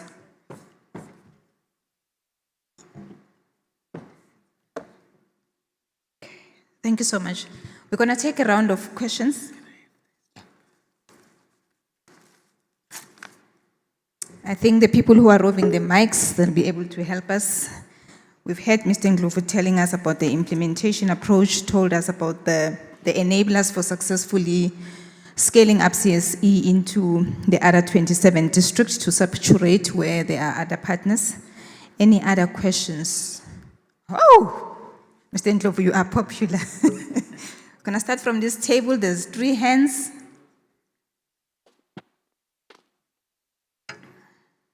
Yes, sir. Thank you, Chair, and thank you, Mr. Ramuzi, as I used to call him. There's a bit of an omission on the presentation in terms of capacity building, and I don't want you to appear as if you're not dealing with the issue that is coming up strongly, the issue around institutionalization in terms of programs and policies. Therefore, I am going to request, Mr. Muzi, that you trained us as the QLTC at Sheraton Hotel, and all the QLTC provincial and districts were there. And a plan was put in place for the training of the QLTC at the level of districts. And it does not only take a linear approach, but it becomes a multifaceted approach in the sense that those, when we go out and monitor or through campaigns, that assist us also to understand the dynamics in terms of schooling, and then intervention comes in. We want to cite one example, Mr. Muzi, that we just come from Val Reeves Technical School, and it is all because of this campaign of the comprehensive sexuality education and other campaigns of the department. I wanted to strengthen that. Thank you. Thank you, sir. Still on the same table, all the questions were from there. You can go ahead, ma'am. Thank you very much, Chair. I'm covered partially with the one side that our QLTC director have raised with regards to the omission. I think the second part is to say comprehensive sexuality education is very important and it needs to be resourced. And we really think that as the QLTC, we need to sit down, Mr. Bottoman, to ensure that we really get those funds and resources to ensure that we roll it out, not only at the 27 sites that are saturated and identified, but to ensure that really we create the awareness with regards to comprehensive sexuality to society at large, so that everybody must start to really embrace it and understand it, so that learners are able to can really take sound decisions. We really learned as a provincial QLC coordinator, we learned for the first time that sexuality does not mean educating about sex. That is what we learned. And if there's one thing that I took from there, because remember, parents and community thought that the education department is actually educating our children about this, but it's not that, and it had to change. So I think going out and making it a societal issue, the proper vehicle to use is indeed the QLTC, because we have a variety of stakeholders, not only, we are not really limited, we have sector, we have a variety of stakeholders that we really can touch. Importantly, it's the parents, the households, so that they can start to talk about this uncomfortable discussion. Thank you very much, Chair. Okay, thank you. Yeah, thanks, Chairperson. Thanks very much for the presentation. It's a journey that I've sort of been associated with over the past 2 decades, and it's fantastic to hear the progress.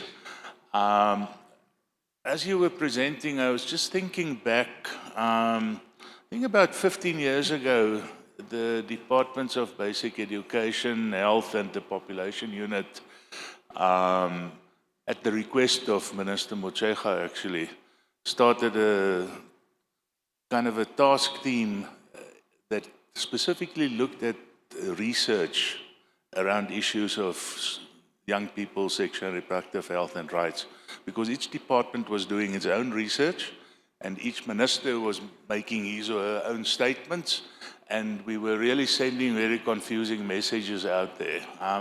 That research collaboration led to a period of very meaningful knowledge exchange and mutual learning and alignment really within the government on how we were approaching a whole range of matters pertaining to adolescent sexual and reproductive health and rights, but including sexuality education.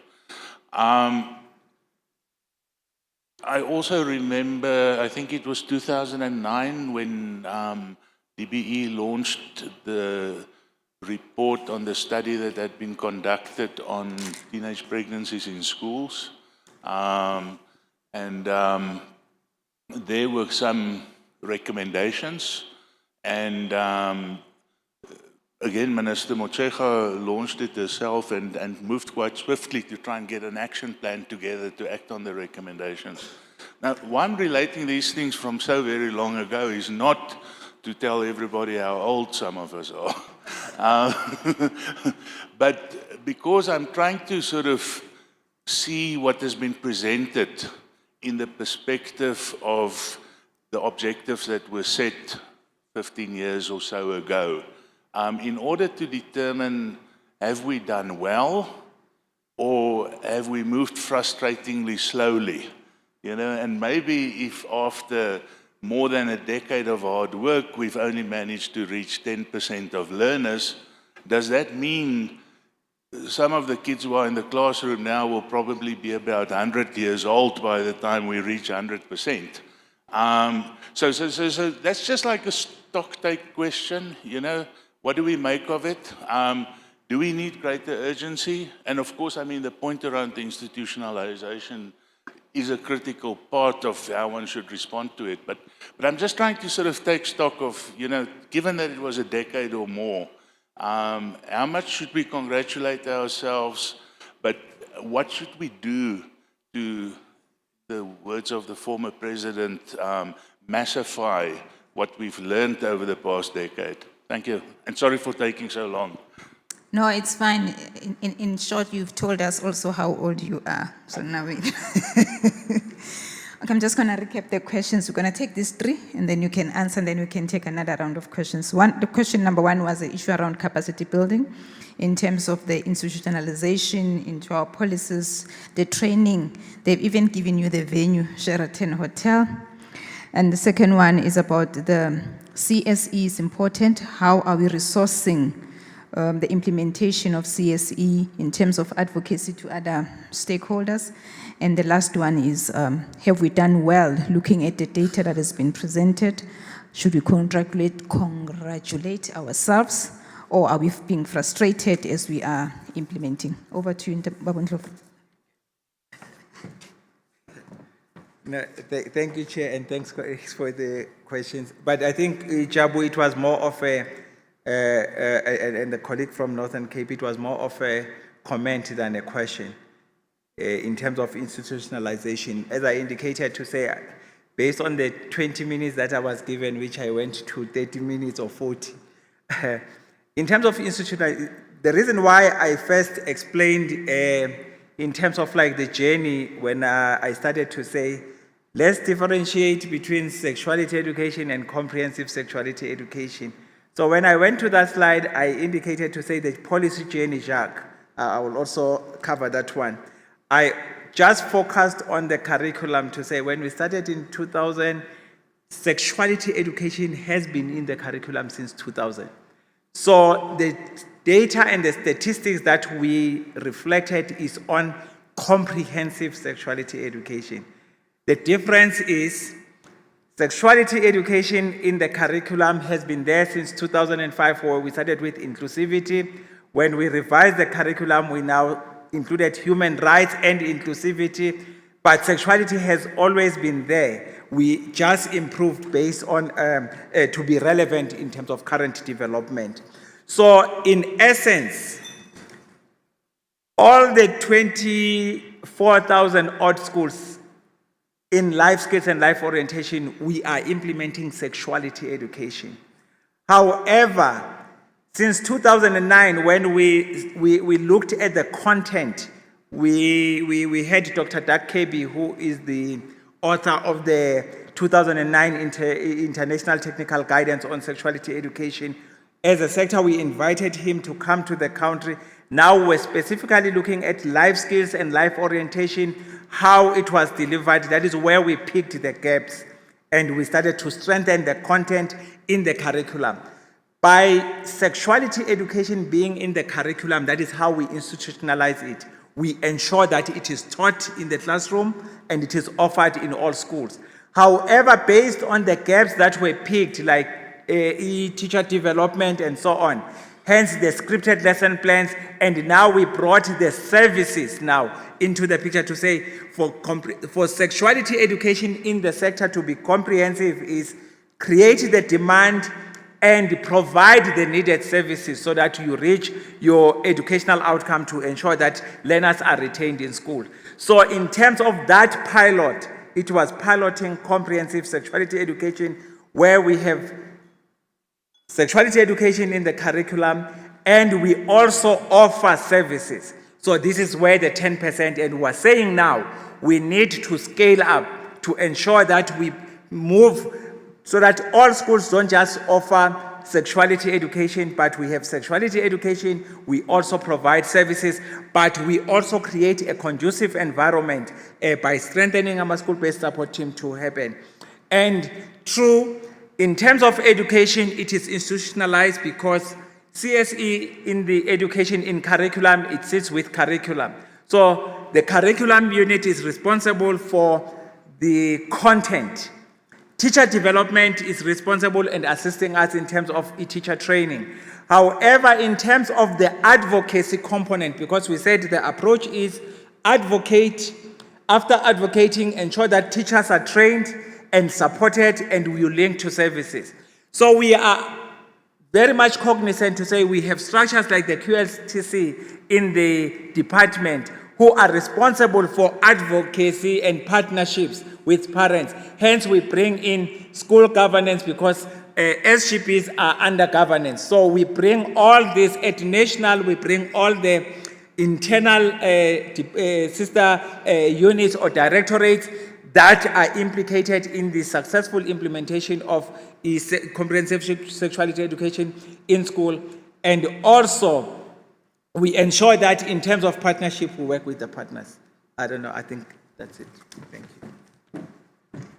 Thank you, Mr. Ndlovu. Another round of questions? Okay, we've got a hand there, we've got a hand here. There. So you are number 1, sir, and you are number 2, and then you are number 3. Thank you. You can go ahead, sir. Thank you very much. Bulletin number 2, under the scaling up,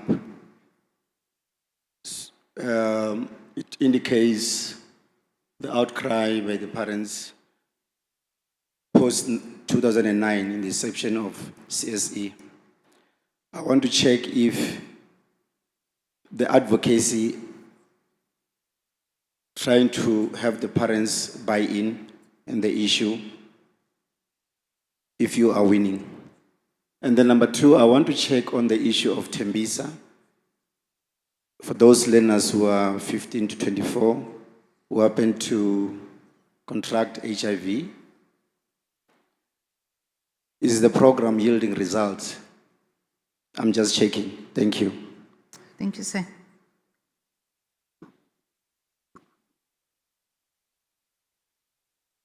Thank you, ma'am.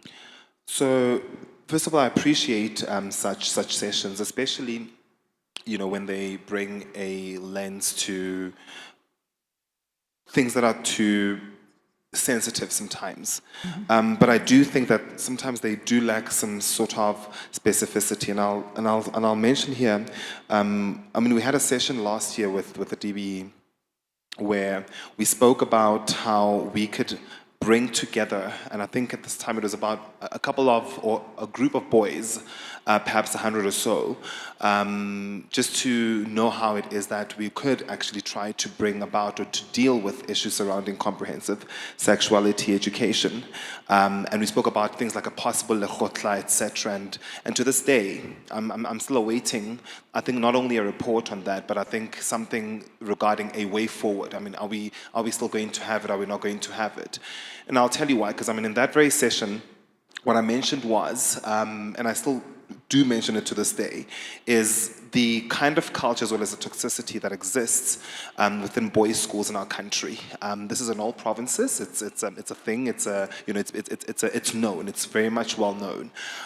Particularly when you're going to be dealing with things like comprehensive sexuality education, because I still need to know, is it going to happen? What are the issues that are going to be dealt with in that regard when addressing that in particular? The second thing that I want to ask here is regarding teacher training, especially with the whole life skills, life orientation thing. Are you only training or going to be training the life orientation teachers? And is that an intentional, we're going to just be training life orientation teachers? And I'll tell you why. Because curriculum speaks about things like integration. And if I'm an English educator and I'm going to be teaching perhaps on a particular theme, or I'm going to address a particular, a comprehension, and such comprehensions do come up. I think a couple of years ago in the home language paper in Matric, something along these lines came through. I'd like to know, is there going to be like a filter? Because part of the reason, and it's not perfect, but part of the reason CAPS is kind of doing well in terms of the rollout is how abrupt the intention of training teachers in terms of addressing the curriculum with the whole, remember there was the whole NPPR and MPR and it was like a lot of things. But at the end of the day, it was about like knowing and understanding that, listen, this is how we're going to address policy in this regard. So are we just training LO and life skills teachers? Are we going to have a rollover in that regard ultimately? Because biology, life sciences, sort of tackles that as well, and many other things. And on top of that, I'd like to then ask, because again, and this still touches on this, there is a private school right now in Johannesburg, and I'm saying private because it will roll over. Things like these tend to roll over into the public school,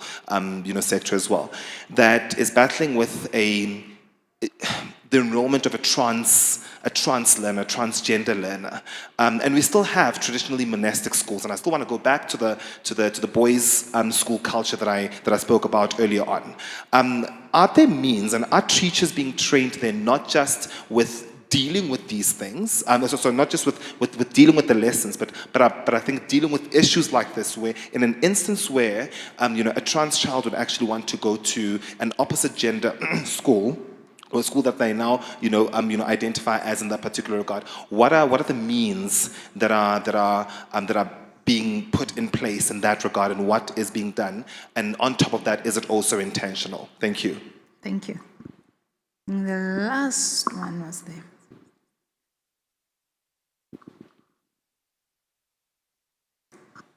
Thank you so much, Chair. I think I'm going to lean more on the gentleman on my right's question. What I wanted to know is what is the feedback that we're getting from the learners when this is being taught at school? I think that will be coming from the teachers. I don't know whether we collect that information so that we can understand what is the feedback from the learners. Secondly, I wanted to check, since the implementation, have we measured the effectiveness of this CSE, and what is the effectiveness if we have? Thank you so much. Thank you. I'm going to try and wrap up the questions again, or you want to hit straight so that we... Okay. Yeah, okay. Because of time. Thank you. Thanks for the questions. The first question was on the advocacy, that bullet number 2, to say in terms of like parental buy-in. Yes, as we indicated, to say this pilot has been going on since 2015. So if you pilot a project from 2015 up to 2022, you will understand to say there was a whole lot of back and forth. Number one, in terms of, because we were piloting a whole lot of aspects of the sexuality education. It was piloting in terms of like teacher comfort levels, but on the other hand, we were also looking at the content per class. So when we were dealing with the content, we had to take the content, take it into the classroom, test if whatever is proposed by the experts is working. If it is not working, we come back, we revise the lesson plans themselves. So it was a two back and forth. But part of the consultation was also even with the learners in terms of the content, because most research will tell you to say, learners were saying, these are the things that we want to be taught.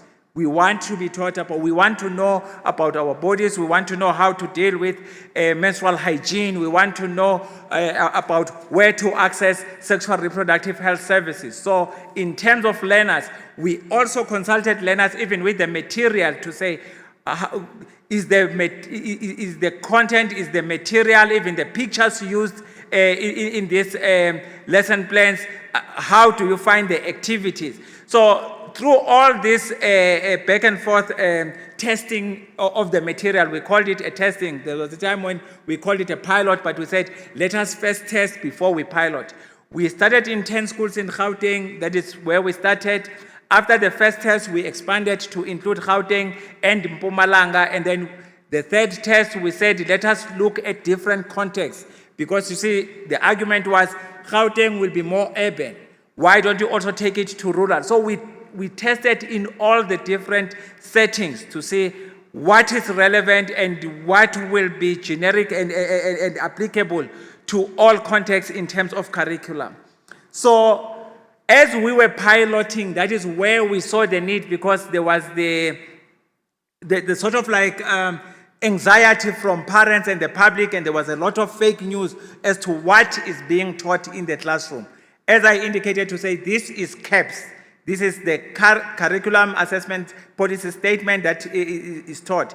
So we had to conduct consultations with different stakeholders, including religious leaders, traditional leaders, school governing bodies, where we took the content and we explained everything what was in the curriculum. And as we were progressing with the pilot, That is when we saw that it is necessary for us to now engage parents before we can even train the teachers. And what we learned through our consultations and our pilot was in all the schools where parents were sensitized, there was no pushback. Parents were even surprised as to what is the fuss all about, because what is in the curriculum is not what is circulating in the social spaces. Hence my disclaimer as I started my presentation to say, I'm presenting comprehensive sexuality education in the context of education and curriculum. I said specifically what is in our curriculum. So what is not in the curriculum, I was not referring to. And then the next one was the group of boys that were brought into the DBE, working with the DBE. In the department, we have a number of programs that we implement. When I did my presentation, it's just that I was so rushed because of the time. I indicated to say we also need to support peer education programs. We have a program that is called the Adolescent Girls and Young Women Program, which focuses on girls. And the boys that were brought to the department are part of the Adolescent Boys and Young Men Program, which is implemented in the department. So CSE out core curriculum, it is addressed through these programs. So we have a myriad of other programs that are offered in the department. However, the presentation that I did is confined to the CSE in the curriculum in the classroom. And also, what about the other educators? As I said, this is a curriculum matters. CSE in the Department of Basic Education is housed in life skills and life orientation. So these teachers are priority because they are the ones who are going to deal with the core content of sexuality education. However, CSE is integrated through all the other subjects. As the subject where a CSE or sexuality education is taught, that is why it is critical for us to start by equipping life orientation.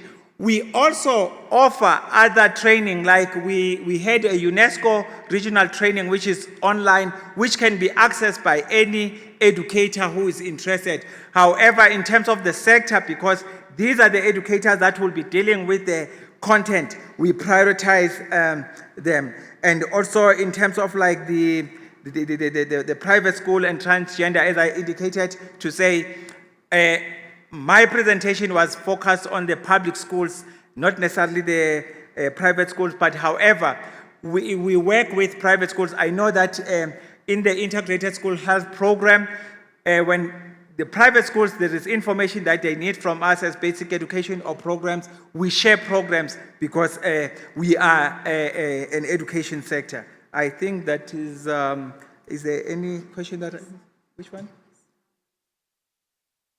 Or in terms of like the progress so far. As I indicated to say, all these years we've been implementing e-sexuality education in school, but we did conduct a study with USAID in the Dreams District, which has shown to say, in the schools where we provide sexuality education through the curriculum and provide learners were accessing health services more than schools, because I remember in the major evaluation, we had the targeted schools, the program intervention schools, and we had another group of schools which were not targeted. But when we conducted the research, it found that in the schools where the scripted lesson plan in particular, we offered a comprehensive sexuality education through the scripted lesson plans. Those learners were more able to access or more likely to access health services compared to the other schools. And also in terms of like, it changed their health behavior in terms of accessing. However, even if you can follow research now in terms of like the HIV incidence countrywide, we're seeing a decline based on some of the programs that are implemented, because CSE is not only implemented in the classroom. As we are saying to say, what we have been piloting, a comprehensive package as education to say what is a comprehensive package that we can offer in the school to ensure that as much as we give information, we also provide, because it is one thing to create demand through the classroom and you don't meet that demand through the provision of services. And we are yet to see now as we go forward and scaling up, hence our title is Scaling Up Comprehensive Sexuality Education in the Education Sector. Thank you, Chair. Thank you so much. I think there's no more questions. We good, ne? All right. Thank you so much. I think when Mr. Ndlovu ended up his presentation, his questions was, are you ready to implement CSE in your schools? And what are you going to do to make sure that there's resources to ensure that the scale up is happening? So I think that is the homework for you. So as we finish off tomorrow, are you ready in your respective provinces to actually scale up the CSE, and what resources do we have in place? As we are all agreeing that it's important that we scale up CSE. Thank you, Chair.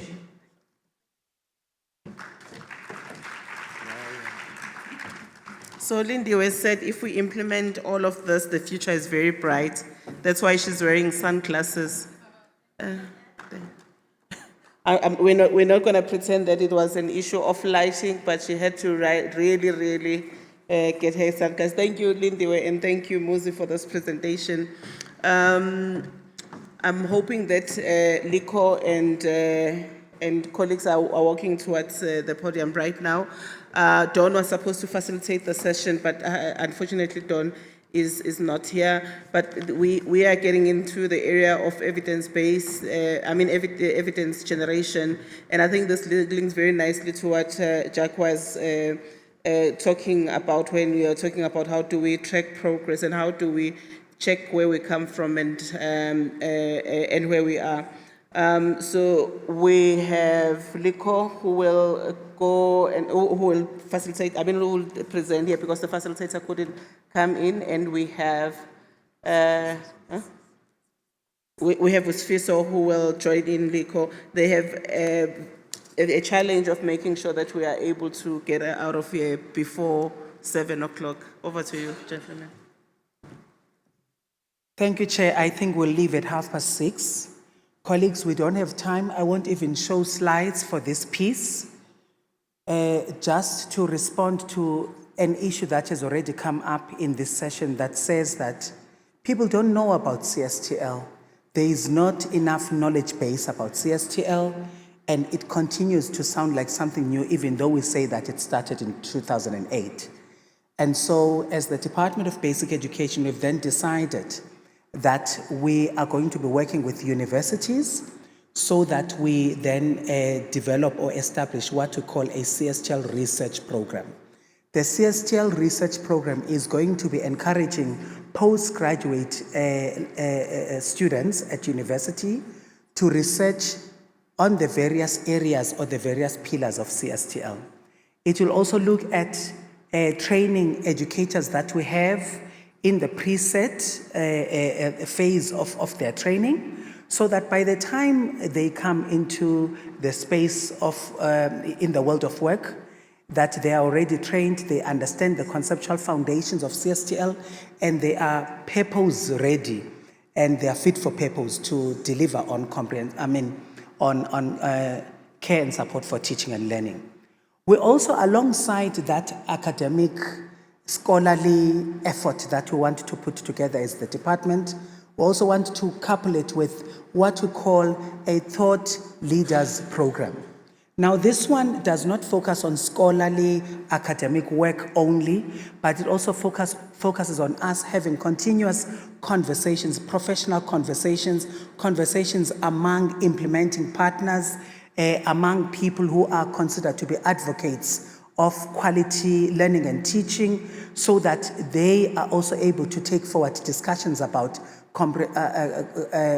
we come from comprehensive sexuality education, so I'm tongue-tied. CSTL in the spaces where they're at. We are hoping that, colleagues, this is what will help us to get the country talking about the need for CSTL and to get the country talking about the need for innovation in CSTL, because we've heard it for so long, and there are so many other things that are happening in the space outside of what we do as government, which we need to take into consideration so that we're able to improve on what we do in the CSTL narrative for the Department of Basic Education, and then we're able to build a knowledge base for CSTL. Then we're able to respond to these issues that says that we don't know about this. Hopefully, in the next 3 or 5 years, the whole country, when they see this iconic graphical representation of CSTL, we won't need to be explaining it again, because it will be something that is known to everybody, and we would have built a wide knowledge base about it, both inside the academic space but also outside the academic space amongst us as implementers and partners. Thank you. And so what we want to do is to then ensure that within the academic space we are able to establish a research chair, because research is not going to happen just on its own. We've got to follow all the structural factors of it, including establishing CSTL as a knowledge area for researchers. And then, of course, once it is established as a knowledge area, then we'll have a research chair for it, which will then allow us to be able to track universities' work and research output that comes from universities in the space of CSTL. Thank you, Chair. I hope I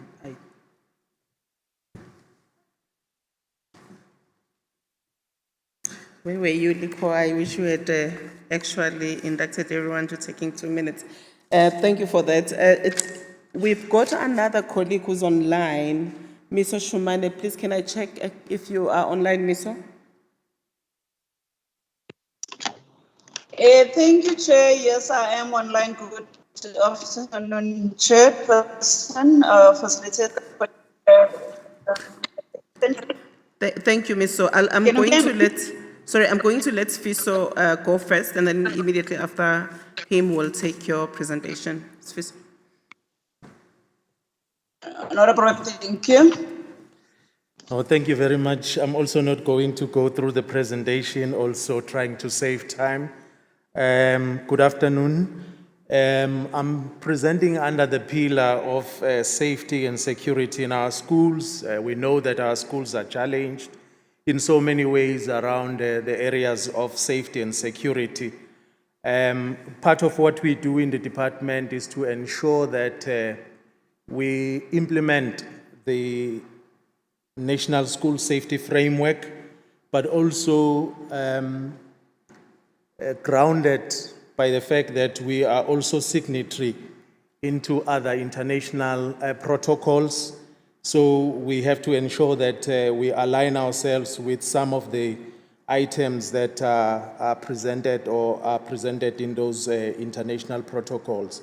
But in terms of progress that we have managed in the current financial year is that we set ourselves a target of monitoring all 75 districts. We are going to district because of the current administration supporting the work, at a district level, the district development model of this current administration. And so far we have done 60 districts, and this quarter we are targeting the last 15 that we will be doing, including provinces such as Northern Cape.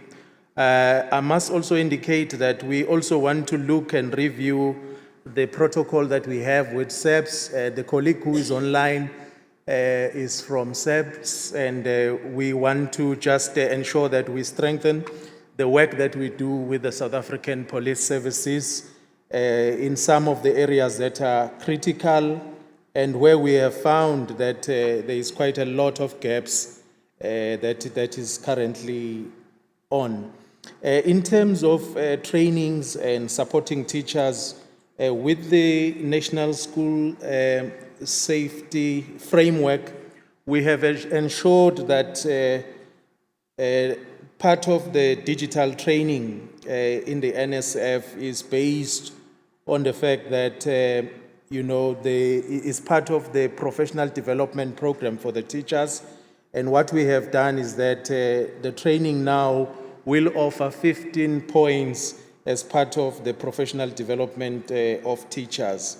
So it's one of the areas that we have moved on.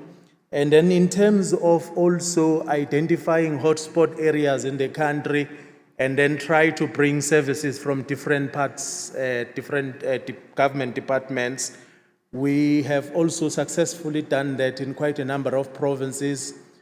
For this particular quarter we are targeting, I know you indicated that you wish such programs would come on the ground. We will be coming to the Eastern Cape this particular quarter. I see you are excited there and happy. Precisely in the area that you talked about, losing 22 young children, it might have been outside the school, but as a country, it's such a serious problem that we could just at one go lose 22 children. So we intend to bring all departments that are around this particular area, galvanize support and programs, and do precursor events before the main events. We intend not just to come with a campaign on just one day and then we leave that particular area. But our intention is that we, do activation for about 10 days with different departments also contributing towards that in ensuring that at least when we leave, there are structures that are going to assist not only the schools around, but also the communities.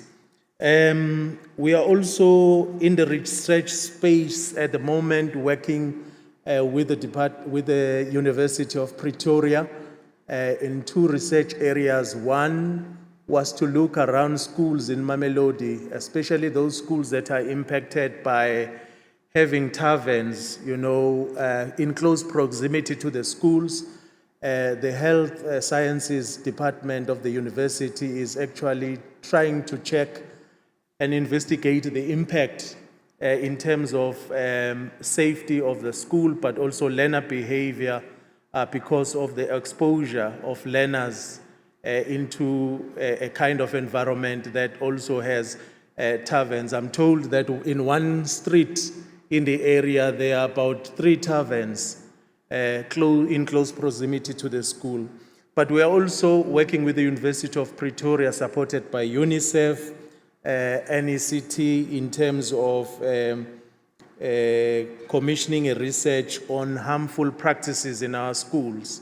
There has been some kind of a phenomenon that we are all grappling with at the moment where learners are affected at the school and nobody actually knows how to deal with the problem.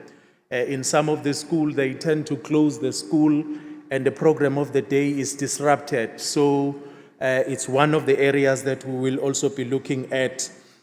One of the areas also that is currently happening in our schools at the moment with the school readiness monitoring is that our monitors are on the ground and they are checking the readiness of the schools as they are starting precisely in the coastal areas because they only opened last week.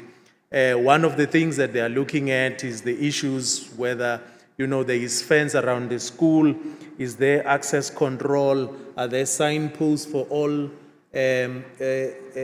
stuff that is prohibited and not allowed at the school, are safety committees functional, are policies such as code of conduct at the school available, and if they are available, are they being implemented? So this is the kind of area that we currently are engaged in, and we will be ensuring that we support all in the sector around all these particular areas. One also, a big problem that we still have in the sector is the fact that we still see corporal punishment in certain areas being used in our schools. And as signatory to some of the international protocols, we can't have our schools being used as, places to meet out violence, because we have signed against violence. So one of the things that we'll be also embarking on is just to remind the sector through issuing circulars indicating and reminding everybody in the sector that corporal punishment has been banned and it is not supposed to be used. And the good thing about,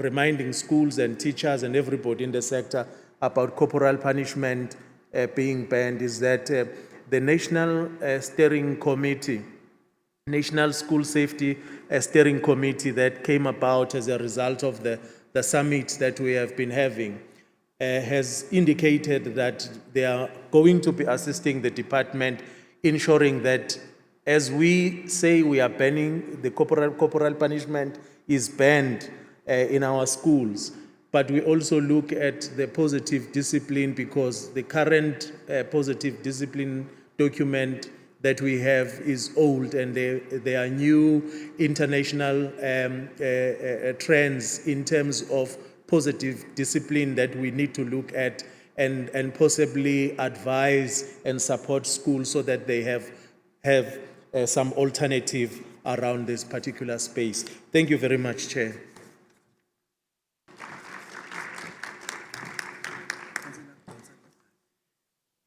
Thank you, Sfiso.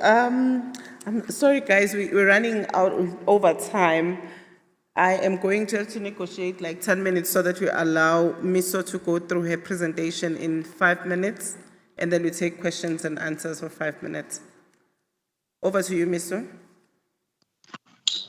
Thank you, Chair. May I continue? Let me take this, the team from the Senate Convention Center and was joining on.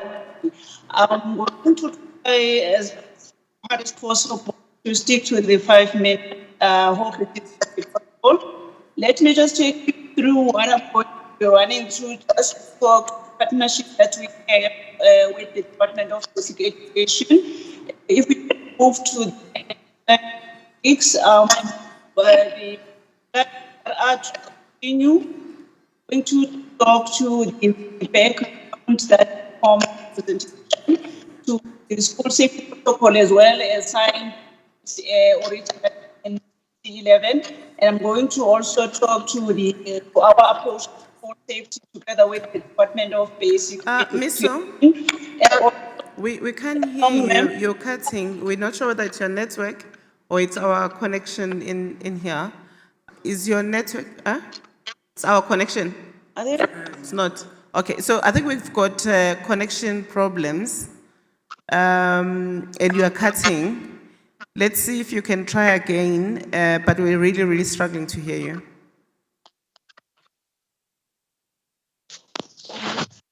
Okay, let me see. Yes, there might be a network issue. Yes, I'm not too sure if it's better now. Chairperson? Yes. Yeah, I think that's better. Please go. Yeah, we can. You're sounding better now. Please go ahead. Okay, thank you very much. Maybe let me just go straight to the presentation, then following the table of contents. If I may, we may move colleagues to the next slide, please.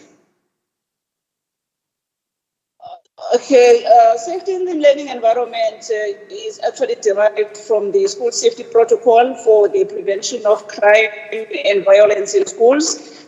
That, of course, already indicated it was initially signed between the two ministers, that is the Minister of Basic Education and the Minister of Police at the time. And this kind of partnership that we have with the Department of Basic Education is actually aimed at building resilience against crime at schools, thus enhancing a safer and peaceful environment for positive development. The next slide, please. And then for the school safety protocol, what is the whole purpose behind that? We actually want to promote safer schools and prevent the involvement of learners in crime.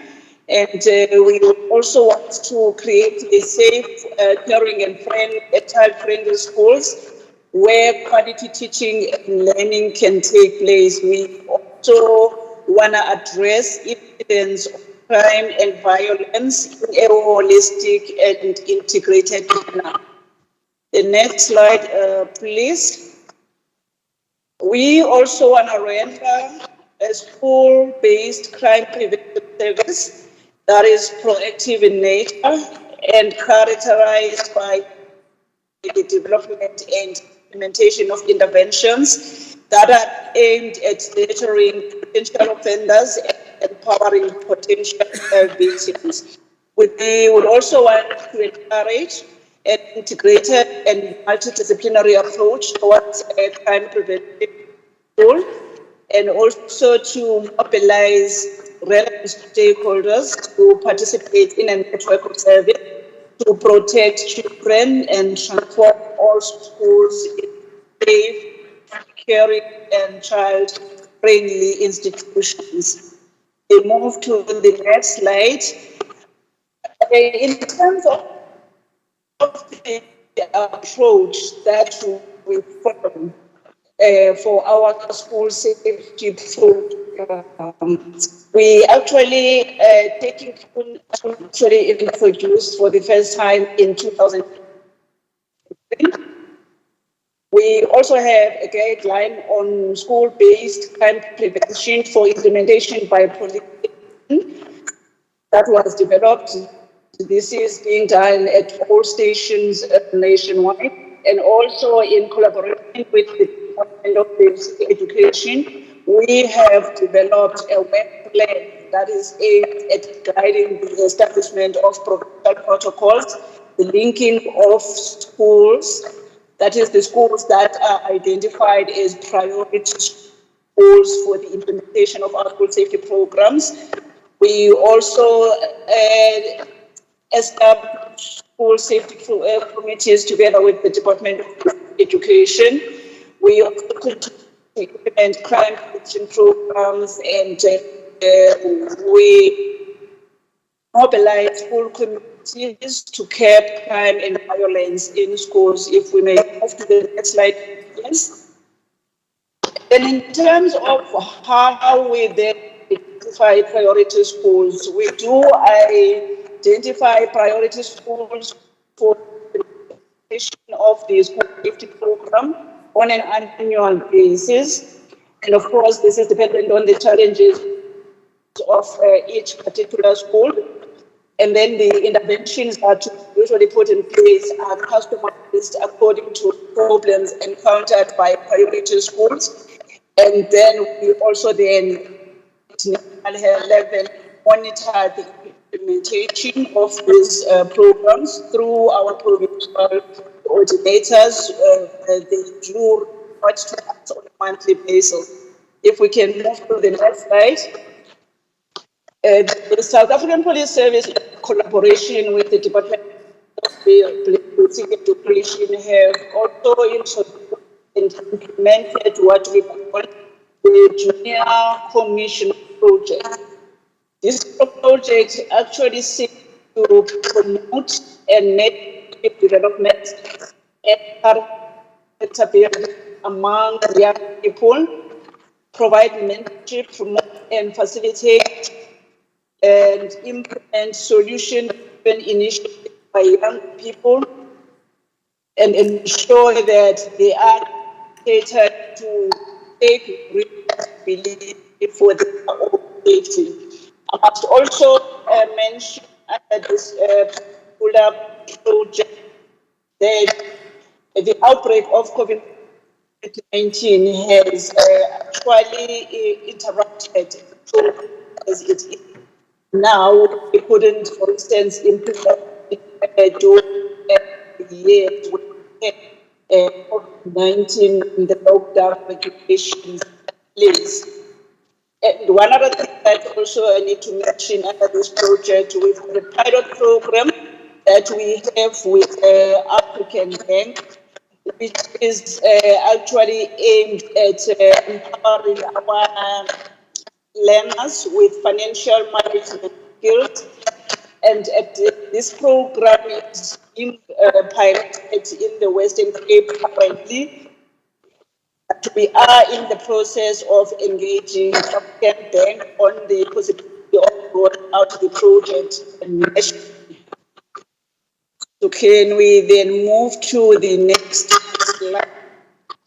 And then in terms of the challenges that we pick up on the way as we continue with the work that we do with the Department of Education, we've got under of crimes by the school authority, which limits opportunities for children to enter the child justice system and be rehabilitated in terms of the Child Justice Act.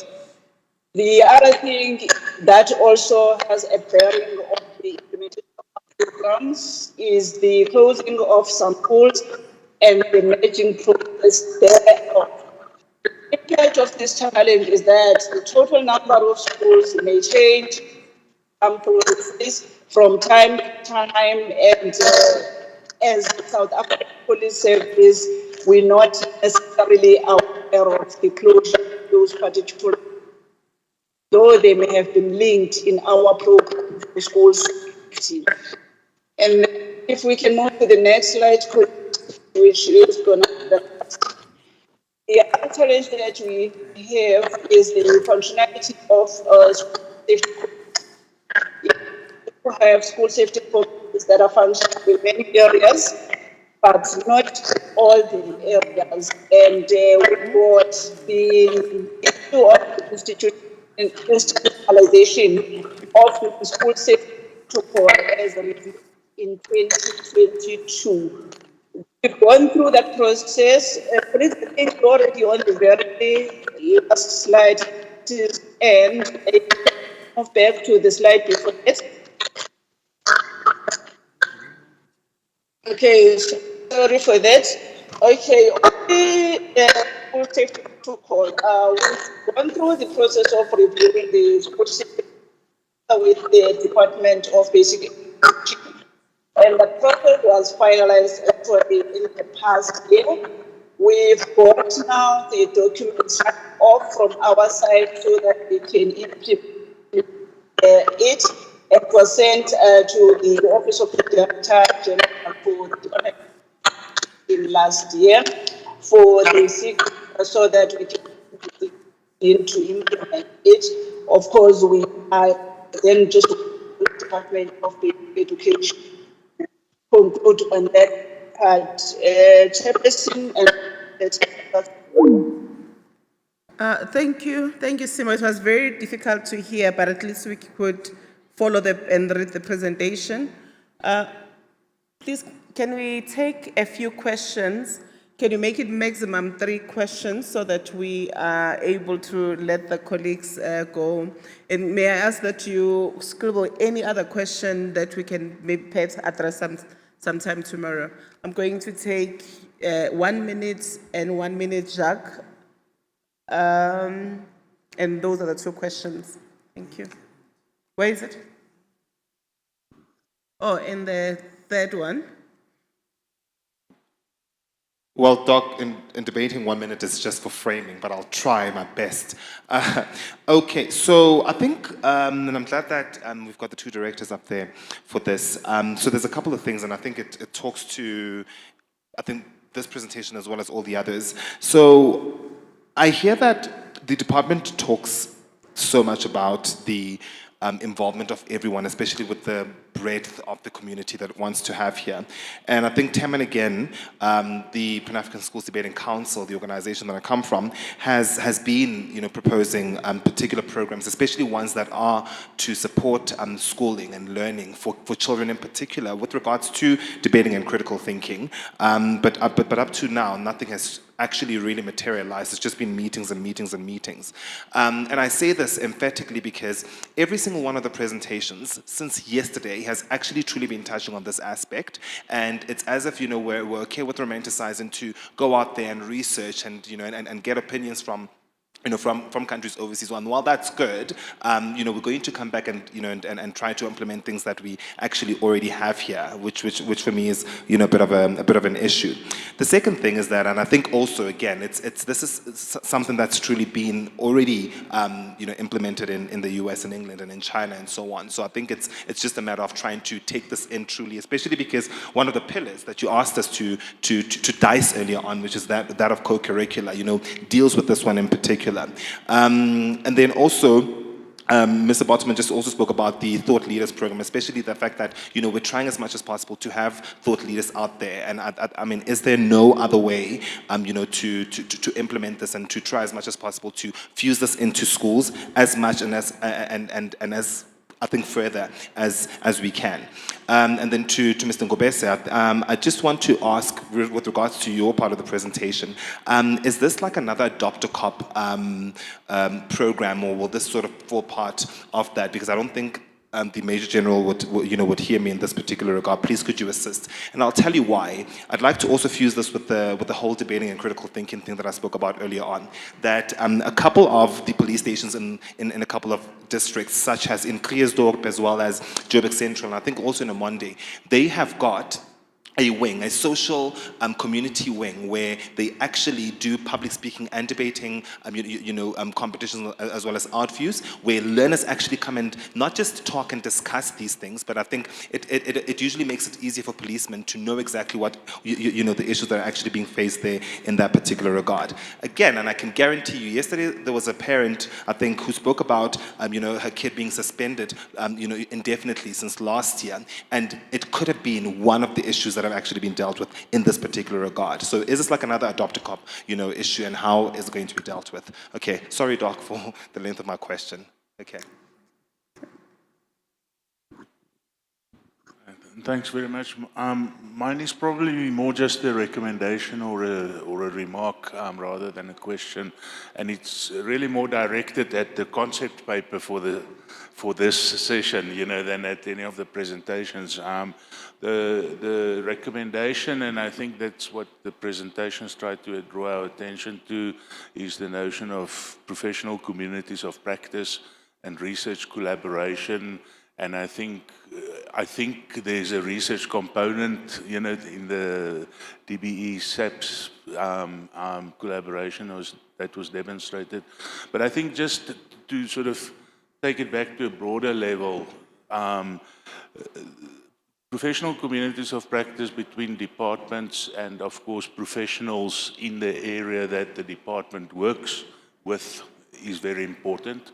But I think it also, if one looks across the government, some of the most productive government policy processes have emanated from interdepartmental research collaboration, because that tends to generate a shared body of knowledge. It builds a shared understanding of what the challenge is that needs to be addressed, and then produces programs that are better synchronized than when departments operate in their own silos and so on. So I think this whole area of the abbreviation that I don't remember, but this whole area of what we've discussed this afternoon is actually something that lends itself to a whole range of interdepartmental research collaborations that would probably, strengthen the foundation for the collaboration that needs to take place between government departments in order for the 10 or 12 pillars to really work well. Thanks very much. Thanks, Jack.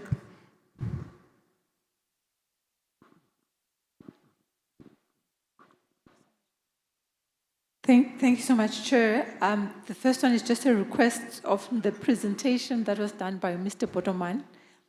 He indicated that he does have the slides and he won't share it. I would like those slides to be shared if they are available. The second one, because I'm new in this commission, it's my first time being here, so there are some things that I might not know. I would want to know what is the composition of the multidisciplinary approach that the General spoke about. That's number one. Number two, I was interested to know how are the schools that are viewed to be those that I think they are more problematic, how are they identified? I tell you why. You know, in the Eastern Cape, especially in the rural areas, we have schools that are in communities where section fighting is very rough. And also especially in the areas where there is no availability of scholar transport. You find that the young people, as they go to school, they start these fights, and most cases they never get to schools, or they get to school with all these unwanted weapons at the school level. So my interest was that how are these schools identified that the SAPS is focusing on? Thank you. Thank you. So, Jack, it's a comment. I think that it's quite critical that when we are talking about the research steering committee, we talk about the interdepartmental and not just universities. Because I think the majority of the work here is with the academic institutions, but Jack is talking about us linking to the history and what had happened around 2009, which just, by the way, Jack, some of us were already in the system in one way or the other. I think I think the question that you are raising possibly will take much longer. I feel like we need to debate this question outside this meeting because it's about collaboration. How do we collaborate? How do we take interventions that have been designed and introduced in the system and have real, not superficial collaborations? But I think that is more broadly, not just for this commission. So I think that we need to debate that a lot. We can put that as a question mark in the feedback tomorrow, but highlight that it is not a commitment for this CSTL, it's a commitment for the system. I think there's a question there, for you. No, thank you very much. I think the question was around whether the program is adopt the COP. In the department, we promote that each school, all the schools that we have, they must be linked to police station. But we take a step further and say that you also need to have a dedicated CAP within that particular police station that the school principal must have connection with in case of emergencies or in case anything happens at a school, that the police officer is just a dial away. So that is one of the things that we do. But there is also work around the junior commissioner work where learners participate in that particular program. At the moment, it has fizzled out a little bit, but we intend to revive it. Thank you very much. Thank you. I was going to take an hour to sum it up and close, but I know that most of you really want to hit the road. What we're going to do is consolidate all of this, and this will be presented tomorrow by the team, but feel free to just provide any additional information that you think that was not covered here, but you want to be reflected in the presentation. Thank you for being such a great audience, and apologies for keeping you so late. It shows interest in this area of work, and it shows commitment from all of you. Have a beautiful Friday. As for me, I'm going to get myself a glass of wine.